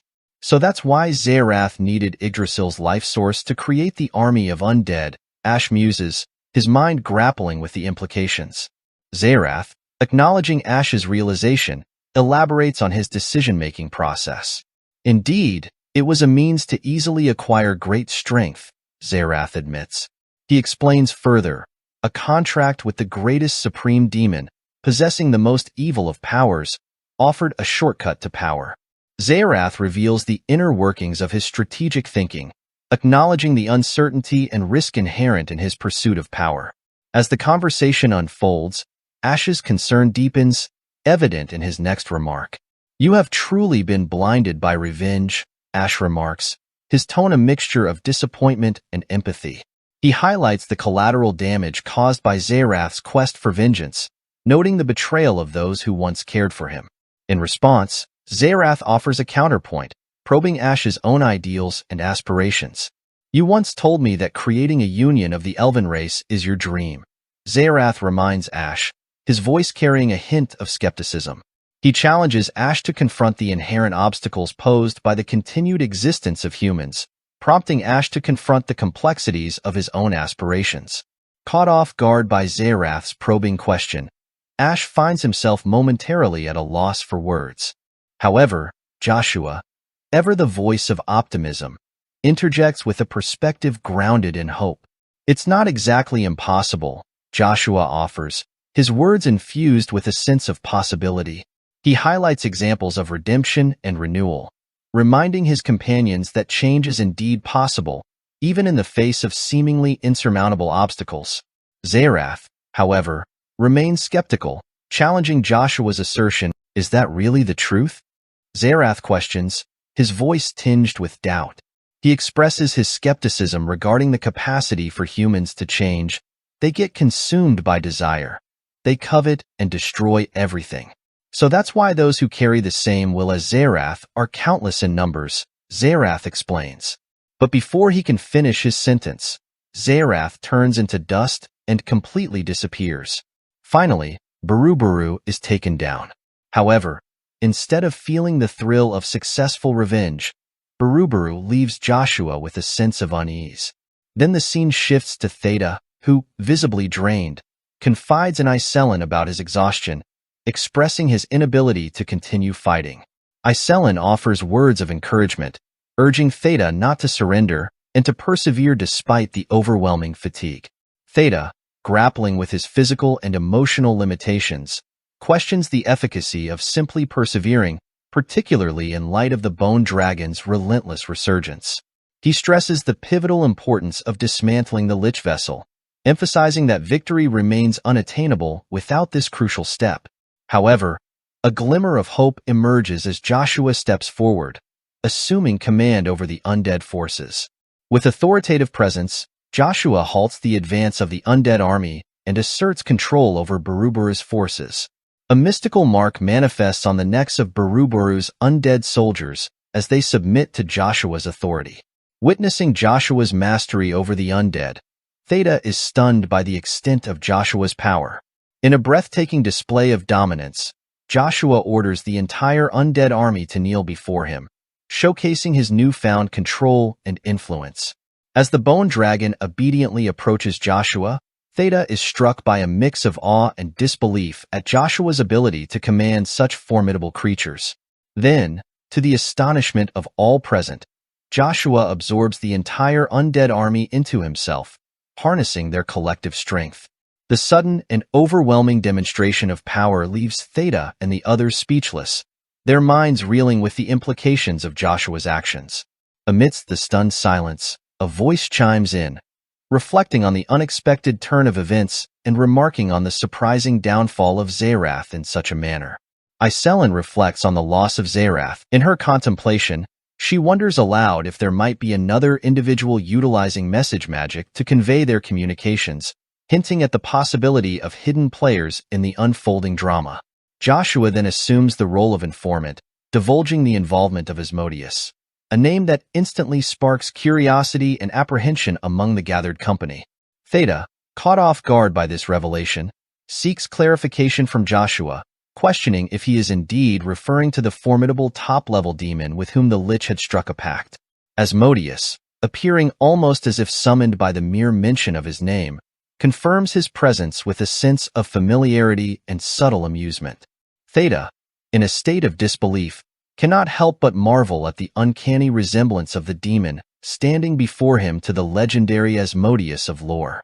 As the group grapples with the implications of Asmodeus's unexpected appearance in the Middle Realm, Theta finds himself pondering the demon's motives, wary of the potential repercussions of his sudden intervention. Addressing the gathered assembly, Asmodeus begins to shed light on the circumstances surrounding his abrupt arrival. He reveals the intricate power struggles that have ensued among the 8 demon kings in the wake of the demon god's mysterious disappearance. Expressing a sense of urgency and desperation, Asmodeus confesses to harboring hopes for a disruptor, someone capable of shattering the delicate equilibrium that the 8 demon kings have painstakingly maintained. However, he acknowledges the formidable challenge inherent in such an endeavor, recognizing that breaking the balance would demand a wielder of power commensurate with their own. And deep down, Asmodeus harbors a secret hope that he himself is the chosen one, destined to reclaim his lost glory. It is this inner longing that compels Asmodeus to descend into the perilous realm of the Middle, despite the inherent risks involved. Amidst the chaos and uncertainty, Joshua appears before Asmodeus like a beacon of hope, wielding powers that Asmodeus knows could potentially disrupt the delicate balance of the demon realm. Recognizing Joshua's formidable abilities, Asmodeus remarks on the bitter irony that he himself is not the one tasked with this monumental endeavor. Ash, upon hearing this revelation, finds himself contemplating the possibility of Joshua being on par with the 8 demon kings, an achievement that seems unfathomable for a mere human. He entertains the intriguing notion of Joshua perhaps being akin to an archangel reincarnated as a human. However, Joshua remains skeptical of Asmodeus's intentions, questioning the demon's notorious reputation for covetousness. With a hint of skepticism in his voice, Joshua challenges Asmodeus to reveal the true purpose behind his unexpected appearance in the Middle Realm. Asmodeus, ever enigmatic, offers no immediate answers, instead inviting Joshua to seek him out. As Asmodeus awaits Joshua on the hill where the black moon rises, a symbol of the brightest light and the deepest darkness, Iselin finds herself taken aback by the mention of such profound symbolism. Asmodeus then presents his final gift to Joshua. A light materializes before them, a tangible manifestation of the demon lord's parting gesture. With anticipation in his voice, Asmodeus expresses his eager anticipation for their next encounter. Observing the spell, Ash recognizes it as the Seal of Covenants, a significant and potent magical artifact. Theta, visibly surprised, seeks clarification from Ash, questioning the purpose of such a seal and its association with demon-human contracts. Puzzled by Asmodeus's intentions, Theta speculates about the demon lord's ulterior motives, contemplating whether he plans to bind the Spear Knight to another demon through this seal. Acknowledging the inherent risks involved, Ash cautions against making deals with demons, highlighting the potential dangers that such contracts entail. However, despite the warnings and concerns expressed by his companions, Joshua steps forward toward the seal. Taken aback by Joshua's bold move, Ash voices his apprehension, questioning Joshua's willingness to engage in a contract with a demon. He urges Joshua to reconsider, emphasizing the perilous nature of such an endeavor and the potential consequences that may follow. Joshua confidently informs Ash that he holds no reservations about who might appear. Whoever does will inevitably become his prey. He boldly asserts that even if one of the 8 demon kings were to materialize, he would not hesitate to accept their contract. Stepping resolutely into the seal, a fiery crimson aura envelopes the vicinity, signaling the commencement of a momentous event. Ash, visibly anxious, voices his concerns, fearing the catastrophic consequences should an actual demon king descend upon the Middle Realm. He implores Joshua to reconsider his course of action, but Joshua remains steadfast in his determination. In a sudden and dramatic turn, Theta observes the palpable surge of demonic energy, pondering the identity of the approaching demon. Iselin, her voice tinged with awe and trepidation, speculates whether an actual demon king has descended into their midst. Ash, equally astounded, acknowledges the possibility, recognizing the immense power required for such a manifestation and drawing comparisons to Asmodeus himself. However, their expectations are soon overturned as a surprisingly adorable demon dragon materializes before them. The unexpected sight elicits a chorus of surprised reactions, with Iselin expressing delight at the creature's endearing appearance. Meanwhile, Theta remains unimpressed, unaffected by the dragon's charm.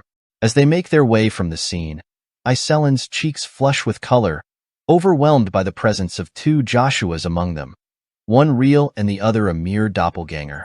The peculiar situation leaves her bewildered. Meanwhile, Theta reflects on the unexpected encounter with a legendary creature like the doppelganger within the Tower of Trials, a revelation that sparks his curiosity.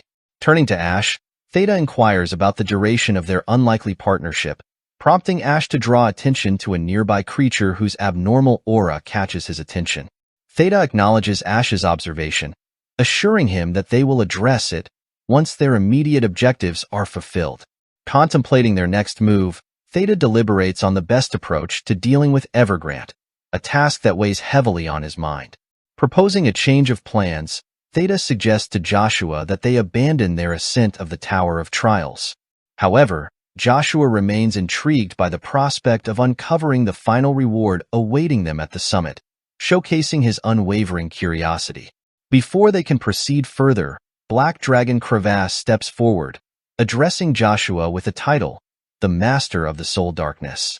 Theta, caught off guard, ponders the duration of Crevasse's presence before them, unable to sense his arrival. Ash, in response to Theta's astonishment, swiftly reminds him of the importance of showing respect to Lord Crevasse, highlighting the dragon's esteemed status. Theta is left reeling from this revelation, contemplating the unexpected encounter with such a formidable being in the Middle Realm. Meanwhile, Joshua boldly challenges Crevasse about the decision to bar access to the tower's final floor. However, Crevasse dismisses Joshua's inquiry, emphasizing the urgency of the situation at hand. He paints a dire picture of impending catastrophe, warning that the entire continent, including Joshua's cherished elf forest and hometowns, faces imminent peril. In a moment of acknowledgement, Crevasse acknowledges Joshua as the sole master of darkness, signaling a shift in their dialogue.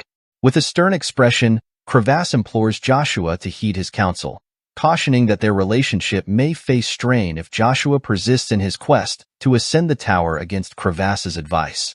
Crevasse then presents Joshua with a choice, either to persist in climbing the tower or to retreat and maintain their current relationship. Joshua is momentarily rendered speechless by the weight of the decision. The scene transitions to the Agnes Duchy, where Lady Vanessa expresses her satisfaction at seeing her sister in good spirits. She urges Lucia to embrace their newfound camaraderie, suggesting that Lucia should now be addressed by her true name, Asura Van Britten. Vanessa reveals Lucia's illustrious lineage as the sister of Emperor Marcus and the wife of Duke Agnes. Lucia tells Lady Vanessa that she has no idea what Vanessa is talking about, as she is merely a maid. Vanessa responds firmly, asserting that she knows everything and that Lucia doesn't have to pretend any longer. Vanessa reveals her understanding of Lucia's situation, acknowledging that Lucia pretended to have memory loss because she was deeply worried that something might happen to her one and only child. Vanessa assures Lucia that she will provide assistance. All Lucia needs to do is convince Duke Agnes to announce Babel as the official heir. Vanessa promises that, in return, she will petition Emperor Marcus to pardon Joshua's crimes, understanding that Lucia cannot bear the thought of living without seeing her beloved son. As the conversation continues, a sudden knock on the door interrupts them. A knight enters and informs Vanessa that there is a serious problem. Following the knight, Chiffon comes in and urgently tells Vanessa that Emperor Marcus has just declared a significant change in the noble hierarchy. The current 5 great ducal families are to be reduced to 3. Vanessa is stunned and visibly shocked to hear this unexpected news. Chiffon continues, delivering even more alarming information. Duke Agnes is among the dukes who will be removed from their position. Vanessa is overwhelmed and stunned by this revelation. She then turns to Chiffon and asks why Duke Agnes didn't take any action to prevent this decision while Emperor Marcus was implementing these drastic changes. Chiffon tells Vanessa that he heard this troubling news directly from the royal palace. He speculates that perhaps Duke Agnes was too heartbroken over Joshua being banished from the Avalon Empire to take any immediate action. The information from the palace also indicated that Duke Agnes has gone underground, which is the reason why no one currently knows his whereabouts. Suddenly, a few knights burst into the room, crashing through the windows. Startled, Chiffon demands to know their identity. The knights reveal that they are from Black Wind, the elite intelligence organization that operates directly under the Avalon Empire's authority. One of the knights then addresses Chiffon, stating that they are here for Princess Asura Van Britten. Turning to Lucia, the knights politely ask her to come with them. The scene then shifts dramatically to the Emperor's palace. Emperor Marcus, seated on his grand throne, speaks to Duke Agnes with a tone of sorrow and disappointment. He expresses that he is heartbroken, saying that a father must suffer the consequences of raising his child improperly. Emperor Marcus elaborates further, lamenting that this situation is a blemish upon the honorable reputation of Avalon's pride, Black God. He bitterly remarks that, in many ways, this situation reflects the adage, like father, like son. Duke Agnes, standing before the emperor, becomes visibly angered upon hearing this. Then Emperor Marcus addresses Duke Agnes, telling him not to worry. He reassures Duke Agnes that he is a knight praised by everyone. Emperor Marcus offers Duke Agnes a chance for forgiveness, provided he demonstrates his loyalty to the emperor. Additionally, Emperor Marcus hints at a potential bonus. He could even forgive Duke Agnes for what he did to the emperor's sister, Asura. Duke Agnes is taken aback upon hearing this unexpected offer. Drawing closer, Emperor Marcus sternly reminds Duke Agnes that kidnapping a royal is a serious offense. He stresses that Duke Agnes is well aware of the punishment for those who harm the royal family. Emperor Marcus accuses Duke Agnes of not being able to justify his extreme actions under the guise of protecting his dukedom. He instructs Duke Agnes to cease the rebellion immediately and to prove his unwavering loyalty to the emperor. If Duke Agnes complies, the house of Duke Agnes will be spared. Emperor Marcus then appeals to Duke Agnes's sense of duty, stating that he should protect the Duke's house in honor of his deceased parents. The scene shifts dramatically, taking us back 40 years into the past. In this flashback, Marion, the second daughter of Baron Pesseros, is shown meeting with Douglas Van Britten, who is the father of the current Emperor Marcus. Douglas asks Marion which family she belongs to.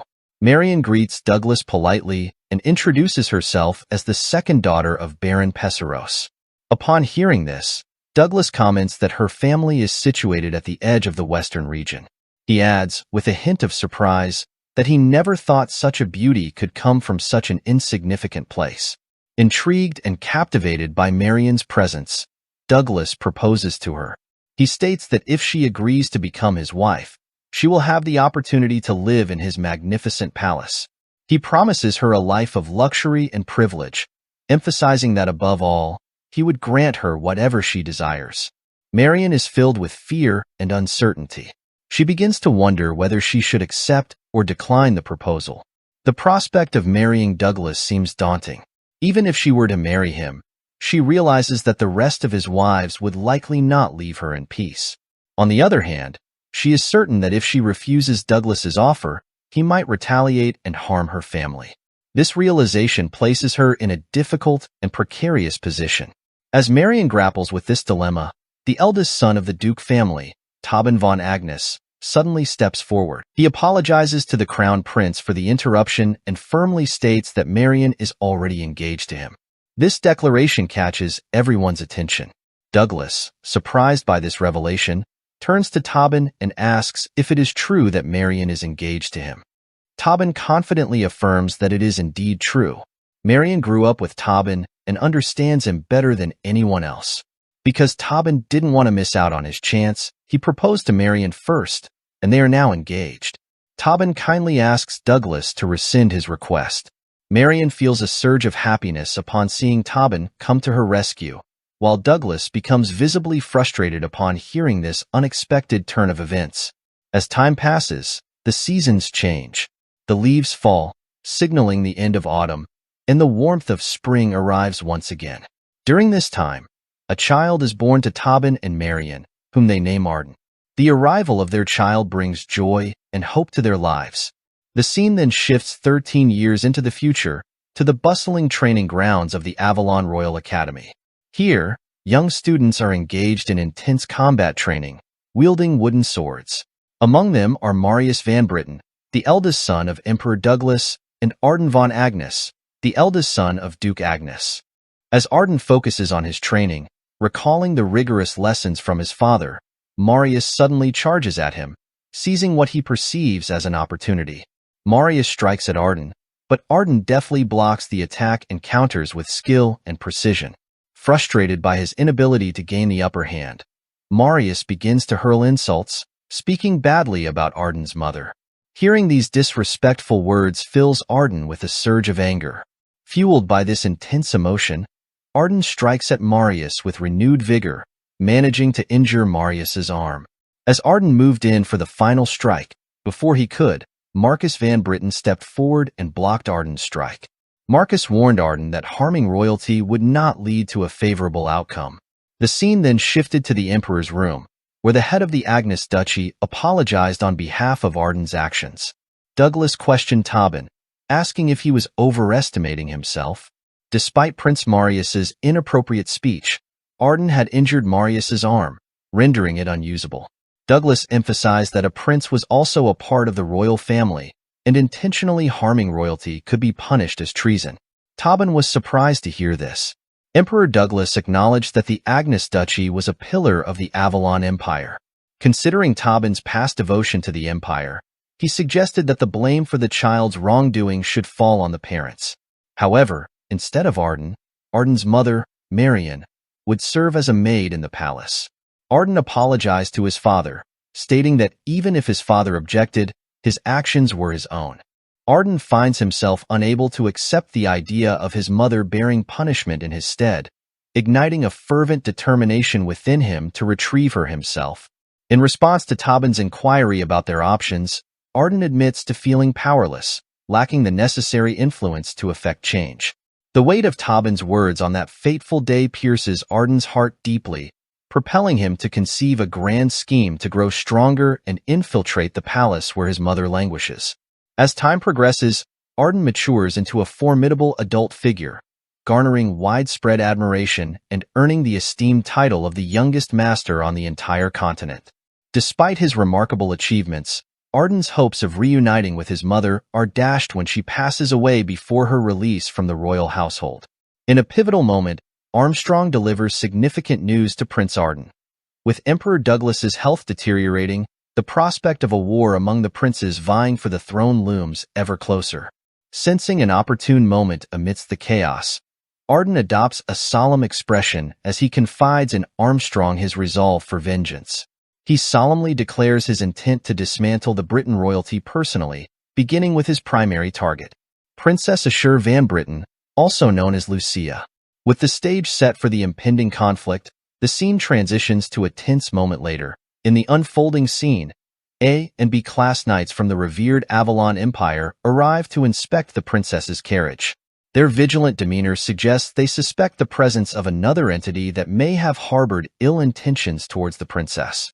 Determined to ensure the princess's safety, they resolve to locate her at any cost, their dedication unwavering in the face of potential threats. The narrative then transitions to a modest house, where Lucia awakens abruptly, her voice filled with urgency as she calls out for help. Startled by her surroundings, she finds herself in a state of confusion, her mind struggling to grasp her current location. Arden, attentive to her distress, offers reassurance, noting the peculiarity of her appearance. He remarks on the rarity of blue hair among the esteemed Britain lineage, a detail that sparks curiosity within the conversation. Perplexed by Arden's reference to Britain, Asura seeks clarification, her memory gradually piecing together fragments of recent events. With sudden clarity, she recalls the harrowing encounter in the forest and directs a question to Arden, seeking confirmation of his role as her rescuer. Arden, taken aback by her recollection, finds himself momentarily speechless, his surprise evident in his expression. As the gravity of the situation becomes apparent, a doctor enters the scene, his presence signaling a shift in focus towards Asura's well-being. After conducting a thorough examination, the doctor delivers his assessment to Arden, expressing concern over Asura's mental state and the potential implications of her recent ordeal. Armstrong, also present, reacts with astonishment upon hearing the doctor's diagnosis, his expression mirroring the weight of the situation. In response to the doctor's findings, Arden offers words of reassurance, emphasizing the enduring significance of Asura's Britain heritage and affirming her inherent worth. With a sense of purpose, he delegates responsibility to Armstrong, tasking him with the crucial mission of monitoring developments at the royal court. Duke News further states that it becomes increasingly evident that Prince Marius's failure to bolster his forces due to the thwarted political marriage has significant repercussions. The need arises for a careful observation of how the power struggle among the princes evolves. Armstrong readily agrees to Arden's directive and promptly departs for the palace. As Armstrong makes his exit, two knights from the Empire lurk in the shadows, their vigilant gaze fixed on a newfound lead, the location of Princess Asura. Under the cover of nightfall, Princess Asura finds herself alone in her room, grappling with the unsettling sensation of amnesia. Despite her best efforts, her attempts to recall her own name prove futile, leaving her feeling disoriented and vulnerable. Suddenly, the tranquility of the night is shattered as the knights from the Empire breach the sanctity of her room. Their unexpected presence sends a shiver down Princess Asura's spine, prompting her to instinctively recoil in fear. She implores them not to advance any further, her voice trembling with apprehension. However, the knights offer reassurance, assuring Princess Asura that they have come to her aid. Yet, as memories of recent events begin to resurface, Princess Asura's initial sense of relief gives way to a mounting sense of panic. With a sudden surge of fear, she cries out for help, her distress echoing through the silent chamber. One of the knights charges forward, poised to strike. In a swift move, Arden intervenes, blocking the knight's strike. He demands to know which prince sent the knight, asserting that it cannot be the first one. Bewildered, the knight questions Arden's motives.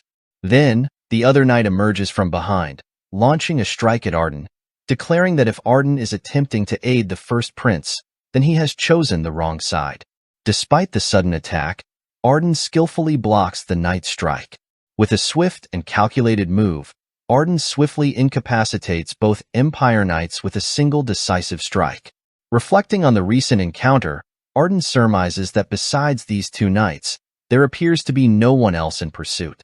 Assessing the current state of affairs, Arden discerns an unexpected alliance among the other princes, seemingly united in their efforts to eliminate Prince Marius.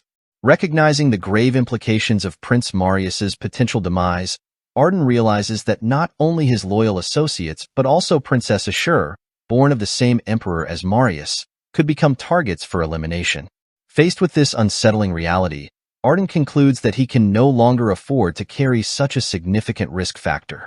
Contemplating his next move, Arden resolves that since the first prince is on the verge of elimination, it may be prudent to redirect his focus towards targeting another prince. As Arden prepares to take action, Arden reminisces about his childhood, recalling the moment when he expressed his aspirations to his mother, that he would become a knight, a formidable protector of the vulnerable. His mother, filled with pride and encouragement, assured him of her belief in his potential, affirming her confidence that he would indeed grow into a great knight. However, as Arden drops his sword, a wave of realization washes over him. He never envisioned his path to knighthood unfolding in such a manner. As fate would have it, Arden's predictions regarding the first prince's downfall come to fruition. The prince meets his demise at the hands of the one who stood by his side until the very end, Emperor Marcus, marking the beginning of Marcus's reign. With ruthless efficiency, Marcus eliminates every potential threat to his rule, including his own brothers and all other relatives bearing the Briton surname. With none left to challenge him, Marcus ascends to the throne as the undisputed emperor.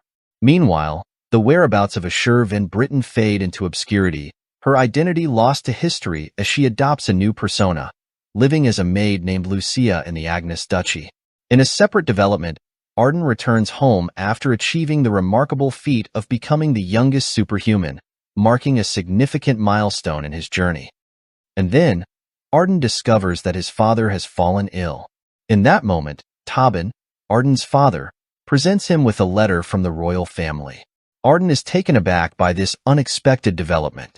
Tobin proceeds to inform Arden that the royal family plans to hold a coronation ceremony for the new emperor soon, and they also intend to arrange a marriage with the Agnes Duchy. Arden is stunned by this revelation. Tobin senses Arden's disbelief and attempts to reassure him, acknowledging that Arden may have reservations. However, Tobin emphasizes that Arden's destiny is intertwined with the survival of the Agnes Duchy. Despite the internal conflicts within the royal family weakening their power, Tobin ignores the Agnes Duchy's inability to challenge their authority directly. He recognizes Arden's desire for revenge against the royal family but cautions that, given the current circumstances, defying the royal authority would be futile. Arden, fully aware of the challenges ahead, has been tirelessly striving to amass power. His martial prowess has earned him the moniker of the unofficial superhuman. Yet, Tobin's words serve as a sobering reminder of the harsh realities they face. And Marcus's strength surpassed Arden's imagination by far. It was excessively premature for Arden to have believed that this was the opportune moment for revenge. Tobin advises Arden that now is the time to bolster the family's power and influence, urging him to gather allies who will aid him in achieving even greater feats than he has accomplished thus far. Tobin envisions a future where Arden is revered as a hero by the people, honored for his accomplishments. Following his father's demise, Arden is overwhelmed with grief and finds himself unable to hold back his tears. The scene then shifts to the Emperor's chamber, where Emperor Marcus is keenly aware of Duke Agnes's persistent ambitions to rebel against him. While Marcus could have easily dismantled the entire house of Duke Agnes, he refrains from doing so. Instead, as time passes, Arden's remarkable achievements elevate him to the status of a paragon among knights, revered as a hero by the populace. Despite the rocky political climate at the time, Arden's popularity and influence grow steadily. Recognizing the potential backlash of eliminating a figure as beloved as Arden, Emperor Marcus opts for a more cautious approach.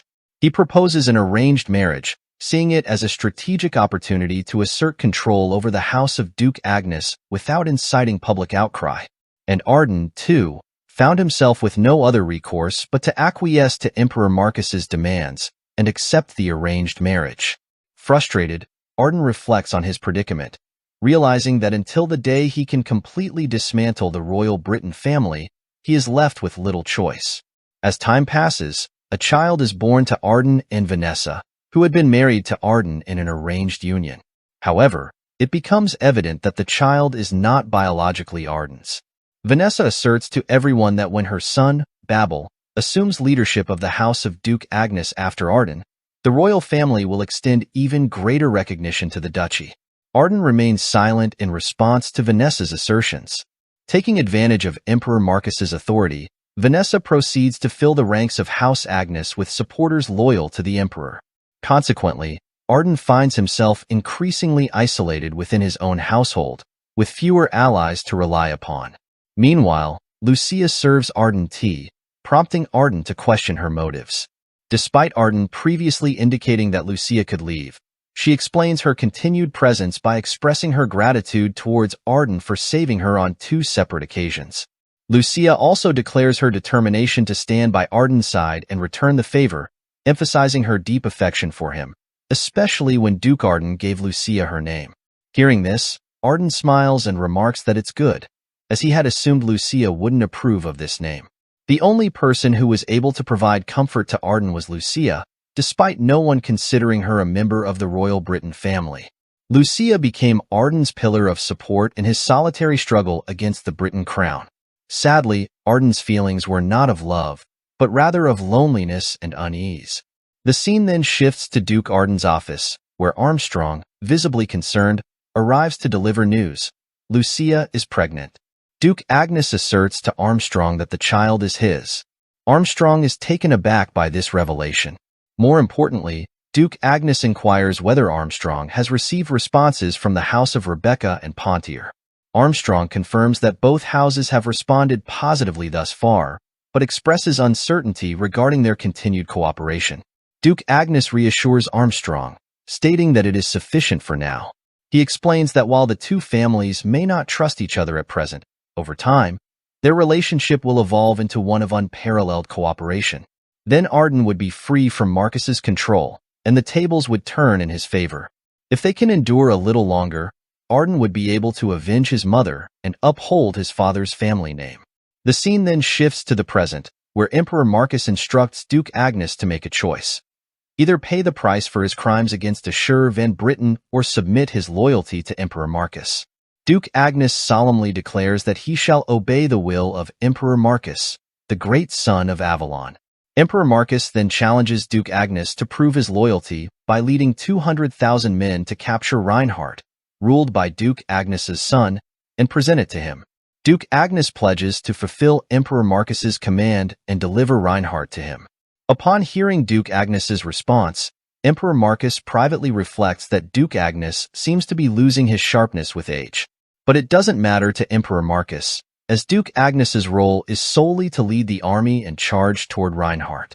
Emperor Marcus then elaborates that once Duke Agnes occupies Reinhardt, Duke Tremblin will lead an army to the kingdom of Terra, the country of magic.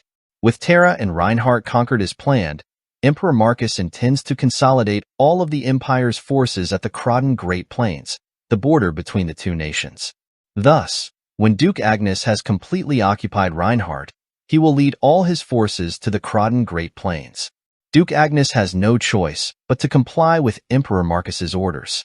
The scene then shifts to the Agnes Palace, where Duke Agnes ponders that Emperor Marcus let him go because he took Lucia as a hostage. If Duke Agnes doesn't march on Reinhardt, Lucia will be in danger. However, if Duke Agnes marches his army into Reinhardt, a neutral territory, it will mark the beginning of the Continental War. In the midst of his contemplation, Armstrong rushes in after hearing the news. Armstrong states that he was on his way to the palace to assist Duke Agnes, but the night order was ambushed. He is surprised to see that the palace was also attacked. Duke Agnes tells Armstrong that the royal family must have learned about Lucia after someone leaked information and kidnapped her. Armstrong counters, stating that the only ones who know about Lucia's true identity are Duke Agnes and himself. Duke Agnes dismisses further discussion on the matter, emphasizing the urgency of the situation. Duke Agnes informs Armstrong that it is time to proceed with the plan they have been meticulously devising. Armstrong expresses concern, questioning if it is too soon. Duke Agnes, with a grave expression, asserts that he believes now is the perfect moment.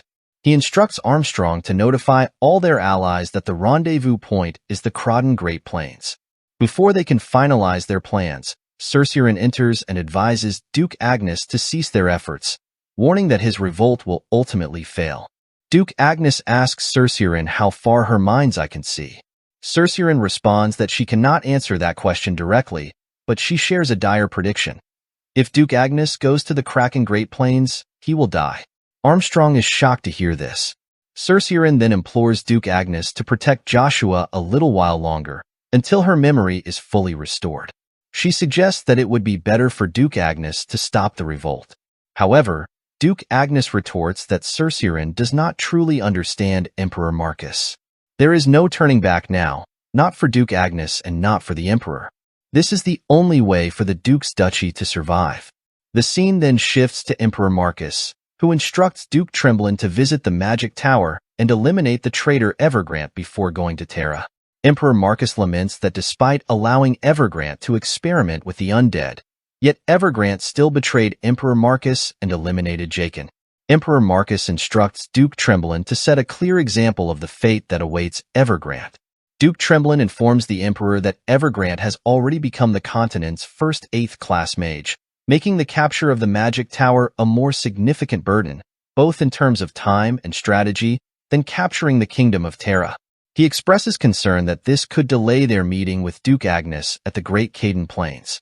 Emperor Marcus reassures Duke Tremblin, explaining that the Great Caden Plains are merely a bait to lure Duke Agnes in.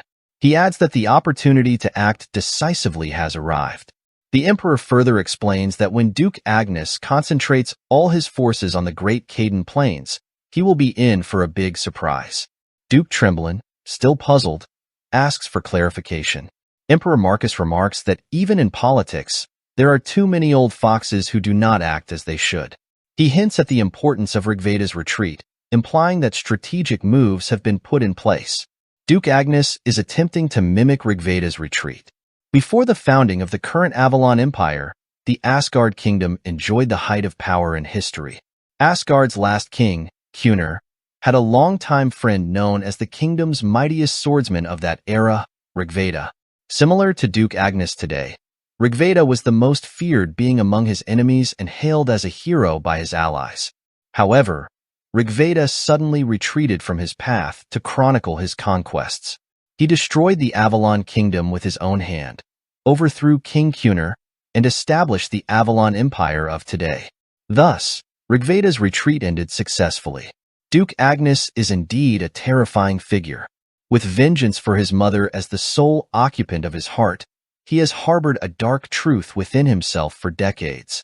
If Duke Agnes achieves his revenge through a historical revolution, he will be hailed as a hero and may even become an emperor, just as Rigveda did in the past. However, Emperor Marcus asserts that history will not repeat itself, as that era has already passed. He vows to prove in the morning that the name of Agnes can never surpass Britain. The scene then shifts to the Magic Tower, where Evergrant addresses his followers, proclaiming that the door to a new world, where the Magic Tower will rule the entire continent, is now wide open. He assures them that victory in the approaching continental war will be theirs. Scorpino enters and informs Evergrande that they failed to take down Theta due to the sudden appearance of the Spear Knight from Avalon. Evergrande is surprised to hear that Joshua is here. Scorpino requests another chance to defeat Joshua and the others. Evergrande declines, noting that Joshua, who defeated one of the 7 magicians at the age of 10, is unmatched by Scorpino. He reassures Scorpino that he has someone reliable in the Tower of Trials who will likely take care of Joshua, as Evergrande has other matters to attend to now. Evergrande opens a portal and informs Scorpino that he has located the Forest of Elves. He announces that the 3,000 mages assembled will accompany him to retrieve the primordial stone, Storm Wind, which sustains the world tree Yggdrasil. Evergrande instructs Scorpino to stay behind on standby to heal the injured mages if necessary. Scorpino agrees to Evergrande's order, though he ponders whether the tempest referred to by the elves is actually the primordial stone. Addressing the gathered mages, Evergrande declares that the gate has opened and it is time to seize the legendary world tree Yggdrasil and receive the blessing of mana to usher in a new era of magic. The mages, led by Evergrande, enter the portal. The scene shifts to the Forest of Elves at the world tree Yggdrasil, where the elf knights are alarmed and puzzled by the Tempest Stone's unstable reactions. They wonder who is causing the stone's agitation. Another elf knight rushes in and informs Freya, the leader of the elf knights, that they are in trouble. An unknown gate has opened in the sky. Surprised by this, Freya wonders if it signifies an invasion and instructs the elf knights to prepare for battle. The scene shifts to the portal in the sky as mages begin to emerge into the forest. Seeing this, the elf knights inform Freya that the forest's protective barrier has been destroyed, prompting everyone to move to protect the villagers. Evergrande commands the mages of the Magic Tower to take down the elven forest. Meanwhile, the scene shifts to Cain, who is thrilled to ride the Black Dragon Crevasse. Cain expresses that he feels like a member of a legendary Dragon Knight order. Iselin comments that being part of a Dragon Knight order wouldn't be the first of its kind, and suggests that being a dragon mage has a better ring to it. Cain responds that it doesn't matter what comes first, as long as it is meaningful.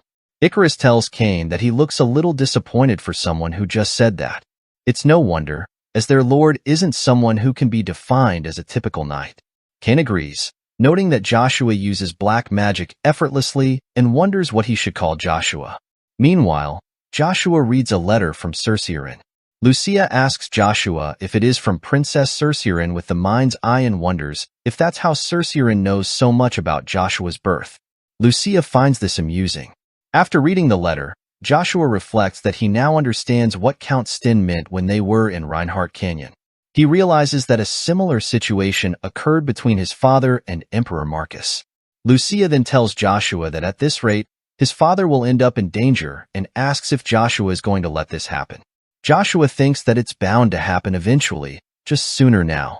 Noticing Joshua's serious demeanor, Theta asks why Joshua seems so serious, as it's not like him. Joshua asks Theta if there's something he wants to say. Theta reminds Joshua about the offer he made before the Master Battle, to stop Evergrande in exchange for helping Joshua become emperor. Theta proposes a change to the terms, requesting that Joshua hand Evergrande over to him. Theta acknowledges that Joshua also has a deep grudge against Evergrande, but expresses his desire to settle the matter personally. Joshua agrees without hesitation, surprising Theta. In return, Joshua sets a condition for Theta: to join the Knight Order formed by Joshua's subordinates, with a salary provided. Theta, though unexpected, accepts the offer. He adds that there is no guarantee eliminating Evergrande will restore the Magic Tower to its former glory, so having another job as a backup is acceptable to him. Theta agrees to Joshua's offer. Joshua stands up and instructs Cain to go and meet the newest member of the Gold Spirit Knights, Theta. He urges Cain to take good care of Theta as his senior. Cain promises Joshua that he will look after Theta dutifully and warmly welcomes Theta into the Knight Order. Meanwhile, the Black Dragon Crevasse interrupts, declaring that the time for chatting is over as they are nearing their destination. Crevasse points out the Forest of Elves to everyone. Ash is shocked to see that they have arrived at the Forest of Elves near Yggdrasil. Crevasse informs everyone that someone breached the High Elves' protective barrier beforehand, noting the remarkable progress of human magic. Ash reflects on how elves were once renowned for their mastery of magic and feels a sense of failure for losing to humans who appropriated their knowledge. He blames himself for not being worthy of the Olympus title. Joshua steps forward and reassures Ash that it's not his fault, advising him not to be too hard on himself. Joshua mentions there's something he wants to ask Crevasse before they part ways. Curious by nature, Joshua queries Crevasse about the final reward from the Tower of Trials. Crevasse asks what Joshua means, prompting Joshua to inquire specifically about the final reward. Crevasse then gives Joshua a hint, revealing that the doppelganger is one of the rewards found on the tower's top floor. In other words, the final reward of the Tower of Trials is at least comparable to that. It includes access to a realm that holds the truth of the world, currently off-limits to humans. Theta is puzzled by Crevasse's statement. Crevasse clarifies that this realm is inaccessible to ordinary mortals, though Joshua might be an exception. Theta is surprised to hear this, realizing that Joshua has privileges others do not. Joshua remarks that Crevasse's evasiveness indicates he won't divulge more. He emphasizes the importance of seizing the opportunity to climb the Tower of Trials, even if alone. Joshua leaps from Crevasse and descends to the ground. Witnessing Joshua's move, everyone follows suit, jumping off Crevasse to join him. Only Icarus remains. Crevasse asks Icarus if he's not going. Icarus replies that he is just an ordinary person. Meanwhile, the mages from the Magic Tower engage in battle with the Elf Knights, preparing their attacks. Upon seeing an opportunity, Freya charges in and moves to strike down the mages. However, the mages manage to complete their spell and launch it towards Freya. She narrowly dodges the strike and retaliates by firing her arrows, aiming to take down as many mages as possible. The mages are surprised by her swift counterattack. The leader of the mages reassures them not to worry, mentioning they still possess the power of the sun. They unleash a sun spell against Freya, but she counters with her Daraparka arrow, intercepting the incoming attack. With a single well-aimed arrow, Freya manages to defeat most of the mages. Witnessing this, the Elf Knights rejoice, confident they can drive the invaders away with their current momentum. Evergrant steps forward and acknowledges Freya's prowess, noting how easily she dispatched 4th and 5th class mages. By human standards, Freya must be above master rank. He offers Freya one last chance to surrender peacefully and hand over Stormwind, the Tempest. Upon hearing Evergrant's proposition, Freya dismisses humans as pathetic for attempting to categorize and judge others by ranks. She expresses disbelief at the notion that such rankings accurately reflect competence, suggesting instead that they serve primarily to demoralize enemies. Freya asserts that by human standards, her abilities are at a superhuman level, warning Evergrant to retreat with his forces unless they wish to face defeat. Evergrant remarks that he had believed all elves to be gentle and naive, but now sees otherwise. He swiftly casts a spell, instantly capturing all the Elf Knights. Moving to strike Freya, Evergrant's attack is deftly evaded. He boasts about the superiority of his body-strengthening spell over elven magic. Freya attempts a kick, but Evergrant effortlessly blocks it, knocking her back. Quickly regaining her stance, Freya leaps back and imbues her arrow with the Kararon spell before loosing it at Evergrant, who narrowly dodges the projectile. To Evergrant's surprise, the arrow changes direction and hurtles towards him. Reacting swiftly, Evergrant casts a shield spell to intercept the incoming arrow. However, much to his astonishment, the arrow breaches the shield and embeds itself in the ground. Evergrant acknowledges Freya's earlier claim of being superhuman ranked, impressed by her prowess. Undeterred, Freya unleashes her special spell, creating clones of herself that fire arrows from all directions. Evergrant skillfully neutralizes each arrow with his spell, effortlessly shattering them. Observing this, Freya is visibly taken aback. Evergrant comments on the incomprehensible nature of 8th class magic, emphasizing the vast difference between superhuman abilities and those of the 9 stars. Evergrant then employs his 8th class magic to immobilize Freya. He demands she disclose the location of the Tempest Stone. Defiant, Freya refuses to divulge anything. Then Evergrant informs Freya that he will resort to using mind control to extract the location of the Tempest Stone from her memories. After delving into Freya's mind, Evergrant successfully pinpoints the whereabouts of the stone. He declares that obtaining the Stormwind Stone will enable him to surpass the 8th class barrier and potentially attain the 9th class, albeit limited to the wind element. He asserts that such power will even surpass that of dragons. Just as Evergrant revels in his impending triumph, Joshua intervenes and stands before him.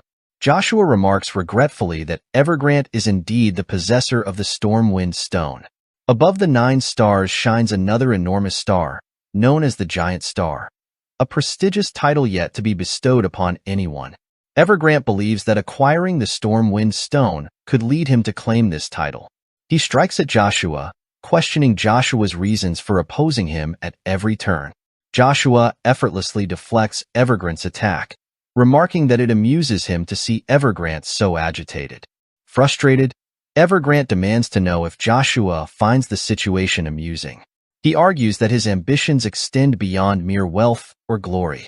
Joshua agrees, stating that his intentions are different. He explains that there are individuals whose mere existence poses a significant threat to the world, himself included. Evergrant is taken aback by this revelation. Joshua continues, acknowledging that if he desired wealth or fame, Joshua asserts that while he has the power to achieve wealth or fame, those are not his priorities. Instead, what is precious to him are his comrades, those he considers as such. He informs Evergrant that he will demonstrate the true might of his spear, a weapon feared throughout the Empire for its unmatched prowess in vanquishing enemies.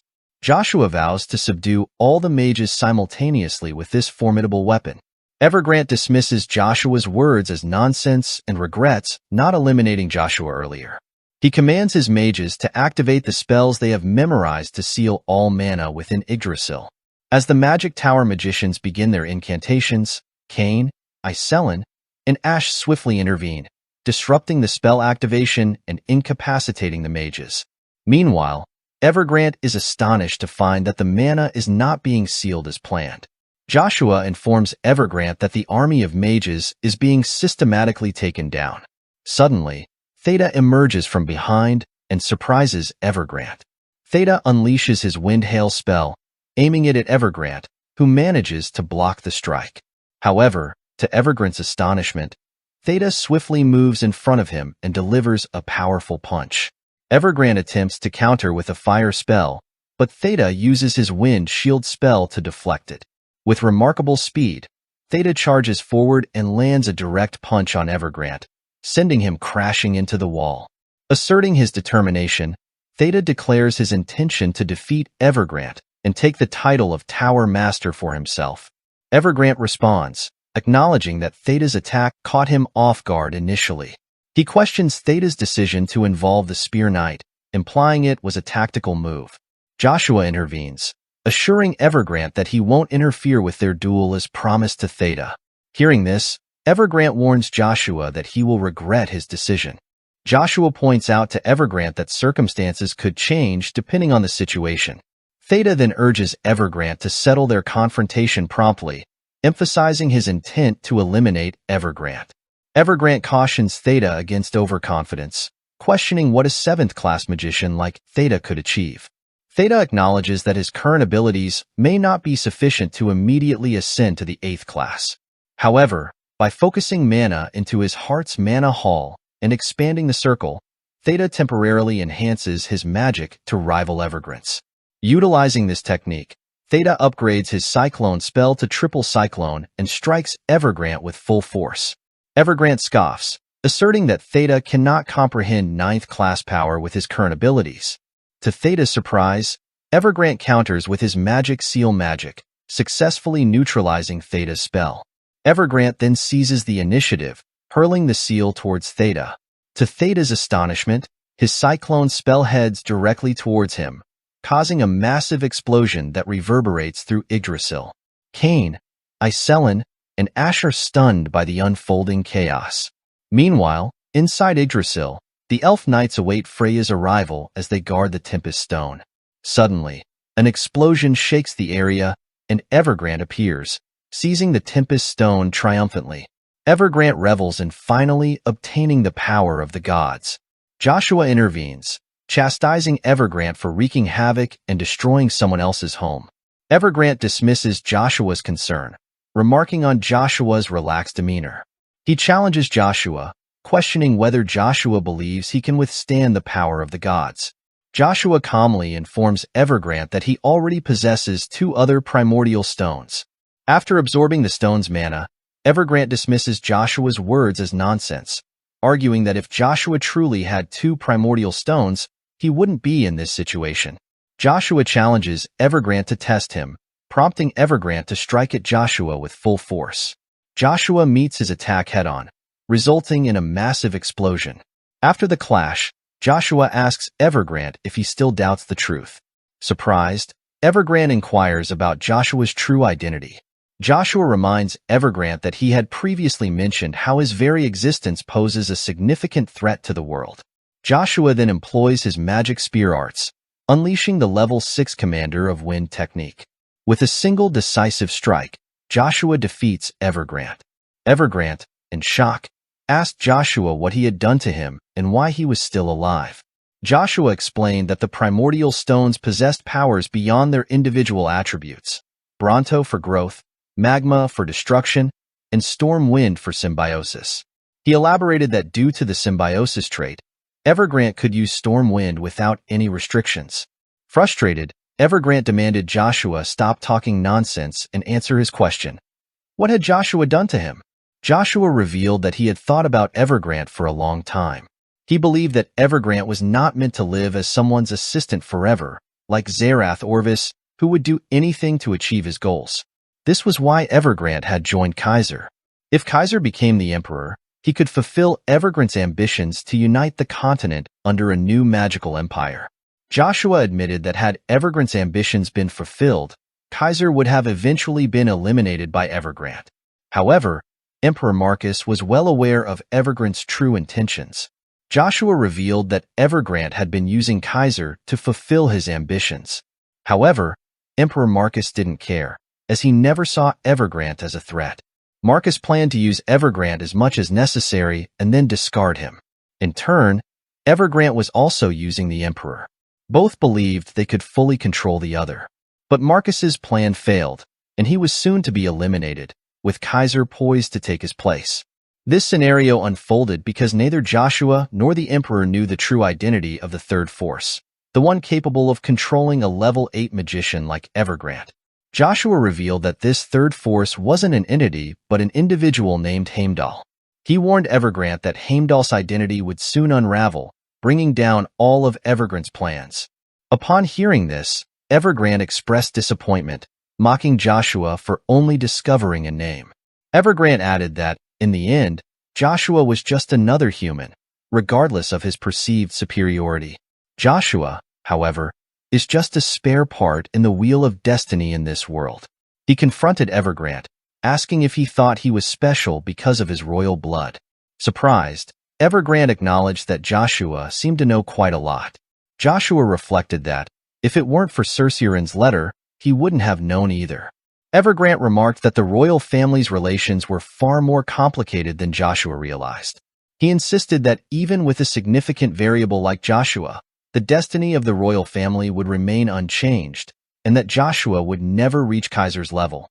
Deciding it was time to end their exchange, Evergrant told Joshua that if he had nothing more to say, they should finish this. He believed Joshua wouldn't be able to extract any more information from him and urged Joshua to eliminate him and end it. Joshua then suggested Evergrant make a contract with Asmodeus, as Zerath did. Evergrant responded sharply, warning Joshua not to misunderstand. While he respected Zerath's magical theories and passion, his values were entirely different.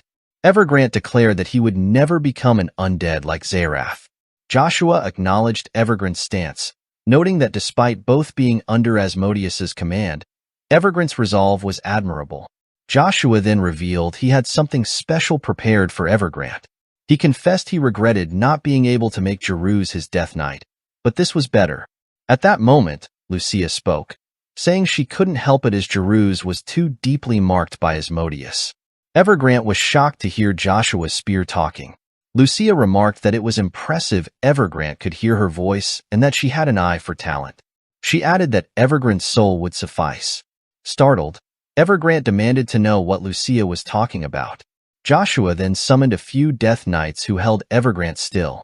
Pointing his spear at Evergrande, Joshua explained that Evergrande knew well about Asmodeus's power, the forced contract recall of souls. This ability allowed the creation of Death Knights and Liches without their agreement. Joshua told Evergrande that he possessed a similar power. Stunned, Evergrande pleaded with Joshua to stop and just eliminate him. However, Joshua used his powers, transforming Evergrande into a Lich. Joshua anticipated that Evergrande would become an A-class Lich. Lucia congratulated Joshua on successfully turning Evergrande into the King of Liches. The scene then shifted outside, where Iselin picked up a purple orb. Ash, shocked by this sight, realized that Yggdrasil was destroyed and feared that everything was over for the elves. Freya and the other elf knights stepped forward, expressing their gratitude to Ash. Theta had told Freya everything about how Ash had brought reinforcements to fight the invaders. Freya declared that with Ash back, the elves should rebuild their home together. Ash was left speechless by their support. At that moment, Crevasse arrived and told Ash that after spending so much time with Kayun, the tree spirit, he also felt sad. Crevasse encouraged Ash, saying it was time to step out of the shade of the world tree and into the sun. Crevasse urged Ash to make the right choice. Hearing this, Ash wondered if such a choice even existed, feeling unable to protect his people without the foundation of Yggdrasil. At that moment, Crevasse appeared before Ash with Icarus. All the elves greeted the Black Dragon with respect. Crevasse told Ash that while it was impossible to protect everyone without Yggdrasil, the elves needed to leave this place now or they never would.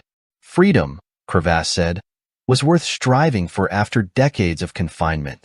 Now was the time to leave the place of pain and create the union of elf races that Ash had always dreamed of. Crevasse emphasized not to miss this opportunity given by the human who saved their race. At that moment, Joshua arrived and agreed with Crevasse, stating that the chains binding Ash were broken and that they would be Ash's first organization members. Joshua warned others not to touch the elves, or he would intervene. He then told Ash that he had worked hard and was now free to go anywhere. Ash felt a surge of happiness hearing this, realizing the possibilities that lay ahead. Seeing Joshua, Freya exclaimed that he was the one who saved the elves and Theta from the hurricane magic and defeated the invading magicians. Cain, hearing this, remarked that no one could defeat Joshua, not even the world's strongest magician. He added that now they had regained control of the magic tower, things were falling into place. Noticing Iselin's serious expression, Cain asked Iselin why she looked so serious. Iselin addressed everyone, revealing that something significant had happened. The Continental War had erupted. The scene then shifted to knights rushing to attack Duke Agnes together, highlighting the imminent conflict. Everyone had expected that Emperor Marcus would be the catalyst for the Continental War. However, against all expectations, the spark was ignited by the Hubalt Empire's civil war. The scene shifted to the Hubalt Empire, in front of the temple, where factions of the empire faced each other. Among them was Lilies, also known as the Silver-Eyed Sword Demon, master of the Moon Door from the Hubalt Empire. Chrysler, one of the 9 stars of Avalon from the same empire, stepped forward and commanded Jactor to hold back his troops. He warned that if Jactor took a single step forward, Chrysler would have no choice but to confront him, emphasizing that His Holiness also desired peace. Jactor retorted, questioning if His Holiness was hiding somewhere. He accused Chrysler of being preoccupied with maintaining the status quo during the 3 years Jactor had been away, even as other countries plundered the Hubalt Empire's treasures and Chrysler did nothing. Jactor, also known as the Martial Battle King and one of the 9 stars of the continent from the Hubalt Empire, stood firm in his defiance. Jactor demanded that Chrysler step aside, declaring his intention to travel to Avalon himself to retrieve the Holy Grail. Chrysler warned that such an action would lead to war. Jactor responded that Avalon had already crossed the line by turning people into the undead, and accused Chrysler of being aware of Sir Christian's actions. Surprised by this, Chrysler thought to himself that there was no way he could be unaware. His own disciple had fallen victim to a lich at Castle Reb of the Avalon Empire, and Christian had yet to fully recover. However, Chrysler knew that starting a war over this would result in unimaginable loss. Determined, Chrysler told Jactor once more to have his army stand down. Ignoring the warning, Jactor commanded his forces to draw their swords. Seeing this, Chrysler ordered his own forces to prepare for battle. Both sides charged, and the battle began. As Chrysler's knights were injured, the healers swiftly used their divine spells to heal them, intensifying the fierce confrontation. At that moment, Jactor stepped forward, a blue aura enveloping his body. He declared that the divine healing power only allowed the knights to heal partially. With a swift motion, Jactor unleashed his aura fist, taking down several knights with a single strike. Chrysler, undeterred, stepped forward and reassured the knights to press onward. She invoked the blessings of Hermes, casting a spell that completely healed all the knights, including Lily's and the others. Witnessing the sudden healing, Jactor remarked sarcastically that they looked just like the undead. Undeterred, Jactor's forces charged at the knights again. Lily's swiftly intervened, blocking a strike and swiftly dispatching a few soldiers from Jactor's ranks with a decisive blow. Undeterred by the setback, the other knights pressed forward toward Jactor. In response, Jactor channeled his aura, summoning a lion-like creature that decimated the oncoming knights. Observing Jactor's newfound abilities, Chrysler noted that he had never seen aura manipulation before and wondered if it was a result of Jactor's intense training. Jactor asserted to Chrysler that he had achieved a stage above aura, while Chrysler had been occupied training younger recruits. He charged at Chrysler with his augmented aura, striking forcefully. The impact caused a massive explosion, shaking the surroundings. Meanwhile, Lily's watched in disbelief at how dire the situation had become. She regretted not intervening sooner, thinking she should have halted Jactor and Chrysler's conflict when they were just 2 stars of the Empire. Amidst the chaos, Chrysler and Jactor continued their intense battle. Chrysler appealed to Jactor, pointing out the devastation around them and urging him to cease before more damage was done. Jactor, unwavering, insisted that he would not stop, driven by his vision of the great Hubalt Empire's rebirth. In response, Chrysler implored Jactor to abandon his misguided sense of justice. Jactor retorted, questioning Chrysler's authority to speak on justice when she sought peace in the name of God. Their clash intensified, each refusing to yield. Observing the escalating conflict, Lily's realized that if she didn't intervene soon, the city itself might face destruction. Cardinal, Lily's father, stepped forward amidst the escalating conflict and addressed her with solemnity. He explained that Jactor and Chrysler wouldn't cease their battle until one of them was defeated. Cardinal urged Lily's to return to Reinhardt, their stronghold. Perplexed, Lily's questioned her father's directive, stating she couldn't retreat from the battlefield. Cardinal insisted she listen carefully. If things went awry, someone had to rectify them. He emphasized that they needed to secure alliances with other kingdoms who could challenge the Empire from the outside, an endeavor only Lily's, as the head of the Moon Door, could accomplish. As soldiers from Jactor's forces noticed Lily's and moved to apprehend her, Cardinal urgently instructed her to leave immediately. Lily's protested, unwilling to depart alone. Cardinal admitted he lacked the strength for a confrontation, but vowed to hold off the soldiers with all his remaining power. He warned that if the soldiers captured Lily's, it would spell doom for the Moon Door and everything they fought for. Frustrated and conflicted, Lily's reluctantly realized she had no choice but to flee. With a heavy heart, she turned and ran away from the scene. The scene then shifted to the Avalon Empire, leaving the fate of Hubalt Empire's internal strife hanging in the balance. A worker approached Emperor Marcus with urgent news. The Emperor's faction had emerged victorious in the civil war within the Hubalt Empire. Furthermore, it appeared that the Hubalt Empire was preparing to mobilize its army for an invasion of the Avalon Empire. Emperor Marcus listened intently, then remarked that he had expected the civil war to drag on due to the rivalry between Chrysler and Jactor. Admitting his miscalculation, he concluded that the Holiness faction had lost, and the Moon Door was now in disarray. In response to the imminent threat, Emperor Marcus ordered his worker to release their information immediately. He instructed them to reveal that all the forces of the Avalon Empire, led by the Black God, were converging on the Great Plain of Croton. The scene shifted to the border between the Swallow Empire and the Sran Duchy, where Lucifer conversed with Duke Ima. Lucifer asked if they would be visible from the high celestial realm. Duke Ima grimly replied that if the angels were indeed watching, then there would be no one left on the land who hadn't sinned.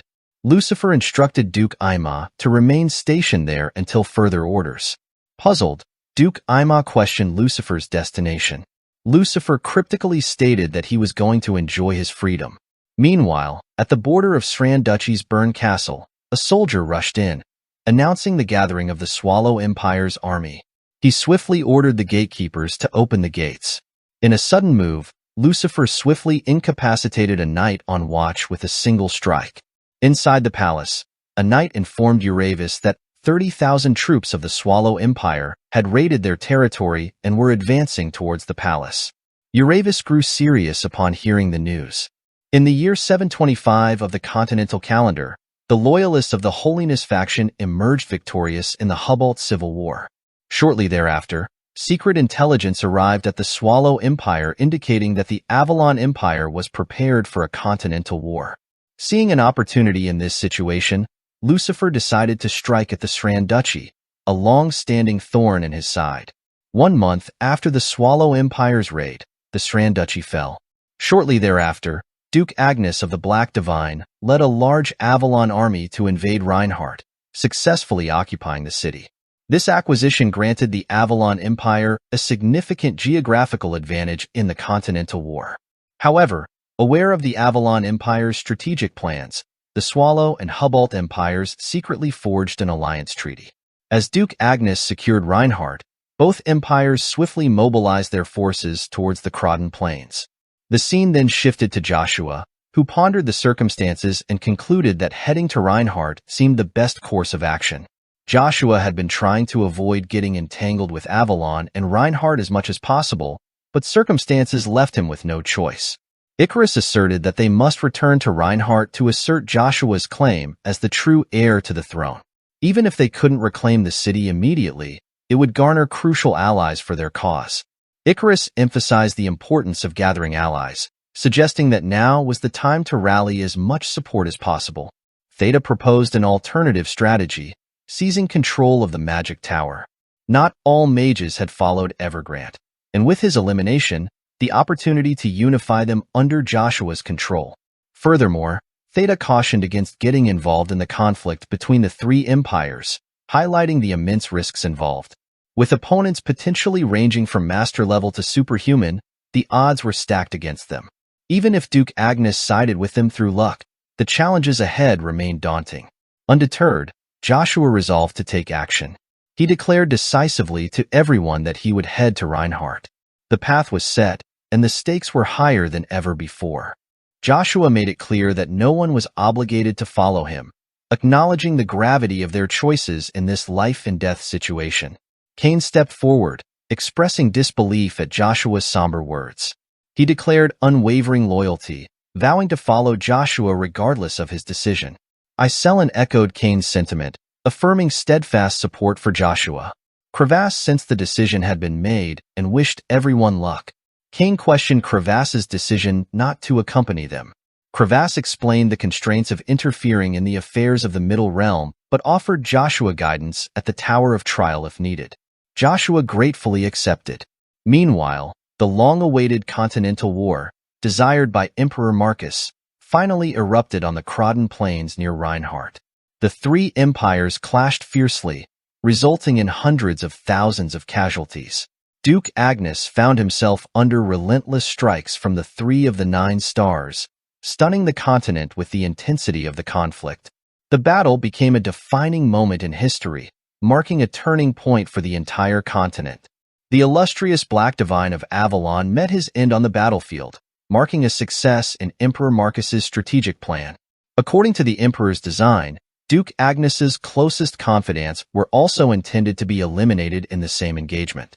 However, unforeseen by the Emperor, the late arrival of an enigmatic figure changed the course of events. The true king of Reinhardt, Joshua Sander.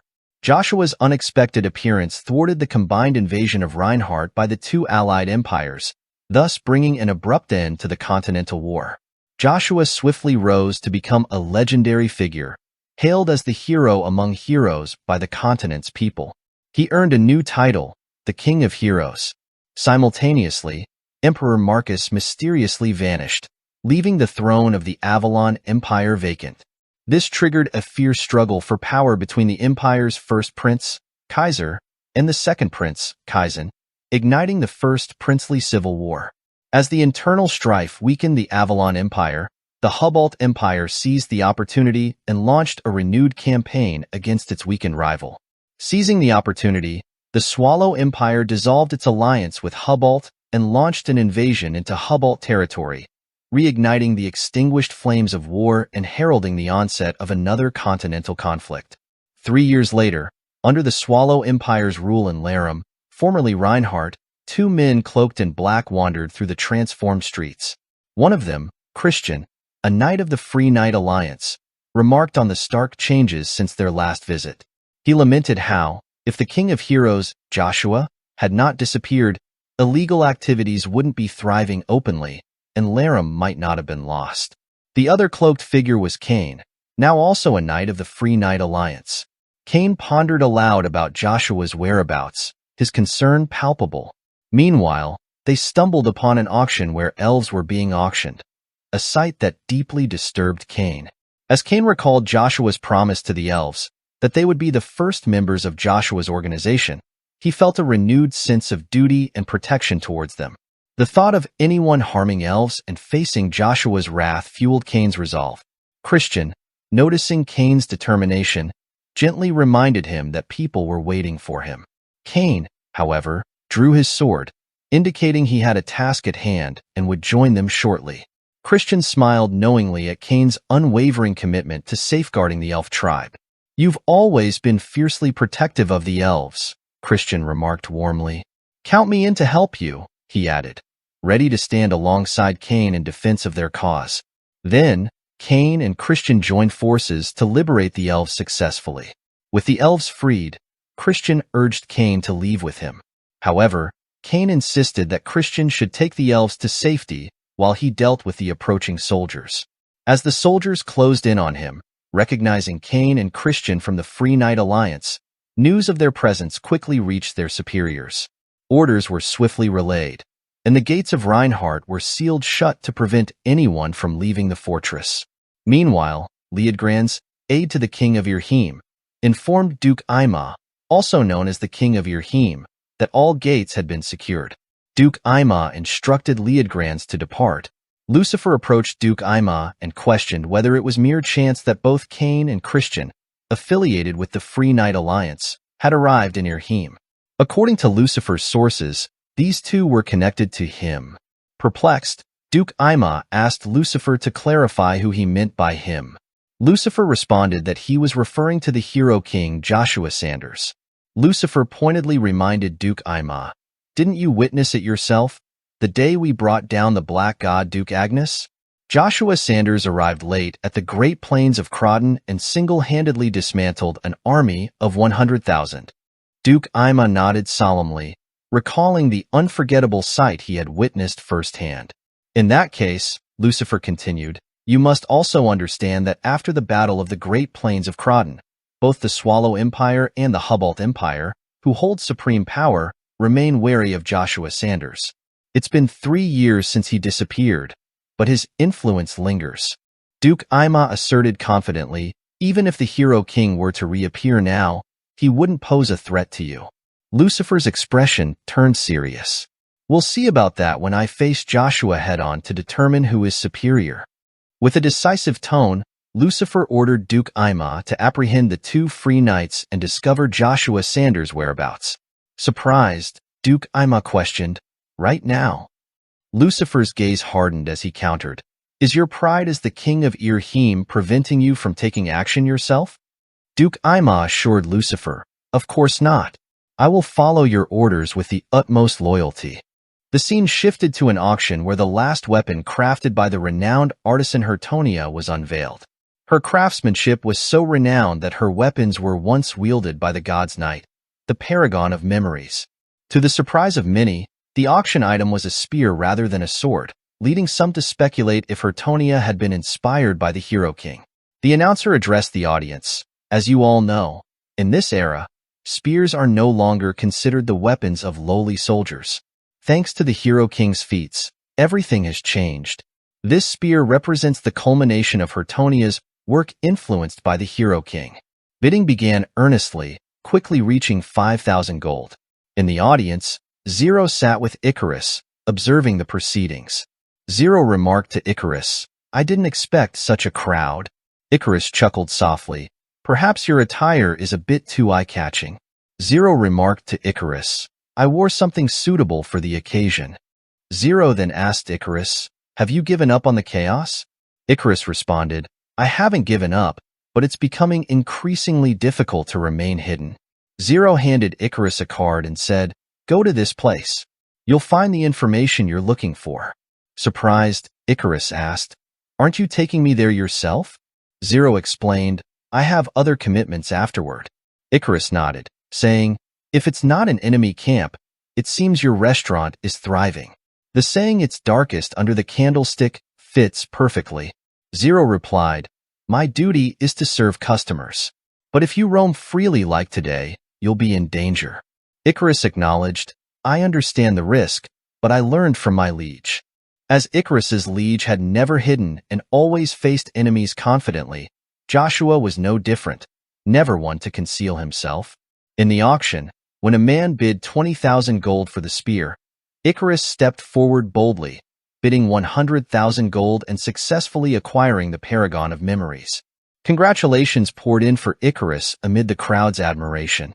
Meanwhile, in Irheim, Cain found himself surrounded on a rooftop by soldiers. Cain knew Christian must have left with the elves, making any further delay futile. With decisive action, Cain struck swiftly, taking down all the knights with a single precise blow. Elsewhere, at a festival, Irheim's soldiers scanned the crowd for cloaked figures. Frustrated, Cain realized lingering would cause trouble and potentially make Icarus unreachable. Just then, Icarus approached from behind, acknowledging the mounting problems. She urged Cain to embrace her, and upon seeing them together, the soldiers searching for Cain retreated, allowing them a moment of respite. Cain, flustered by the sudden attack, informed Icarus that the soldiers had departed. Icarus remarked on their reunion after many years, noting how much Cain had changed. Cain reciprocated the sentiment, expressing joy at seeing Miss Icarus again. Suddenly, the building began to ice over, catching Cain and Icarus off guard. Duke Aima revealed himself, mentioning he had heard of the Bless of Night's presence, but was curious about Icarus. Recognizing her distinctive blue hair, Duke Aima identified her as Icarus of the House of Sanders, also known as the Heavenly Brain. He pondered aloud about the gathering of individuals related to the Hero King, wondering if it was part of Joshua's plan. Without warning, Duke Aima attacked Cain. Knowing that dodging would endanger Icarus, Cain opted to block the strike instead. The force of Duke Aima's blow shattered Cain's sword and struck Cain directly, overwhelming him with the power of ice. 3 years ago, the Continental War forged numerous heroes, elevating the Swallow Empire and the Hubalt Empire to the strongest nations on the continent. Among these heroes were Lucifer, the Blood Monarch, and Jactur, the Martial Combat King. Yet, the one who tied together all the kingdoms that the Empire brought down, thus completing the Allied powers, was the mysterious leader, King Joshua Sanders, the Hero King and the pinnacle of countless heroes. In the present, Christian used his divine power to help Cain withstand Duke Aima's strike. Duke Aima, recognizing Christian's presence, realized he had to deal with both Cain and Christian simultaneously. Wasting no time, Cain charged at Duke Aima, initiating a clash that caused a massive explosion. Duke Aima's sword began to crack under the strain. Assessing the situation, Duke Aima acknowledged that he couldn't defeat Cain with sheer physical strength alone. However, he reminded himself that true strength wasn't solely about physical power. Duke Aima invoked a spell, and ice began to encase Cain's body. Surprised, Cain asked, Did you change your mana application type to the aura's property of ice? Duke Aima replied, It's called the true aura. In the Swallow Empire, they refer to it as aura materialization. The names differ, but the essence is the same. It's a miraculous technique that doesn't just transform aura, it materializes it in whatever manner we desire. Christian stepped forward, retorting, Don't act so high and mighty just because of that. You're not the only one here who can use it. With determination, Christian cast his immunity spell and struck Duke Aima with full force. The impact pushed Duke Aima back, and he found himself struggling. Duke Aima thought, This can't be divine power. Maybe Christian is using true aura. As Christian's strike completely dispelled Duke Aima's aura, Duke Aima was astonished. He couldn't believe that Christian could wield true aura in such a way. Duke Aima, realizing the challenge of fighting against two superhumans, thought to himself, fighting them both is too much. Cain turned to Christian and said, You're later than I expected. Christian replied, The old man followed us all the way to Irheim. I got held up a little. Surprised, Cain said, So the voice I heard was the master's after all. Hearing this, Duke Aima admitted, I should have left this to someone else. Emperor Lucifer just happens to be here, so I should have asked for his help. Both Christian and Cain were shocked.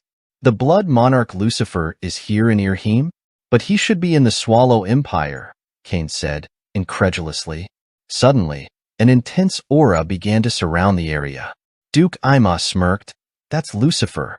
Now I can step back? The overwhelming pressure from Lucifer's aura caused Icarus to fall to the ground. Cain rushed to her side, asking, Are you okay?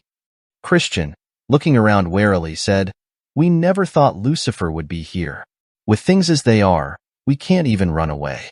We're done for. Just then, a powerful lion-shaped aura surged from behind Duke Aima. Shocked, Duke Aima thought, This isn't Lucifer's aura. A figure emerged and struck Duke Aima, sending him flying into a wall. It was the Lion King Rian Geiger, leader of the Free Knight Alliance. Rian turned to Christian and Cain, saying, Leave now. I'll handle Duke Aima. Hurry, time isn't on our side. Do what you came here to do. Cain protested, We'd rather take down Duke Aima alongside you, Rian. Then you can come with us. Christian nodded. Cain is right. Taking down every single general will benefit us. Rian shook his head. People who have reached the level of the 9 stars aren't easy opponents. Didn't Christian already say that if Lucifer comes here, we can't run away? You must find the answer you seek before things get worse. Cain insisted, We can't leave you alone, Rian. Rian's gaze hardened. You must. This mission is too important. Trust me to hold off Duke Aima. Duke Aima steps forward and tells everyone not to worry, assuring them that no one will be able to escape. He materializes a dragon from his mana, shocking Rian and the others. Duke Aima states that no one will leave, then strikes at them. Rian responds by summoning his manticore and covering himself with his lion aura, and they clash. Telepathically, Rian tells Cain to listen carefully. Rian explains that they are not in Irheim just to gather intel. They might be able to find Joshua this time. Hearing this, Cain grabs Icarus's hand and runs with her. He tells Christian, Let's go and let Master Rian handle Duke Aima. In his mind, Cain thinks he will come back to Rian after finding Joshua and tells Rian to be careful until then. Rian responds that he will wait. Seeing Cain and the others escaping, Duke Aima charges after them, but Rian steps forward, blocks Duke Aima's path, and clashes with him. Frustrated, Duke Aima says that Rian ran away during the war. So why is Rian here? Then the scene shifts to a small hut where Icarus and Cain have found a secret path.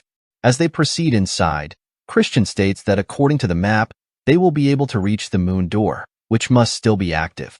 Christian asks Icarus what she heard from the moon door. Icarus tells Christian that she couldn't get the details either because there was a big risk of the communication channels being wiretapped. However, what Icarus is sure about is that the moon door has found Joshua's last trail. Both Christian and Cain are shocked to hear this. Christian states that if it's true, then it was worth the risk to come here. He asks Icarus where Joshua was last seen. Icarus tells Christian that's all the intel she has. Icarus then asks both Christian and Cain if it is really okay for them to leave Rian there alone, And what if Lucifer really shows up to help? Cain tells Icarus not to worry, as he and Christian went around the continent learning to wield the sword from the Lion King. Rian is a teacher to both Cain and Christian, and they are well aware of what Rian is capable of. Rian won't go down easily. Christian tells Icarus that Cain is right. After all, Rian is the reason Cain and Christian learned aura materialization. Hearing this, Icarus asks, does this mean Cain can also use aura materialization too? Cain tells Icarus that he doesn't know how to use it yet, but he assures her that he will make it happen. In his mind, Cain thinks that he will master the true aura, which can crush aura materialization. He will transcend his limits purely with his own strength and gain power so absolute that he can even protect Joshua. Then suddenly, a portal appears in front of them. Icarus says that it could be a trap. Then the scene shifts to where a voice tells Joshua, "How long are you going to stay asleep? The world has changed a lot, and they can't wait any longer. Do you still not have the courage to face reality?" The voice urges Joshua to wake up, reminding him of his promise to Lucia and not to waste the effort Lucia spent centuries expanding. Joshua thinks that he knows that. He just needed some time to sort through things in his head. About Duke Agnes, secret plots, tricks, betrayal, same situation, different thoughts, and a smear campaign. Joshua thinks that the moment he leaves this place, he will destroy everything. The scene then shifts to the present, and the map Christian was using vanishes. From the portal, Lily steps forward and tells Christian not to worry about the map as they are in the right place. Seeing Christian, Lily says she is glad to see that Christian is better now. Christian asks Lily's what she is doing here. Lily's tells Christian that they don't have much time, so she will relay the important information to them. As they have found traces of Joshua in the Tower of Trials, everyone is shocked to hear this. Lily's further explains that she once placed a warp marking within the Tower of Trials in the past. If she activates this rune that she just set up, she can immediately teleport everyone to the Tower of Trials. Christian asks Lily's why she didn't just ask them to come to the Tower of Trials if all of this was true. Lily's explains that she cannot leave her current location, and if the information had leaked, Christian wouldn't have been able to approach the Tower of Trials safely. That's why Lily's called them there for their search for Joshua. Soon, the two empires, Hubalt and Swallow, are going to make a move over this place, Irheim. Once again, Lily's needs to keep an eye on what the two empires are scheming. Icarus states that this is why Lucifer was in Irheim, to prepare for another invasion from the Hubalt Empire. Lily's tells everyone that there has been some discord between the two empires, but nothing is certain. There is also a chance they may form an alliance again. Whether they fight or form an alliance, the continent will be in danger all the same. And that's why they must find Joshua as soon as possible before the continent is engulfed in war once again. The Avalon Empire is also using this opportunity to settle their civil war between the princes. There was also an unforeseen event in Avalon. Cain points out that the Avalon Empire is on the verge of collapse due to the 3-year-long war, emphasizing they should head to the Tower of Trials immediately. Lily's further explains that everyone needs to know this and mentions that the missing fourth prince has reappeared in the Avalon Empire, supported by a formidable backer. Icarus tells Lily's they understand the situation for now and should focus on the present task. She asks Christian if he will help them, noting they share the goal of finding Joshua and might meet him soon. Christian assures Icarus that he will, of course. Then Christian tells Lily's that he's still curious about many things, but suggests they discuss it later. Lily's informs them they will be teleported to the Tower of Trials in the blink of an eye and wishes them luck. Icarus tells Lily's they should meet again after taking care of everything. The scene shifts to outside, where Duke Aima tells Lucifer that he initially thought they would be on the same level since they are both 9-star beings. However, Duke Aima acknowledges that Lucifer is on a completely different level. Lucifer asks Duke Aima why he hid his powers, noting that Duke Aima didn't even use his spirit arts, his main specialty. Lucifer adds that he will be disappointed if Duke Aima claims he wasn't planning to use his spirit arts as an excuse. Duke Aima explains that he had to keep his true powers a complete secret and knew Lucifer would come here after the Lion King barged in. Hearing this, Lucifer realizes that Duke Aima used him. We then see that Lucifer has defeated the Lion King. Lucifer tells Duke Aima that if these intruders made it here safely, it means they have a backer familiar with Irheim, likely the Moon Door, whose base used to be here. Although Lucifer thought the moon door was no longer a threat, it seems they were merely hiding. Now, Lucifer vows to eliminate them for good. The scene shifts to the Tower of Trials, where Christian, Cain, and Icarus have arrived. Christian states that the tower is completely different from what he had heard, as he expected monsters to be everywhere. Suddenly, Cain senses Joshua's mana and tells everyone to follow him. In his mind, Cain thinks that Rian was right and believes he might actually find Joshua this time. Cain is certain that Joshua is here. They soon see Joshua. Cain tells Joshua that he was really here and asks what happened in the last 3 years.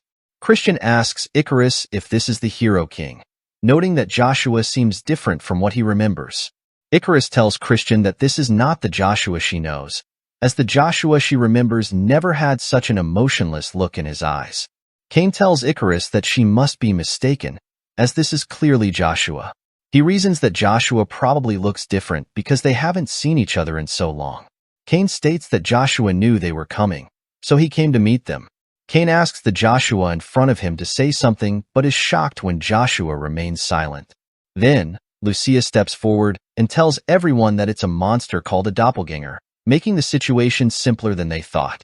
Christian, shocked, inquires about the spear's identity.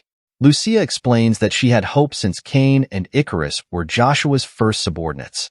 She then begins to emit her demonic aura. Christian warns everyone to be careful as the spear is releasing demonic energy, noting that it is not normal but of a high-ranking demon. He speculates that it might be one of the tower's trials. However, Cain recognizes Lucia as Joshua's spear and asks if Joshua left them a message. Lucia tells Cain not to be deluded, explaining that Joshua isn't here and she is there to relay his lessons at Joshua's request. Cain doesn't understand what Lucia means. Lucia clarifies that Cain and the others must go through the same trials Joshua did in the past. She surrounds Cain with her aura, and suddenly Cain vanishes. Surprised, Christian asks Lucia where Cain is and demands she bring him back. Lucia explains that Cain must endure the same trials Joshua went through, stating that the rules are simple: do everything they can to survive the trials. 3 years ago, that was enough time for powerless kingdoms to collapse, and Avalon was one of them. Unlike the internal conflict in the Hubalt Empire, the fall of the Avalon Empire had several complicated factors. In particular, the demise of Duke Agnes, one of the 9 stars, and the sudden disappearance of Emperor Marcus contributed significantly. Additionally, Duke Tremblan, the Sword Emperor, and one of the great mountains of the Avalon Empire also went missing. These events led to Avalon closing its borders and an internal power struggle erupting in full swing. The scene shifts to the Avalon Empire, where Lisser states that they reclaimed it in 3 months. Kisser wonders how things reached this point and wishes the tiring fight would just end. Count Sten tells Kisser that they have no way out. At the very least, they must bring down as many enemies as possible for this to end. Of course, they also have to eliminate the second prince, Kaizen. Kisser tells Count Sten that they can't eliminate someone so rashly. Count Sten responds that this is something Kisser must do to become emperor. Kisser ends the conversation, stating that he called Count Sten here for a different reason.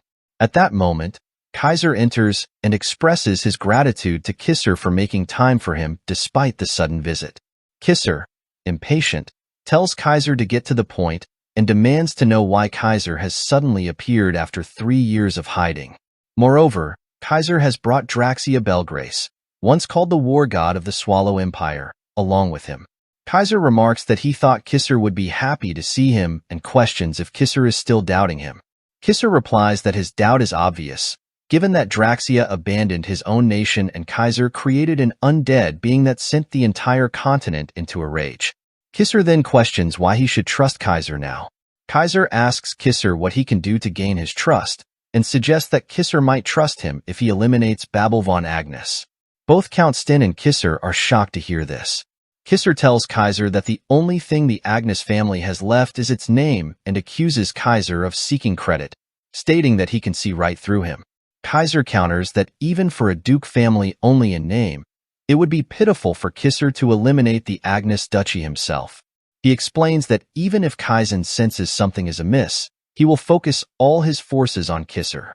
In comparison, using Kaiser is easier, as no one will expect him to betray Kaizen. Hearing this, Kisser tells Kaiser that no matter how reasonable he sounds, it is still hard to trust him. Kaiser acknowledges this, stating that he never trusts people in the first place and is simply making moves and countermoves to deal with the situation. Kaiser proposes another plan to Kisser, to make a settlement offer with Kaizen.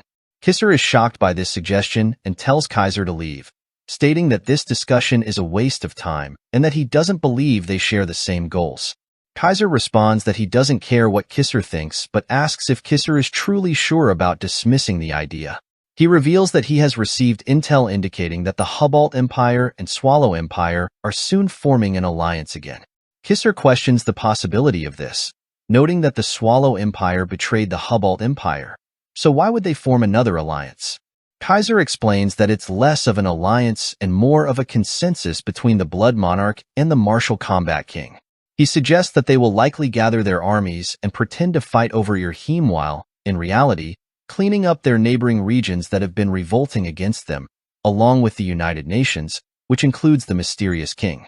Kaiser continues, explaining that Hubalt and Swallow will eventually bring the entire continent under their control. He tells Kisser that Avalon could either be one of those neighboring regions or completely ignored due to its weakness. Count Sten agrees, stating that Kaiser is right. Avalon's power has fallen so much that it isn't even on the radar of the Swallow and Hubalt empires. Kisser is left speechless by this revelation. Kaiser then mentions that Avalon will soon become a thing of the past and announces that he has brought a very important person with him. To everyone's surprise, it is Duke Tremblin.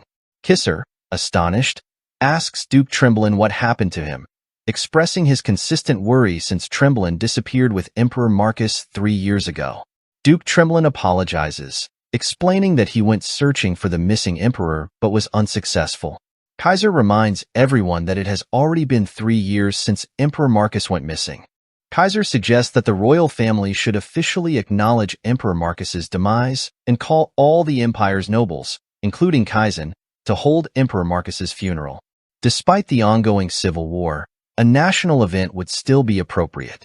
Kisser asks Kaiser if he really thinks the other nobles will listen to them, as they don't even listen to him. Kaiser responds that this was the case until Duke Tremblin reappeared, but the dynamics have now changed.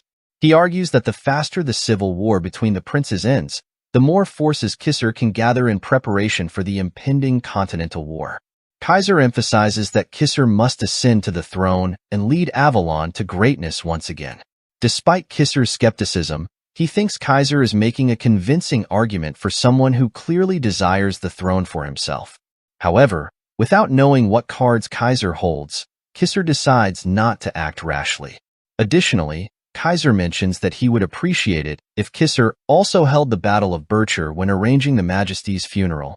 It would be a great opportunity for all the royal family knights to gather together.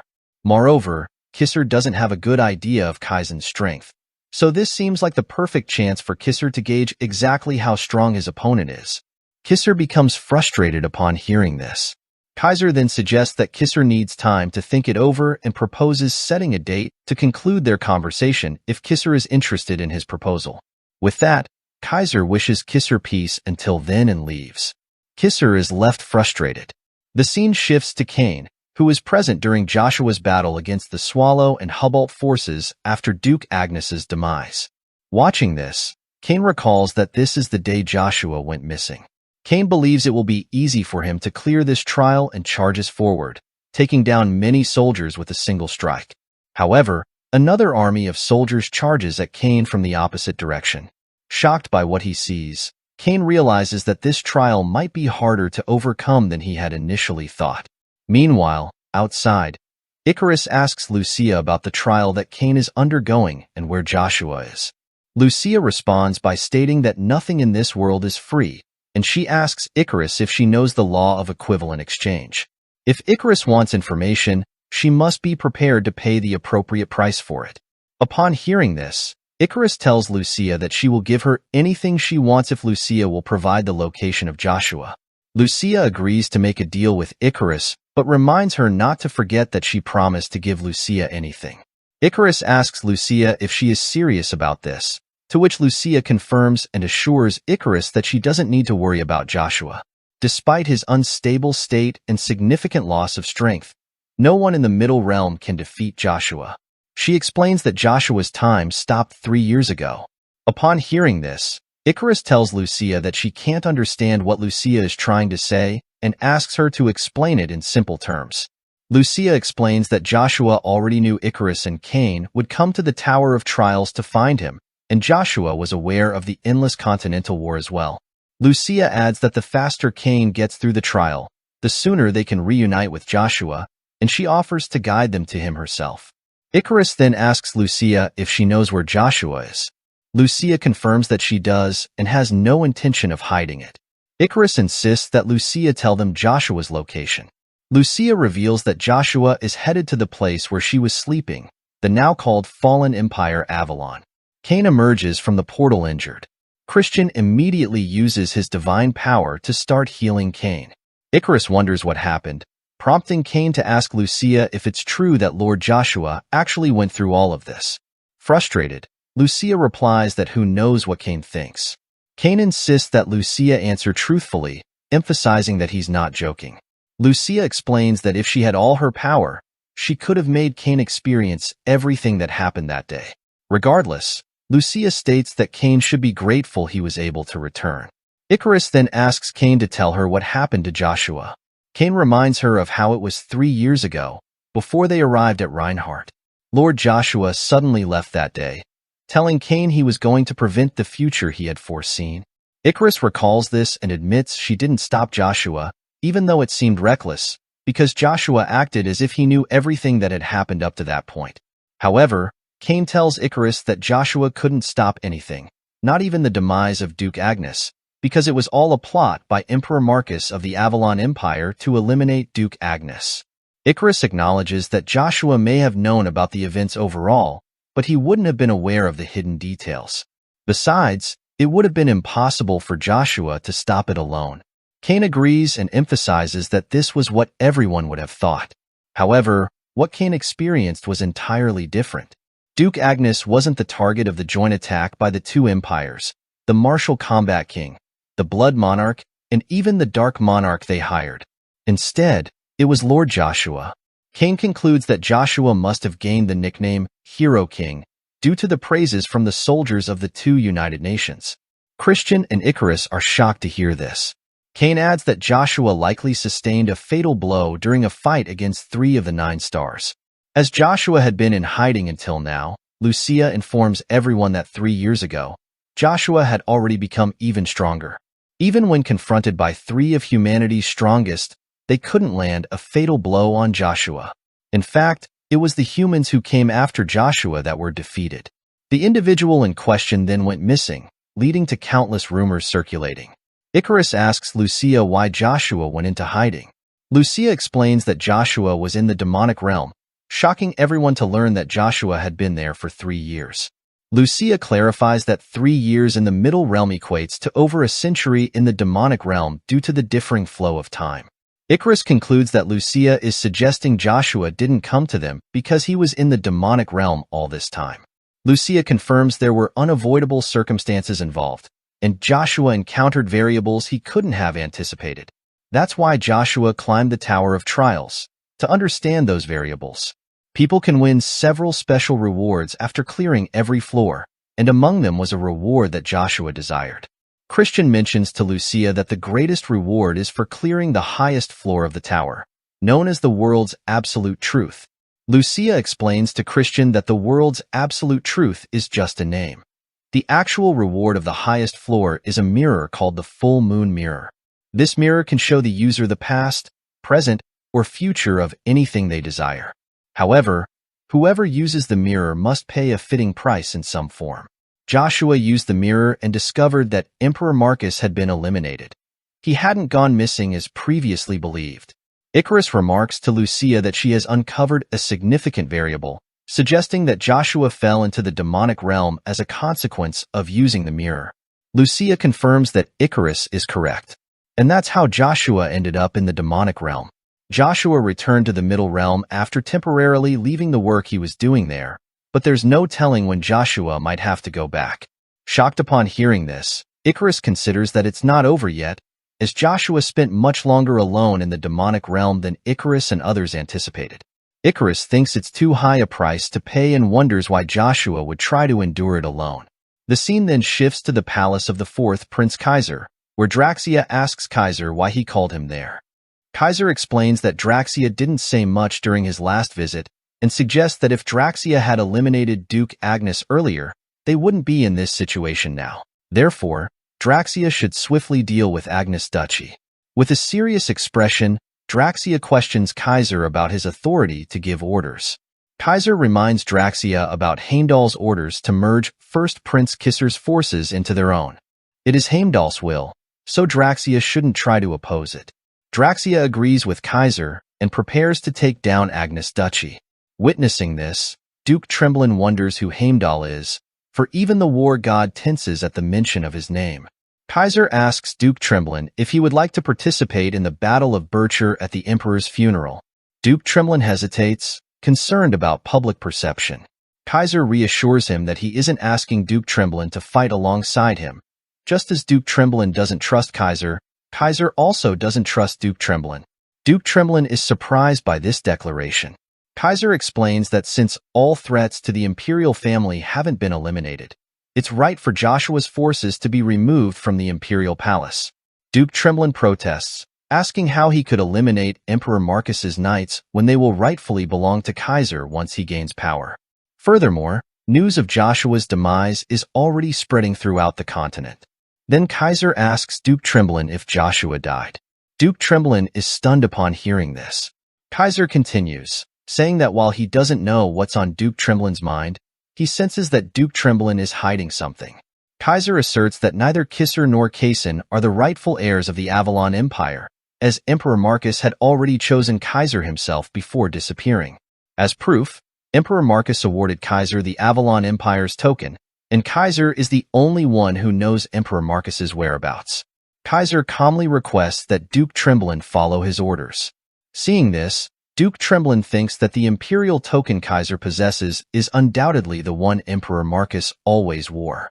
However, the Emperor, Duke Tremblin knows, would never relinquish the token so easily, even to his own child.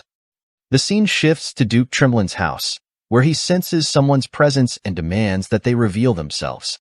It turns out to be Joshua Sanders.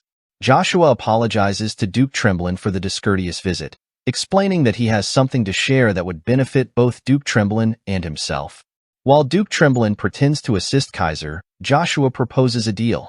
If Duke Tremblin investigates one particular matter, Joshua will provide the information Duke Tremblin seeks. Dismissing Joshua as a traitor to the Avalon Empire, Duke Tremblin demands Joshua surrender. Unperturbed, Joshua insists he doesn't have time for this confrontation.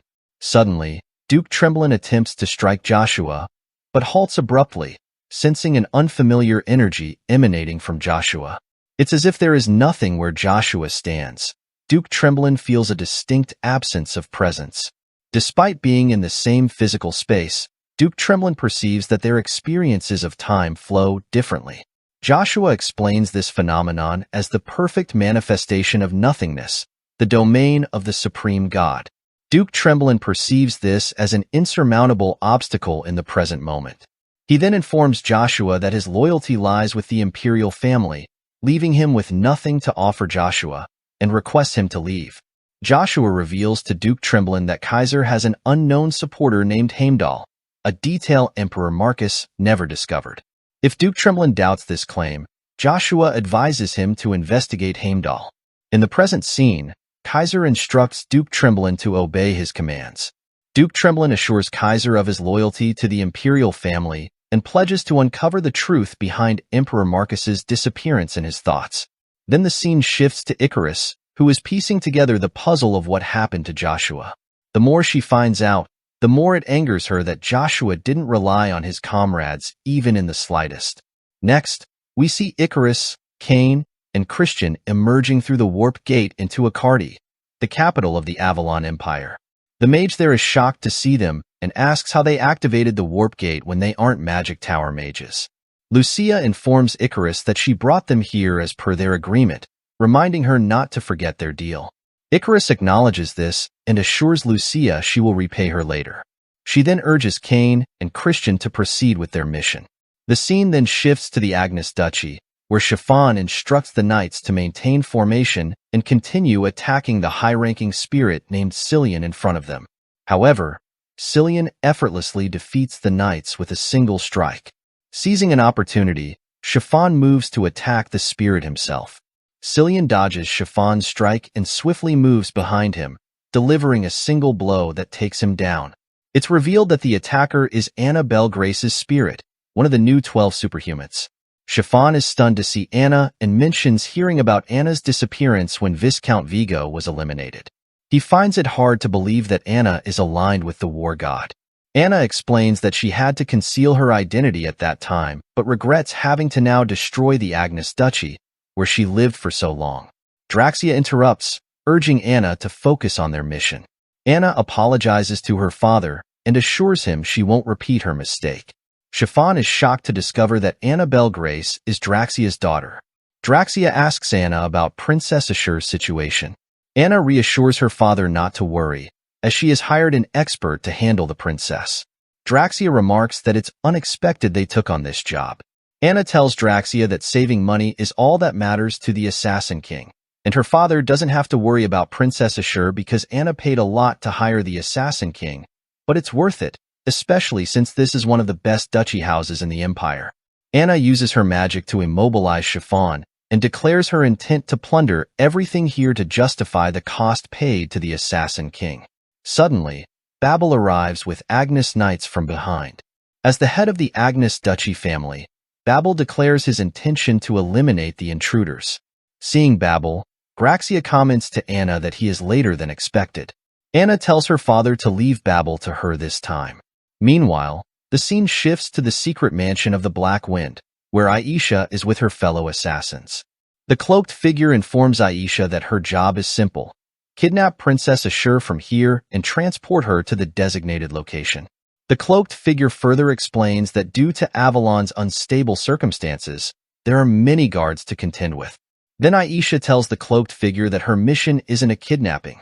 Rather, it's to rescue Princess Asura from this place, and Aisha's client is the Hero King.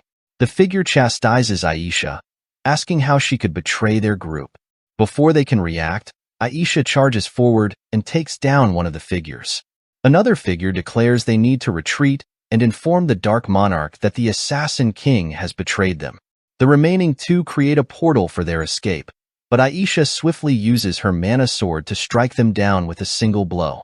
The scene shifts to Princess Asura's room, where she ponders how many years it has been already. Suddenly, the building starts to shake, and the knights guarding the princess search for the cause. In her thoughts, Princess Asura worries about how Joshua is doing. Back on the roof, the figure warns Aisha that the Dark Monarch will pursue her relentlessly, and no matter how far she runs, it will be in vain. Aisha tells the man that she is not the one who will become the prey. They will. The scene shifts to the Agnes Duchy, where the buildings lie in ruins. Babel is injured and kneeling. Anna tells Babel to give up, as today marks the end of the house of Duke Agnes. Babel insists they have overcome crises like these before, and that the Avalon Empire and the Agnes Duchy will rise again. Draxia steps forward and informs Babel that he is oblivious to the world's current state. The inevitable alliance of the Swallow and Hubalt empires will bring Avalon to its knees, and Babel can do nothing about it. Babel stands defiantly, rejecting Draxia's words as nonsense, declaring he will never be defeated by them. Hearing this, Draxia scoffs at Babel's confidence, noting he lacks the blood of the Agnes family. Draxia orders Anna to deal with Babel. Cillian charges at Babel and strikes him down. Babel, directly taking the hit, thinks to himself that he never truly belonged to the Agnes family, nor could he inherit the Britain name. That's why Babel had yearned even more for acknowledgement from his father. Now, with both Duke Agnes and Emperor Marcus absent, Babel realizes he couldn't even make it to the end. He wonders if the outcome would have been different if Joshua had been in his place. Suddenly, someone begins to heal Babel. Babel, Draxia, and Anna are shocked to see that it's Joshua Sanders. Joshua apologizes to Babel for being late. Upon seeing Joshua, Draxia inquired about his unexpected appearance, questioning why Joshua had chosen to show up here and whether he intended to be taken down as well. Joshua steps forward and tells Draxia that it's the opposite. Joshua is here to take Draxia down. Hearing this, Draxia tells Joshua that he heard Joshua got injured, and it seems to Draxia that Joshua has lost his mind. Then Anna tells Joshua, "Long time no see," and remarks that Joshua looks as handsome as ever. Draxia then instructs Anna to step back, stating that he will fight Joshua himself. Draxia wants to show Joshua how the world has changed during the 3 years Joshua was in hiding and demonstrate the new power that crushed the precious standard of the 9-star system, true aura. Draxia releases his aura, creating an aura knight. Babel is shocked to see such a tremendous aura and thinks that Draxia is in a domain that Babel can't even dare to covet. Draxia tells Joshua that he must have heard of the god of war and conquest, Herodias, and then goes to attack Joshua. Seeing this, Babel tells Joshua to run away, as Draxia is not someone Joshua can fight head-on. On the other hand, Joshua tells Babel that his healing seems to have finished, and that Babel should take all his people from the Agnes Duchy and run away. At that moment, Draxia's aura knight strikes Joshua with full force, causing the ground to break. Seeing this, Anna thinks it has been a long time since her father showed his true form. However, both Anna and Draxia are shocked to see that Joshua is not scratched at all. Draxia tells Joshua that it is surprising he was able to dodge Draxia's strike. Then, Cillian, Anna's spirit, warns her to be careful because Joshua isn't human. Surprised, Anna asks Cillian what he means by that. Cillian advises Anna to run away as soon as she can and then vanishes. Anna, surprised to see Cillian leave, watches as Draxia, frustrated, tells Joshua that this time he won't be able to dodge his strike. Draxia strikes Joshua again using his aura knight, hitting him directly. Draxia follows up with another head-on strike, but to his surprise, Joshua remains unscratched once again. Stunned, Draxia asks Joshua how he managed to dodge the strike, and even if he did, there is no way he should be fine after feeling the impact of the aura knight. Anna then asks her father if Joshua is really human. Scared, Anna starts to run away, telling her father that Joshua's strength is not human and that fighting him would be useless. Shocked, Draxia calls for Anna to come back. Joshua then tells Draxia that war destroys many things, but it also creates some. He explains that true aura, the manifestation of aura, is just a trick created amidst war. At best, the history of true aura spans just a bit over the 3 years Joshua was in hiding. Joshua summons his aura spear and tells Draxia that his true aura, developed over hundreds of years, can't even compare to Draxia's. Seeing this, Draxia accuses Joshua of acting high and mighty just because he made a spear out of his aura. Draxia then strikes at Joshua using his aura knight, confident that this time he will defeat him. However, to Draxia's surprise, Joshua is able to block the strike. Joshua tells Draxia that his spear isn't just a weapon with some length to it. Rather, depending on which part of the spear Joshua empowers, it changes the force that the opponent faces, which means that only a little strength can be enough to fight off a huge force. Hearing this, Draxia tells Joshua, "So what? You won't be able to defeat me," and charges at Joshua using his aura sword. Joshua responds by saying that if his opponent tries closing the distance, a simple shift in his movement allows him to counterattack faster. Joshua then strikes Draxia with his spear before Draxia can close the distance. Joshua asks Draxia if he understands that the power of an aura differs depending on who wields it. Draxia, in disbelief, realizes that Joshua was able to destroy his mana circle, causing his aura to become unstable. Joshua tells Draxia that even after using someone else's powers to regain the throne lost to Lucifer, Draxia is returning to his destiny. The unfortunate emperor who lost his life in a foreign land. Joshua asserts that people will forget Draxia. Draxia, indignant, asks Joshua if he really thinks people will forget him that easily. Draxia asserts that he is the war god who leads every battle to victory and is on a different level from Joshua, dismissing Joshua's reputation as mere rumors. Joshua counters by saying that even if heroes fall, their countless feats are forever recorded in history. He questions how people like Draxia, who borrow evil powers to gain a throne, are remembered. Joshua adds that even now, The people of the Swallow Empire are warmer towards Lucifer than the true royals of Swallow. Draxia angrily tells Joshua to stop talking nonsense, stating that Joshua can't brag after winning against him only once. Draxia insists that Joshua has no idea who the evil power he mentioned truly is, and in the end, Joshua will need that power just like Draxia. Joshua asks if Draxia is talking about Heimdall and questions why Draxia wouldn't know about Heimdall. Hearing this, Draxia acknowledges that Joshua has a rough idea and yet is still getting in his way. Draxia further tells Joshua that one day he will find out the truth and realize how much he should have regretted his attempt to interfere with Draxia today. As Heimdall is the only one who can stop Lucifer, Draxia charges at Joshua with full force. However, Joshua takes down Draxia with a single decisive strike. In his mind, Joshua thinks that he has finally reached the end of his revenge. He recalls that even Galahad, the captain of the Royal Knight Order in Joshua's past life, was defeated by him.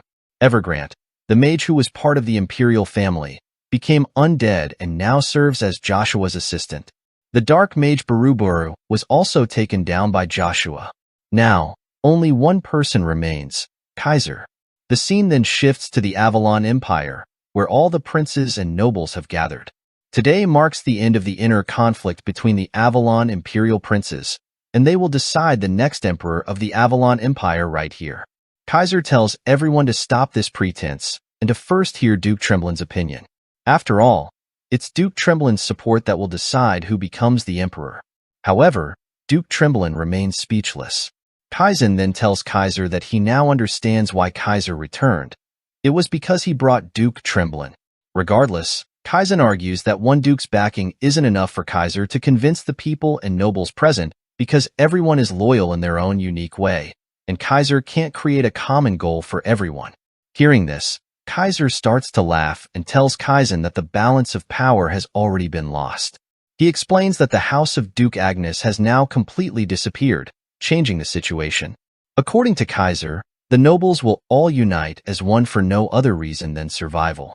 Shocked, Kaizen asks Kaiser what trick he has played, accusing him of using the emperor's funeral as an excuse to call everyone here. At that moment, a knight enters, stating that he has received urgent news. Frustrated, Kaizen asks Kaiser what he did to the Agnes Duchy. Kaiser tells Kaizen that he should finally understand that the world is changing. Kaiser then instructs the knight to share the details and the news. At that moment, Icarus, Cain, and Christian enter.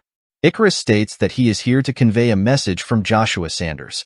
Joshua will see them at the Battle of Bircher in 1 week, and kindly asks them to delay the decision of choosing the emperor until then.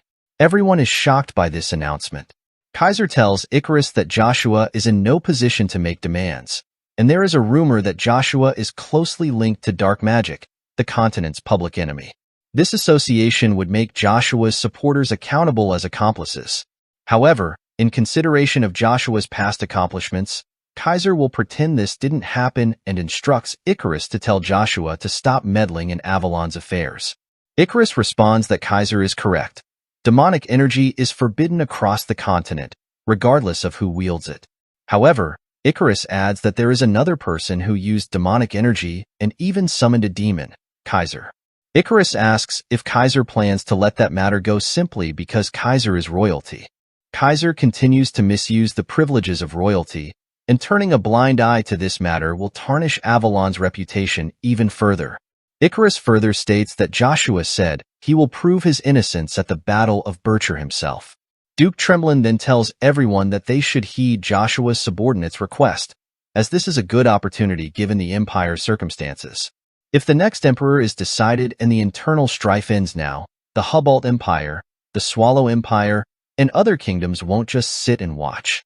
If these other kingdoms attack, they will need a strong ally like the Hero King. Duke Tremblin requests that the princes give the Hero King a chance to prove his innocence. Hearing this, Kaiser thinks to himself that he was wondering what Duke Tremblin was hiding. Now he knows. Kaiser suspects that Duke Tremblin knows something about Joshua. Although Kaiser planned to end everything today, he now has no choice but to delay his plans.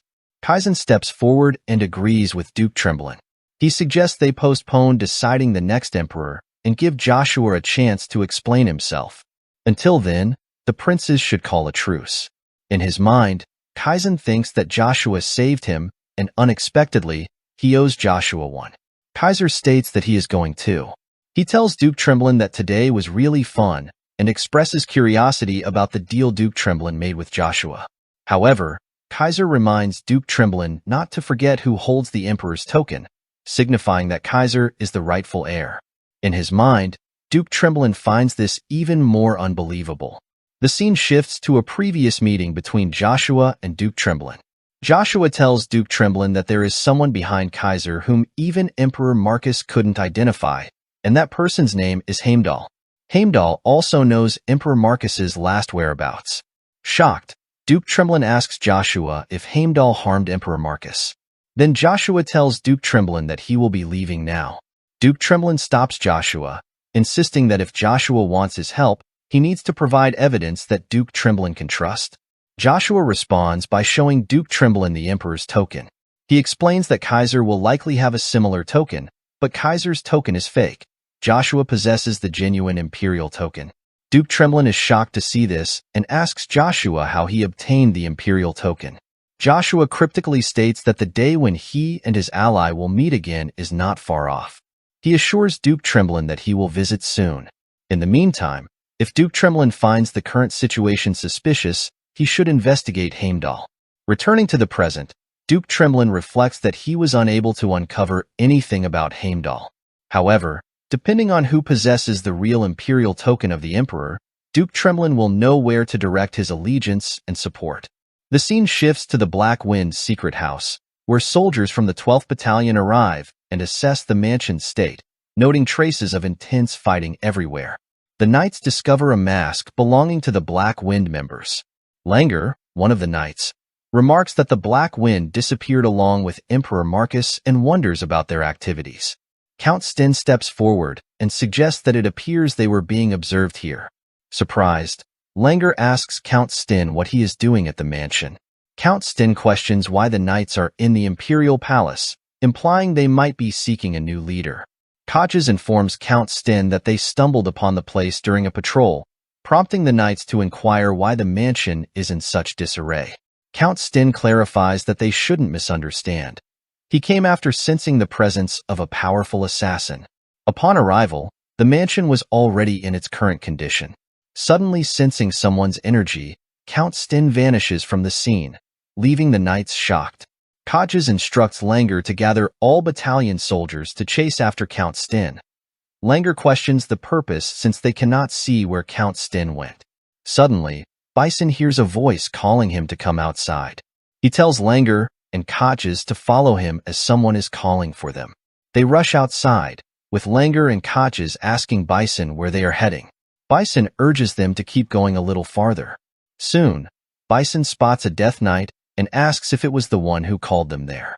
The Death Knight confirms that their lord, Joshua Sander, will arrive soon. The trio is shocked to hear that Joshua has returned. The scene shifts to a house where Aisha is applying bandages to her injury. Sensing Joshua's presence, Aisha steps out to greet him warmly, expresses gratitude to Aisha, mentioning his transformation and apologizing for not informing her sooner. Aisha reassures Joshua, saying it's all right and that he has also done her a favor. Joshua asks for clarification, prompting Aisha to thank him for saving the elves. In turn, Joshua expresses deeper gratitude to Aisha for rescuing his mother. The scene then moves ahead a few days to the Akardi Arena, where a crowd has gathered for the Bircher battle. The announcer thanks the princes for opening the previously private battle to the public. Kisser and Kaizen greet the assembled crowd. Ray, the Avalon military manager, comments on how the event has turned into a celebration.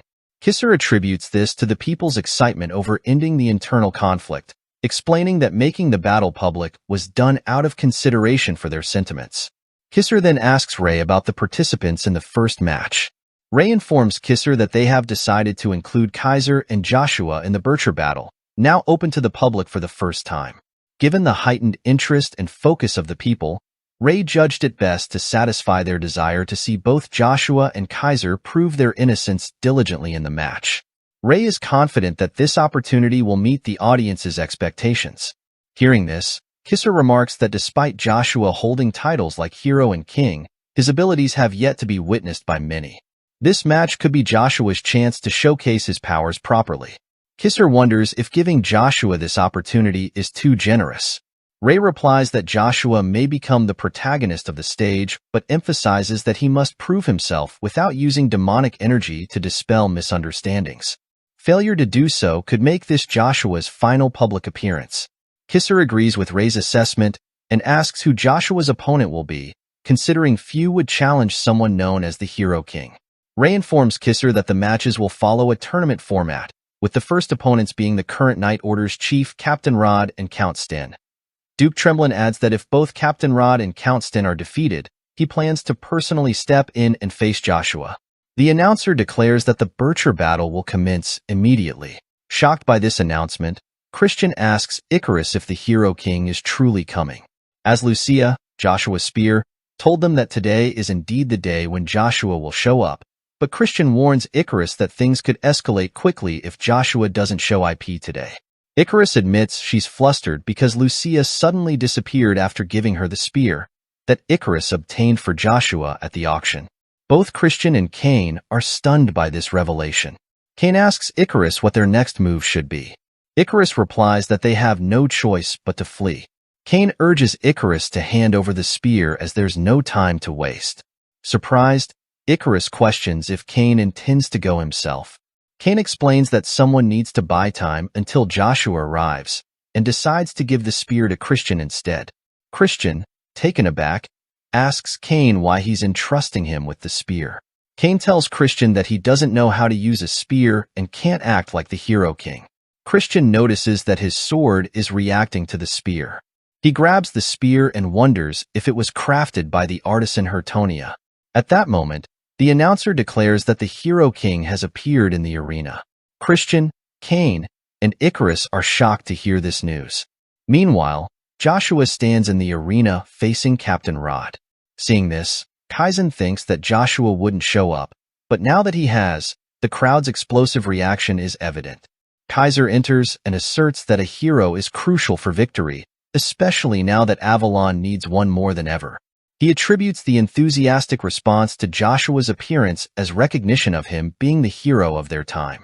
Kaiser considers the stage finally set as Joshua desired and eagerly anticipates what Joshua has prepared. Captain Rod expresses disbelief that Joshua has shown up and remarks that Joshua has changed beyond recognition. Joshua tells Captain Rod that he heard Captain Rod retired and passed his position to Commander Valmond, but evidently that didn't happen. Captain Rod explains that Valmond had pledged not to assume command until Joshua returned, and as a result, Valmond diligently continued his training, eagerly awaiting this day. Count Sten steps forward, interrupting their conversation, and declares that they should cease the pleasantries because he has scores to settle with Joshua. Reminding Joshua of how he injured Count Sten's arm, Count Sten wastes no time and charges at Joshua with full force. Seeing this, Captain Rod swiftly intervenes, using his aura sword to strike at Count Sten and halt his advance. Captain Rod instructs Count Sten to wait his turn. However, Count Sten retaliates, attacking Captain Rod with his own aura blade, telling him to mind his own business. Captain Rod warns Count Sten to keep his actions in check and refuses to overlook his behavior any longer. Count Sten dismisses Captain Rod's warning and prepares to defeat him. To Count Sten's surprise, Captain Rod harnesses his true aura and successfully blocks Count Sten's strike. Count Sten couldn't believe that Captain Rod could also use true aura. He was pushed back by Captain Rod's newfound power. Captain Rod then directs Joshua's attention to his newly mastered ability, declaring his intent to defeat Joshua this time. He charges at Joshua with full force. At that moment, Kane throws the spear towards Joshua. As Joshua catches the spear, he remarks to Kane that he threw it too hard, asking if Kane is angry with him. Kane responds that Joshua should have treated him better, and both Kane and Icarus have missed Joshua a lot. Joshua expresses his own feelings of missing Kane and Icarus as well, thanking them both for waiting. Count Sten interjects, saying he too has been waiting for Joshua. Joshua clarifies that this isn't his purpose here. Surprised, Count Sten asks Joshua what he means. Joshua announces that he is here to fulfill the goal he promised to his comrades. The three princes are shocked to hear this. Joshua then addresses everyone present, urging them to listen carefully. He states that he has come here for one reason: to become the Emperor of Avalon. All the audience members are shocked to hear this. Count Sten starts to laugh and states that Joshua is still the same as ever. Count Sten admits that there was no one in Avalon who could have stopped Joshua to begin with, and then he leaves the arena. Captain Rod tells Count Sten that Joshua's statement just now was treason, and Count Sten acknowledges this but still plans to let it slide. Hearing this, Count Sten tells Captain Rod to go and arrest Joshua himself, though Count Sten is sure that feat wouldn't be possible with Captain Rod's ability to make a shield. Joshua tells Count Sten that he hasn't forgotten Sten's advice. Hearing this, Count Sten tells Joshua that he hopes Joshua's choice is the right one and leaves the arena. Cain and Icarus are happy, thinking that Joshua has finally returned. Icarus states that from just starting things off to using all sorts of original methods, Joshua is still exactly the Joshua Icarus remembered. Kaizen tells Joshua, "What nonsense are you talking about?" He orders the royal knight to arrest Joshua immediately. Joshua responds that Kaizen is wrong, stating that this is the place where the demise of Emperor Marcus will be acknowledged, and where the next emperor of the Avalon Empire will be decided upon for the stability of the empire. Kaizen retorts, asking what this has to do with Joshua, as Joshua is just a criminal and not a member of the royal family. He also points out that as a user of dark magic, Joshua stands here as a public enemy of the continent. Joshua then releases his aura and comes in front of the princes, declaring that he has a right to ascend to the throne. He reveals that his mother's real name is Asura Van Britten, meaning Joshua is part of the Britten royal family. He explains that the moment Emperor Marcus disappeared, his mother's kidnapping was carried out with the help of the Black Wind. Joshua accuses Kaiser of pretending not to know anything about this. Hearing this, Kaizen states that Joshua is good at making up lies that will soon be exposed. Kaizen orders his knight to capture Joshua, but Duke Tremblin stops the knight. Duke Tremblin then asks Kaiser if what Joshua said is true. Kaizen tells Duke Tremblin that it's not important right now, as Duke Tremblin's job is to protect the royal family, and Kaizen and the others will be the ones to judge the truth. Kaiser tells Joshua that he didn't know about Joshua's mother and only found out after Emperor Marcus went missing. As a member of the royal family, Kaiser apologizes to Joshua. Kaizen states that even if Joshua has the right to ascend to the throne as he claims, it changes nothing. He explains that the fight between the princes was meaningless to begin with because Emperor Marcus had already decided on his successor before his demise, and that's none other than Kaizen himself. Kaizen shows everyone the Imperial token. Kaizen then asks why, if Kaizen already received the seal, there was any need for the internal conflict at all. Kaizen steps forward and shows everyone in the audience that Emperor Marcus left a will regarding his successor, and it was bestowed upon Kaizen. He declares that the throne of the emperor was left for him, and now he is the Emperor of Avalon. "Bless the new Emperor of Avalon," he proclaims. All the audience members are surprised to hear this, and they wonder if the Imperial Civil War is over. The audience starts to cheer for Kaizen. Kaizen then tells Joshua that people don't want a hero. They want someone who can give them what they want, and that right is now in Kaizen's hands.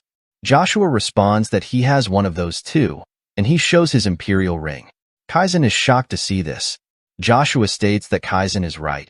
People want someone who can give them what they want, but what if that someone is not just anyone but a hero? Joshua tells everyone that Emperor Marcus stated in his will that the true successor to the throne would be none other than Joshua Sanders. All the audience members are stunned to see that there are two imperial rings, and they don't understand what is going on. However, the audience starts to cheer Joshua's name as the next emperor of Avalon and the hero king savior of Avalon. On the other hand, Kaizen is shocked and doesn't understand what is happening. He can't believe that Joshua has an imperial ring as well. Kaizen wonders if Joshua knew that Kaizen would do this and prepared in advance, but he thinks that it's impossible. Kaizen starts to laugh and tells Kaiser that he acted all high and mighty, and look where it got him. Kaizen states that Kaiser must have thought he had a trump card, but he was just playing into Joshua's plan. Kaizen then tells Joshua that with two imperial rings, he can't tell which is real, so both Joshua and Kaiser's words have lost credibility. However, they can't just decide the emperor's position by a popular vote among the citizens either. Joshua tells Kaizen that the magic tower can help them in this situation. They can ask the magic tower to identify Avalon's imperial ring, and it can tell the real one from the fake. However, it will take at least 3 days, and information leaks like these could increase risks. At that moment, Kaiser steps forward and tells Joshua that it's enough, as whoever becomes the emperor here will have to deal with everything that follows. Joshua said it would take 3 days, so the princes should see each other again then, and Kaiser leaves. Seeing this, Kaizen thinks that Kaiser can only run away, as Kaiser and the other princes don't have many options, so it would be wise to buy time. Kaizen then tells Kaiser that one way or another, someone's fall is inevitable. So Kaiser should prepare for 3 days or maybe disappear just like both Joshua and Kaiser did 3 years ago. Kaiser gets frustrated hearing this. Kaiser thinks about how Heimdall was the one who gave him this ring and wonders if Heimdall was planning on betraying him. However, Kaiser believes that if that were the case, he would have noticed, unless all the words Heimdall said to him over time were false. The scene then shifts to a memory where Heimdall tells Kaiser that 3 years would be enough. Kaiser asks Heimdall what he means by that. Heimdall responds that he has made a decision. He tells Kaiser to deliver a message to everyone within a few days and to order someone to take down the house of Agnes Duchy. Kaiser is surprised to hear this.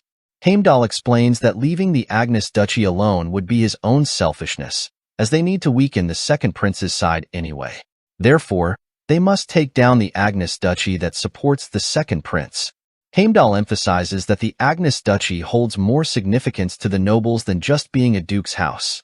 Once the Agnes Duchy falls, it would shake the second prince's side.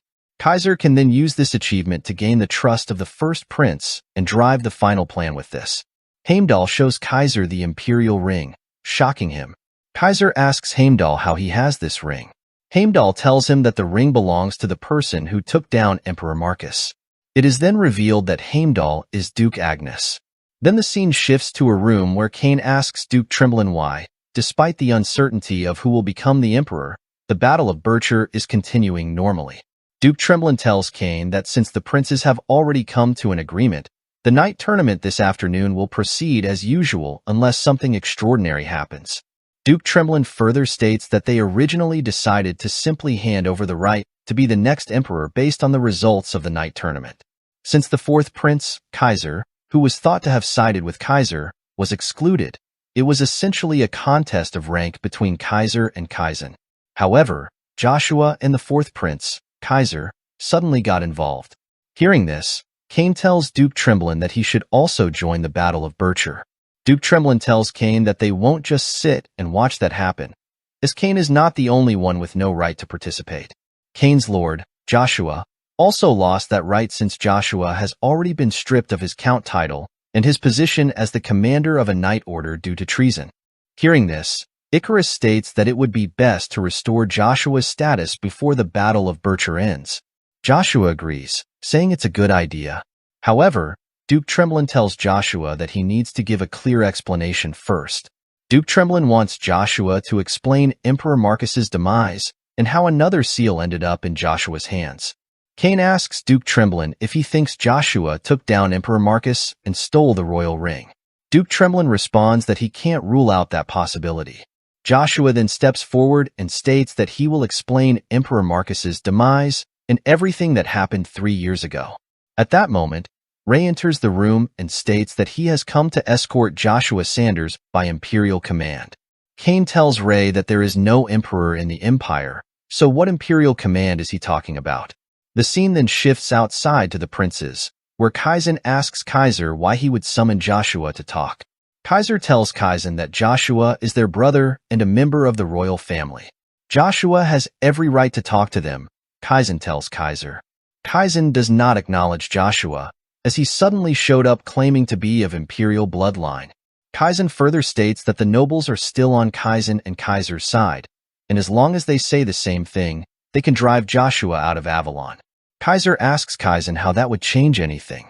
Even if Joshua is called a genius and the unparalleled hero king, he has just come of age. If they can't handle one young man, Kaiser questions whether either Kaizen or Kaiser can maintain the position of emperor. Kaizen tells Kaiser that he can't accept his reasoning and wants Kaiser to tell him honestly why they can't drive Joshua out now. Kaiser tells Kaizen that they have received information that isn't very good. The Swallow Empire has handed over Irheim, previously known as Reinhardt, to the Hubalt Empire, and now they are massing a large military force near their empire's borders. Kaiser heard that their force numbers 200,000, commanded by the Swallow Empire's blood monarch, Lucifer. Kaiser tells Kaizen that what they feared is actually happening, and asks if Kaizen plans on playing king alone after losing the country. Kaizen gets frustrated hearing this. Then we see Joshua come in, having heard what Kaiser was saying. Joshua asks Kaiser if that's why he called Joshua, to ask him to stop the blood monarch. Kaiser bows to Joshua and tells him that yes, he would like Joshua to help them for the sake of the empire. Kaizen is shocked to see this. He tells Joshua to stop Lucifer, as Kaiser is asking not for himself but for Avalon. Joshua starts to smile. He tells Kaiser that people say no younger brother is wiser than his older brother. Joshua then asks Kaizen if he is going to watch his older brother request Joshua. Kaizen tells Joshua to stop talking nonsense. Kaiser tells Kaizen that if Avalon falls, so do they. Grudgingly, Kaizen tells Joshua that they will be counting on him. But then Joshua tells Kaizen that he can't hear him, frustrated hearing this. Kaizen then tells Joshua that he also requests Joshua to stop Lucifer for Avalon. Hearing this, Joshua tells them that alright, he will head to the border and stop the blood monarch. However, Joshua says he has a condition. Kaizen asks Joshua what more he could want, as both princes have bowed to Joshua. Kaiser, on the other hand, tells Joshua that he will agree to anything he can help with, and asks Joshua what he wants. Joshua tells Kaiser that before he leaves for the border, he would like to inspect Emperor Marcus's bedroom. Also, if Joshua returns after stopping Lucifer, then Kaiser must personally announce that he accepts Joshua as part of the Britain family. Hearing this, Kaizen tells Kaiser that he is against acknowledging Joshua as royalty, as that would essentially give Joshua the right to the throne. Joshua tells Kaizen that he needs to understand the situation they are in because without a country, there can't be an emperor. Kaizen responds that's only if Joshua stops Lucifer, plus Joshua also has to stop an army of 200,000. Joshua tells Kaizen that if he thought it was impossible, he would have refused Kaiser's request. Kaiser states that he doesn't doubt that either and accepts Joshua's condition. He tells Joshua that if he manages to stop them, he will officially proclaim Joshua as royalty. Hearing this, Joshua tells them that he will see them later. Kaizen asks Joshua if he is leaving right now. Joshua tells Kaizen not to be too happy, as he is not leaving right away. First, Joshua will gather his comrades and address the issue most important to Kaizen before he leaves. Both Kaizen and Kaiser are shocked to hear this. Then the scene shifts to the warp gate of Akriti. Iselin and Theta have arrived from the magic tower.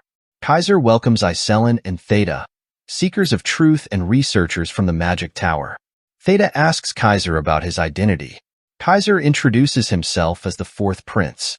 Upon hearing this, Theta tells Iselin that he never imagined a prince would welcome them in person. Theta introduces himself as the current tower master.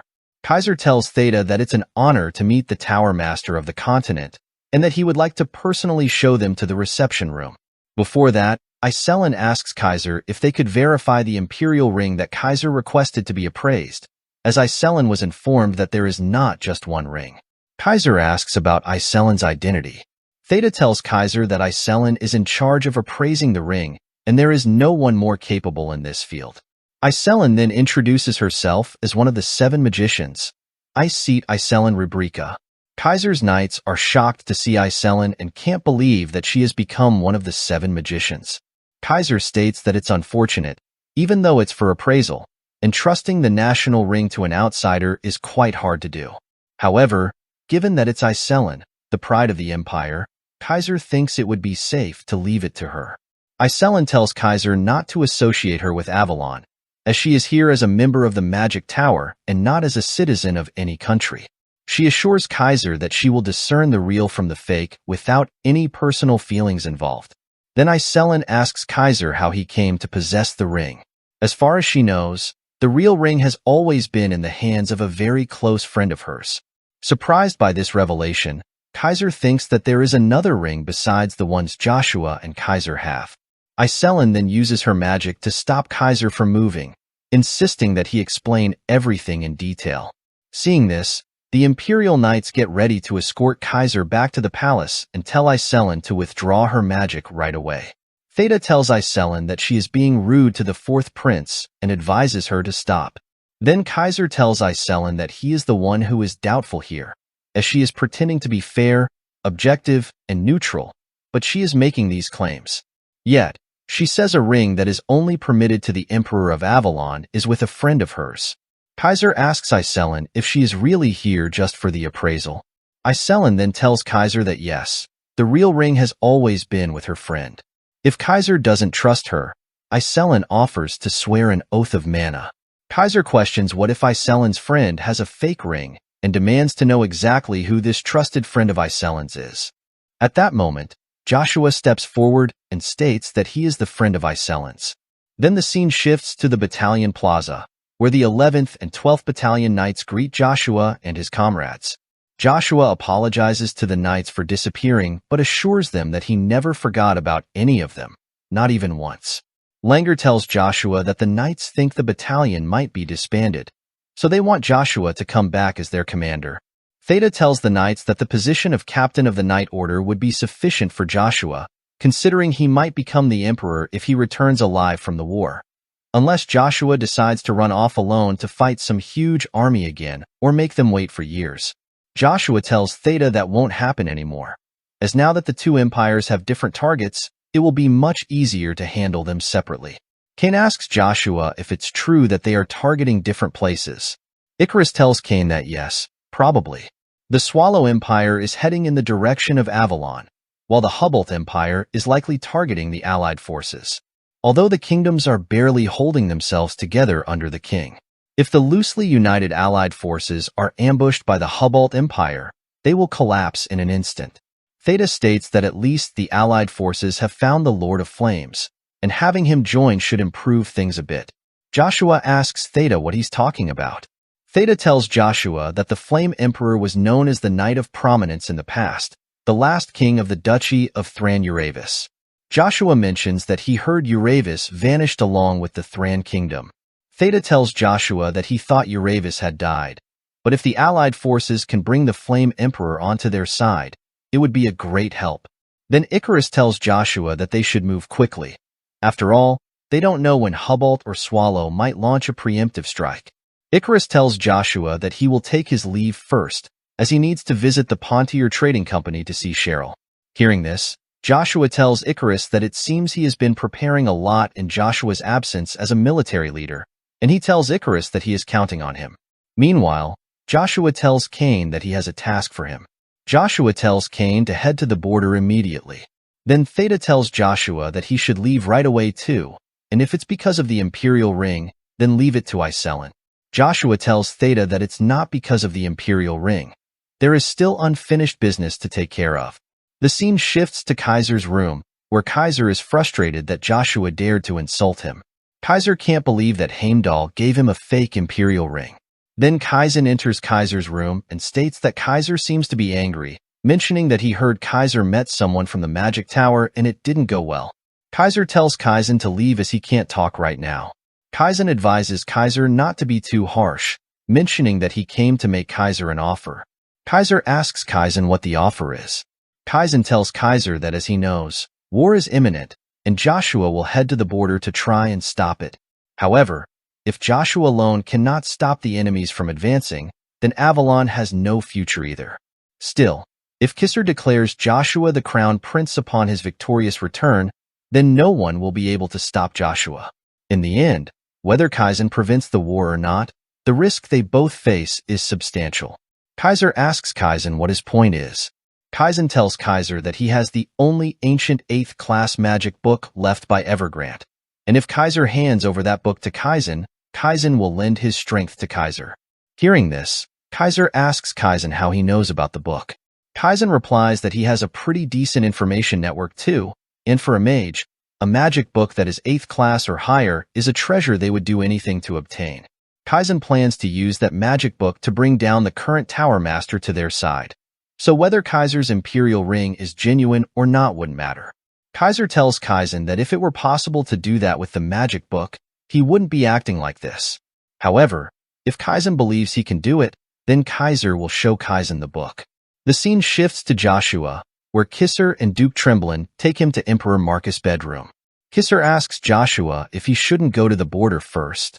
Joshua reassures Kisser, saying that he has sent trusted subordinates to the border, and right now, he needs answers to his questions first. Hearing this, Duke Tremblin asks Joshua if he is talking about the whereabouts of Emperor Marcus. Kisser is shocked. Joshua tells Duke Tremblin and Kisser that when he reached the top floor of the Tower of Trials, he received a reward. 3 years ago, Joshua caught a glimpse of Emperor Marcus's whereabouts as part of that reward, and that glimpse was right here in this bedroom. Kisser tells Joshua that it's impossible, as they had searched this place thoroughly before going anywhere else and found nothing. Joshua assures Kisser that he will find out why. In the Tower of Trials, seeing a glimpse of the past wasn't the only thing Joshua did. He received another reward from the tower, the Primordial Stone Gaia, also known as the Memorial Stone. This primordial stone allows someone to glimpse the memories of the earth. Suddenly, Duke Tremblin and Kisser are shocked to see Emperor Marcus in front of them. Emperor Marcus asks about Kisser's identity. Kisser tells the Emperor that he is his eldest son. Duke Tremblin tells Kisser that Emperor Marcus is not talking to him, as there is something behind them. Then, suddenly, a dark aura surrounds the room, and they are teleported into a subspace. Then, Emperor Marcus tries to break through the subspace, but is unable to do so. Seeing this, Duke Tremblin is shocked and tells Joshua that even Emperor Marcus's sword aura couldn't break it. Then, 2 men appear, and one of them is identified as the Dark Monarch. The Dark Monarch tells Emperor Marcus that his skills have gotten rusty and that it looks like Marcus has grown accustomed to peace for too long. Emperor Marcus states that in the end, this is what it has come to. The second man is revealed to be Duke Agnes. Duke Agnes tells Emperor Marcus that he had predicted this would happen. Duke Tremblin and Kisser are shocked to see this. Duke Tremblin can't believe that Duke Agnes is here with the Dark Monarch, as it was believed that Duke Agnes was taken down by the 3 stars, including the Blood Monarch, the Dark Monarch, and the Martial Combat King, on the Kraken Plains 3 years ago. Joshua tells Duke Tremblin that it was all a ploy by Duke Agnes. Duke Tremblin asks Joshua how that is possible. Joshua explains that Duke Agnes probably made some kind of deal through the Dark Monarch with the Blood Monarch and the Martial Combat King, but he doesn't know the terms of the deal. However, they made almost all of the Avalon Empire's soldiers gather on the Kraken Plains. Around the same time, Duke Tremblin also left the Avalon Empire to invade another country. Duke Agnes took advantage of all the soldiers being on the Kraken Plains and the weakened security in the Empire to target Emperor Marcus. Duke Agnes wasn't the one outwitted. It was Emperor Marcus. Emperor Marcus asks Duke Agnes if this is truly out of vengeance for his mother. Duke Agnes tells Emperor Marcus that such a trivial word cannot explain all of this. Duke Agnes charges at Emperor Marcus, stating that from the beginning, he was fated not to live under the same sky as the Britain family. Emperor Marcus uses his aura sword to block Duke Agnes's strike. Duke Agnes tells Emperor Marcus that he knows it well, that the march where the troops turned around to strike at their own nation's heart and finally established the Avalon Empire was the retreat of the first Briton emperor, Rigveda. Emperor Marcus tells Duke Agnes that he didn't come all this way to talk about pointless history. Emperor Marcus releases his aura, pushing back Duke Agnes. But then the Dark Monarch uses a spell to stop Emperor Marcus from moving his feet. Emperor Marcus is unable to move at all. Duke Agnes then comes in to strike, turning his sword black with his aura, stating that the last king of Asgard lost to Rigveda, and Kuner is the ancestry of the Agnes family. Duke Agnes strikes at Emperor Marcus with the full force of his aura sword. Duke Tremblin is shocked to see that Duke Agnes's sword aura is covering the sky. However, in his mind, Duke Tremblin thinks that Emperor Marcus has already surpassed the limits of sun swordsmanship, and with this level of skill, Duke Agnes shouldn't have been able to surpass him. Duke Tremblin wonders what happened. Then we see Emperor Marcus breaking through Duke Agnes's aura using his own aura sword. Emperor Marcus states that if Duke Agnes is suggesting that the deeds of Emperor Marcus's ancestors have come full circle, even so, nothing changes. Emperor Marcus releases his aura and states that Duke Agnes's ancestors' history had been forgotten long ago, and no one remembers what happened to Duke Agnes's mother. Avalon is already Emperor Marcus's world, existing for the Britain family, and Emperor Marcus will not create any justification for Duke Agnes. Emperor Marcus tells Duke Agnes that victory without justification gains him nothing, and everyone is already under Emperor Marcus's control anyway, just as all humanity exists under the sun. Duke Agnes charges forward, stating that under the sun there is only ash, and that's all the more reason Emperor Marcus must disappear. Duke Agnes strikes at Emperor Marcus's aura, but Emperor Marcus easily breaks through Duke Agnes's strike, hitting him head-on. Duke Agnes barely blocks the strike, thinking that, as expected, it's too hard for him to handle Emperor Marcus after all. Then the Dark Monarch releases his dark aura and strikes at Emperor Marcus from behind. However, Emperor Marcus is able to block the strike by creating a shield in front of him. Emperor Marcus asks the Dark Monarch why he is helping Duke Agnes and what he stands to gain. Emperor Marcus suggests that Duke Agnes promised the Dark Monarch a position if he becomes emperor. Emperor Marcus strikes at the Dark Monarch, hitting him directly. Seeing an opening, Duke Agnes goes to strike at Emperor Marcus using his aura blade. Duke Agnes manages to break through Emperor Marcus's shield and comes right in front of him. Emperor Marcus tells Duke Agnes that he was never fit to become emperor, and they clash their swords together. Duke Agnes replies that there are plenty of ways to rule the country without becoming emperor. Just as Emperor Marcus used Babel, Duke Agnes intended to use Emperor Marcus's son to control the country. However, now there is no need for that, as Duke Agnes never thought he would experience the joy of raising a child. Hearing this, Emperor Marcus starts to laugh and states that Duke Agnes has developed fatherly affection for his son. Marcus adds that such words don't suit the Black God. Emperor Marcus swings his sword and pushes back Duke Agnes, but Duke Agnes releases a new white dark aura. Duke Agnes then tells Emperor Marcus that the Black God is no more. By disappearing from the world, Duke Agnes finally regained true light, so there is no need for him to live as a shadow any longer. He is now Heimdall, the White God. Shocked, Emperor Marcus asks Duke Agnes about this new form and what power he has obtained. Duke Agnes tells Emperor Marcus that this is the power of a god surpassing the sun, and he shall prove this godly power by defeating Emperor Marcus right here and now. Emperor Marcus charges at Duke Agnes, telling him to stop talking nonsense, as he cannot defeat him.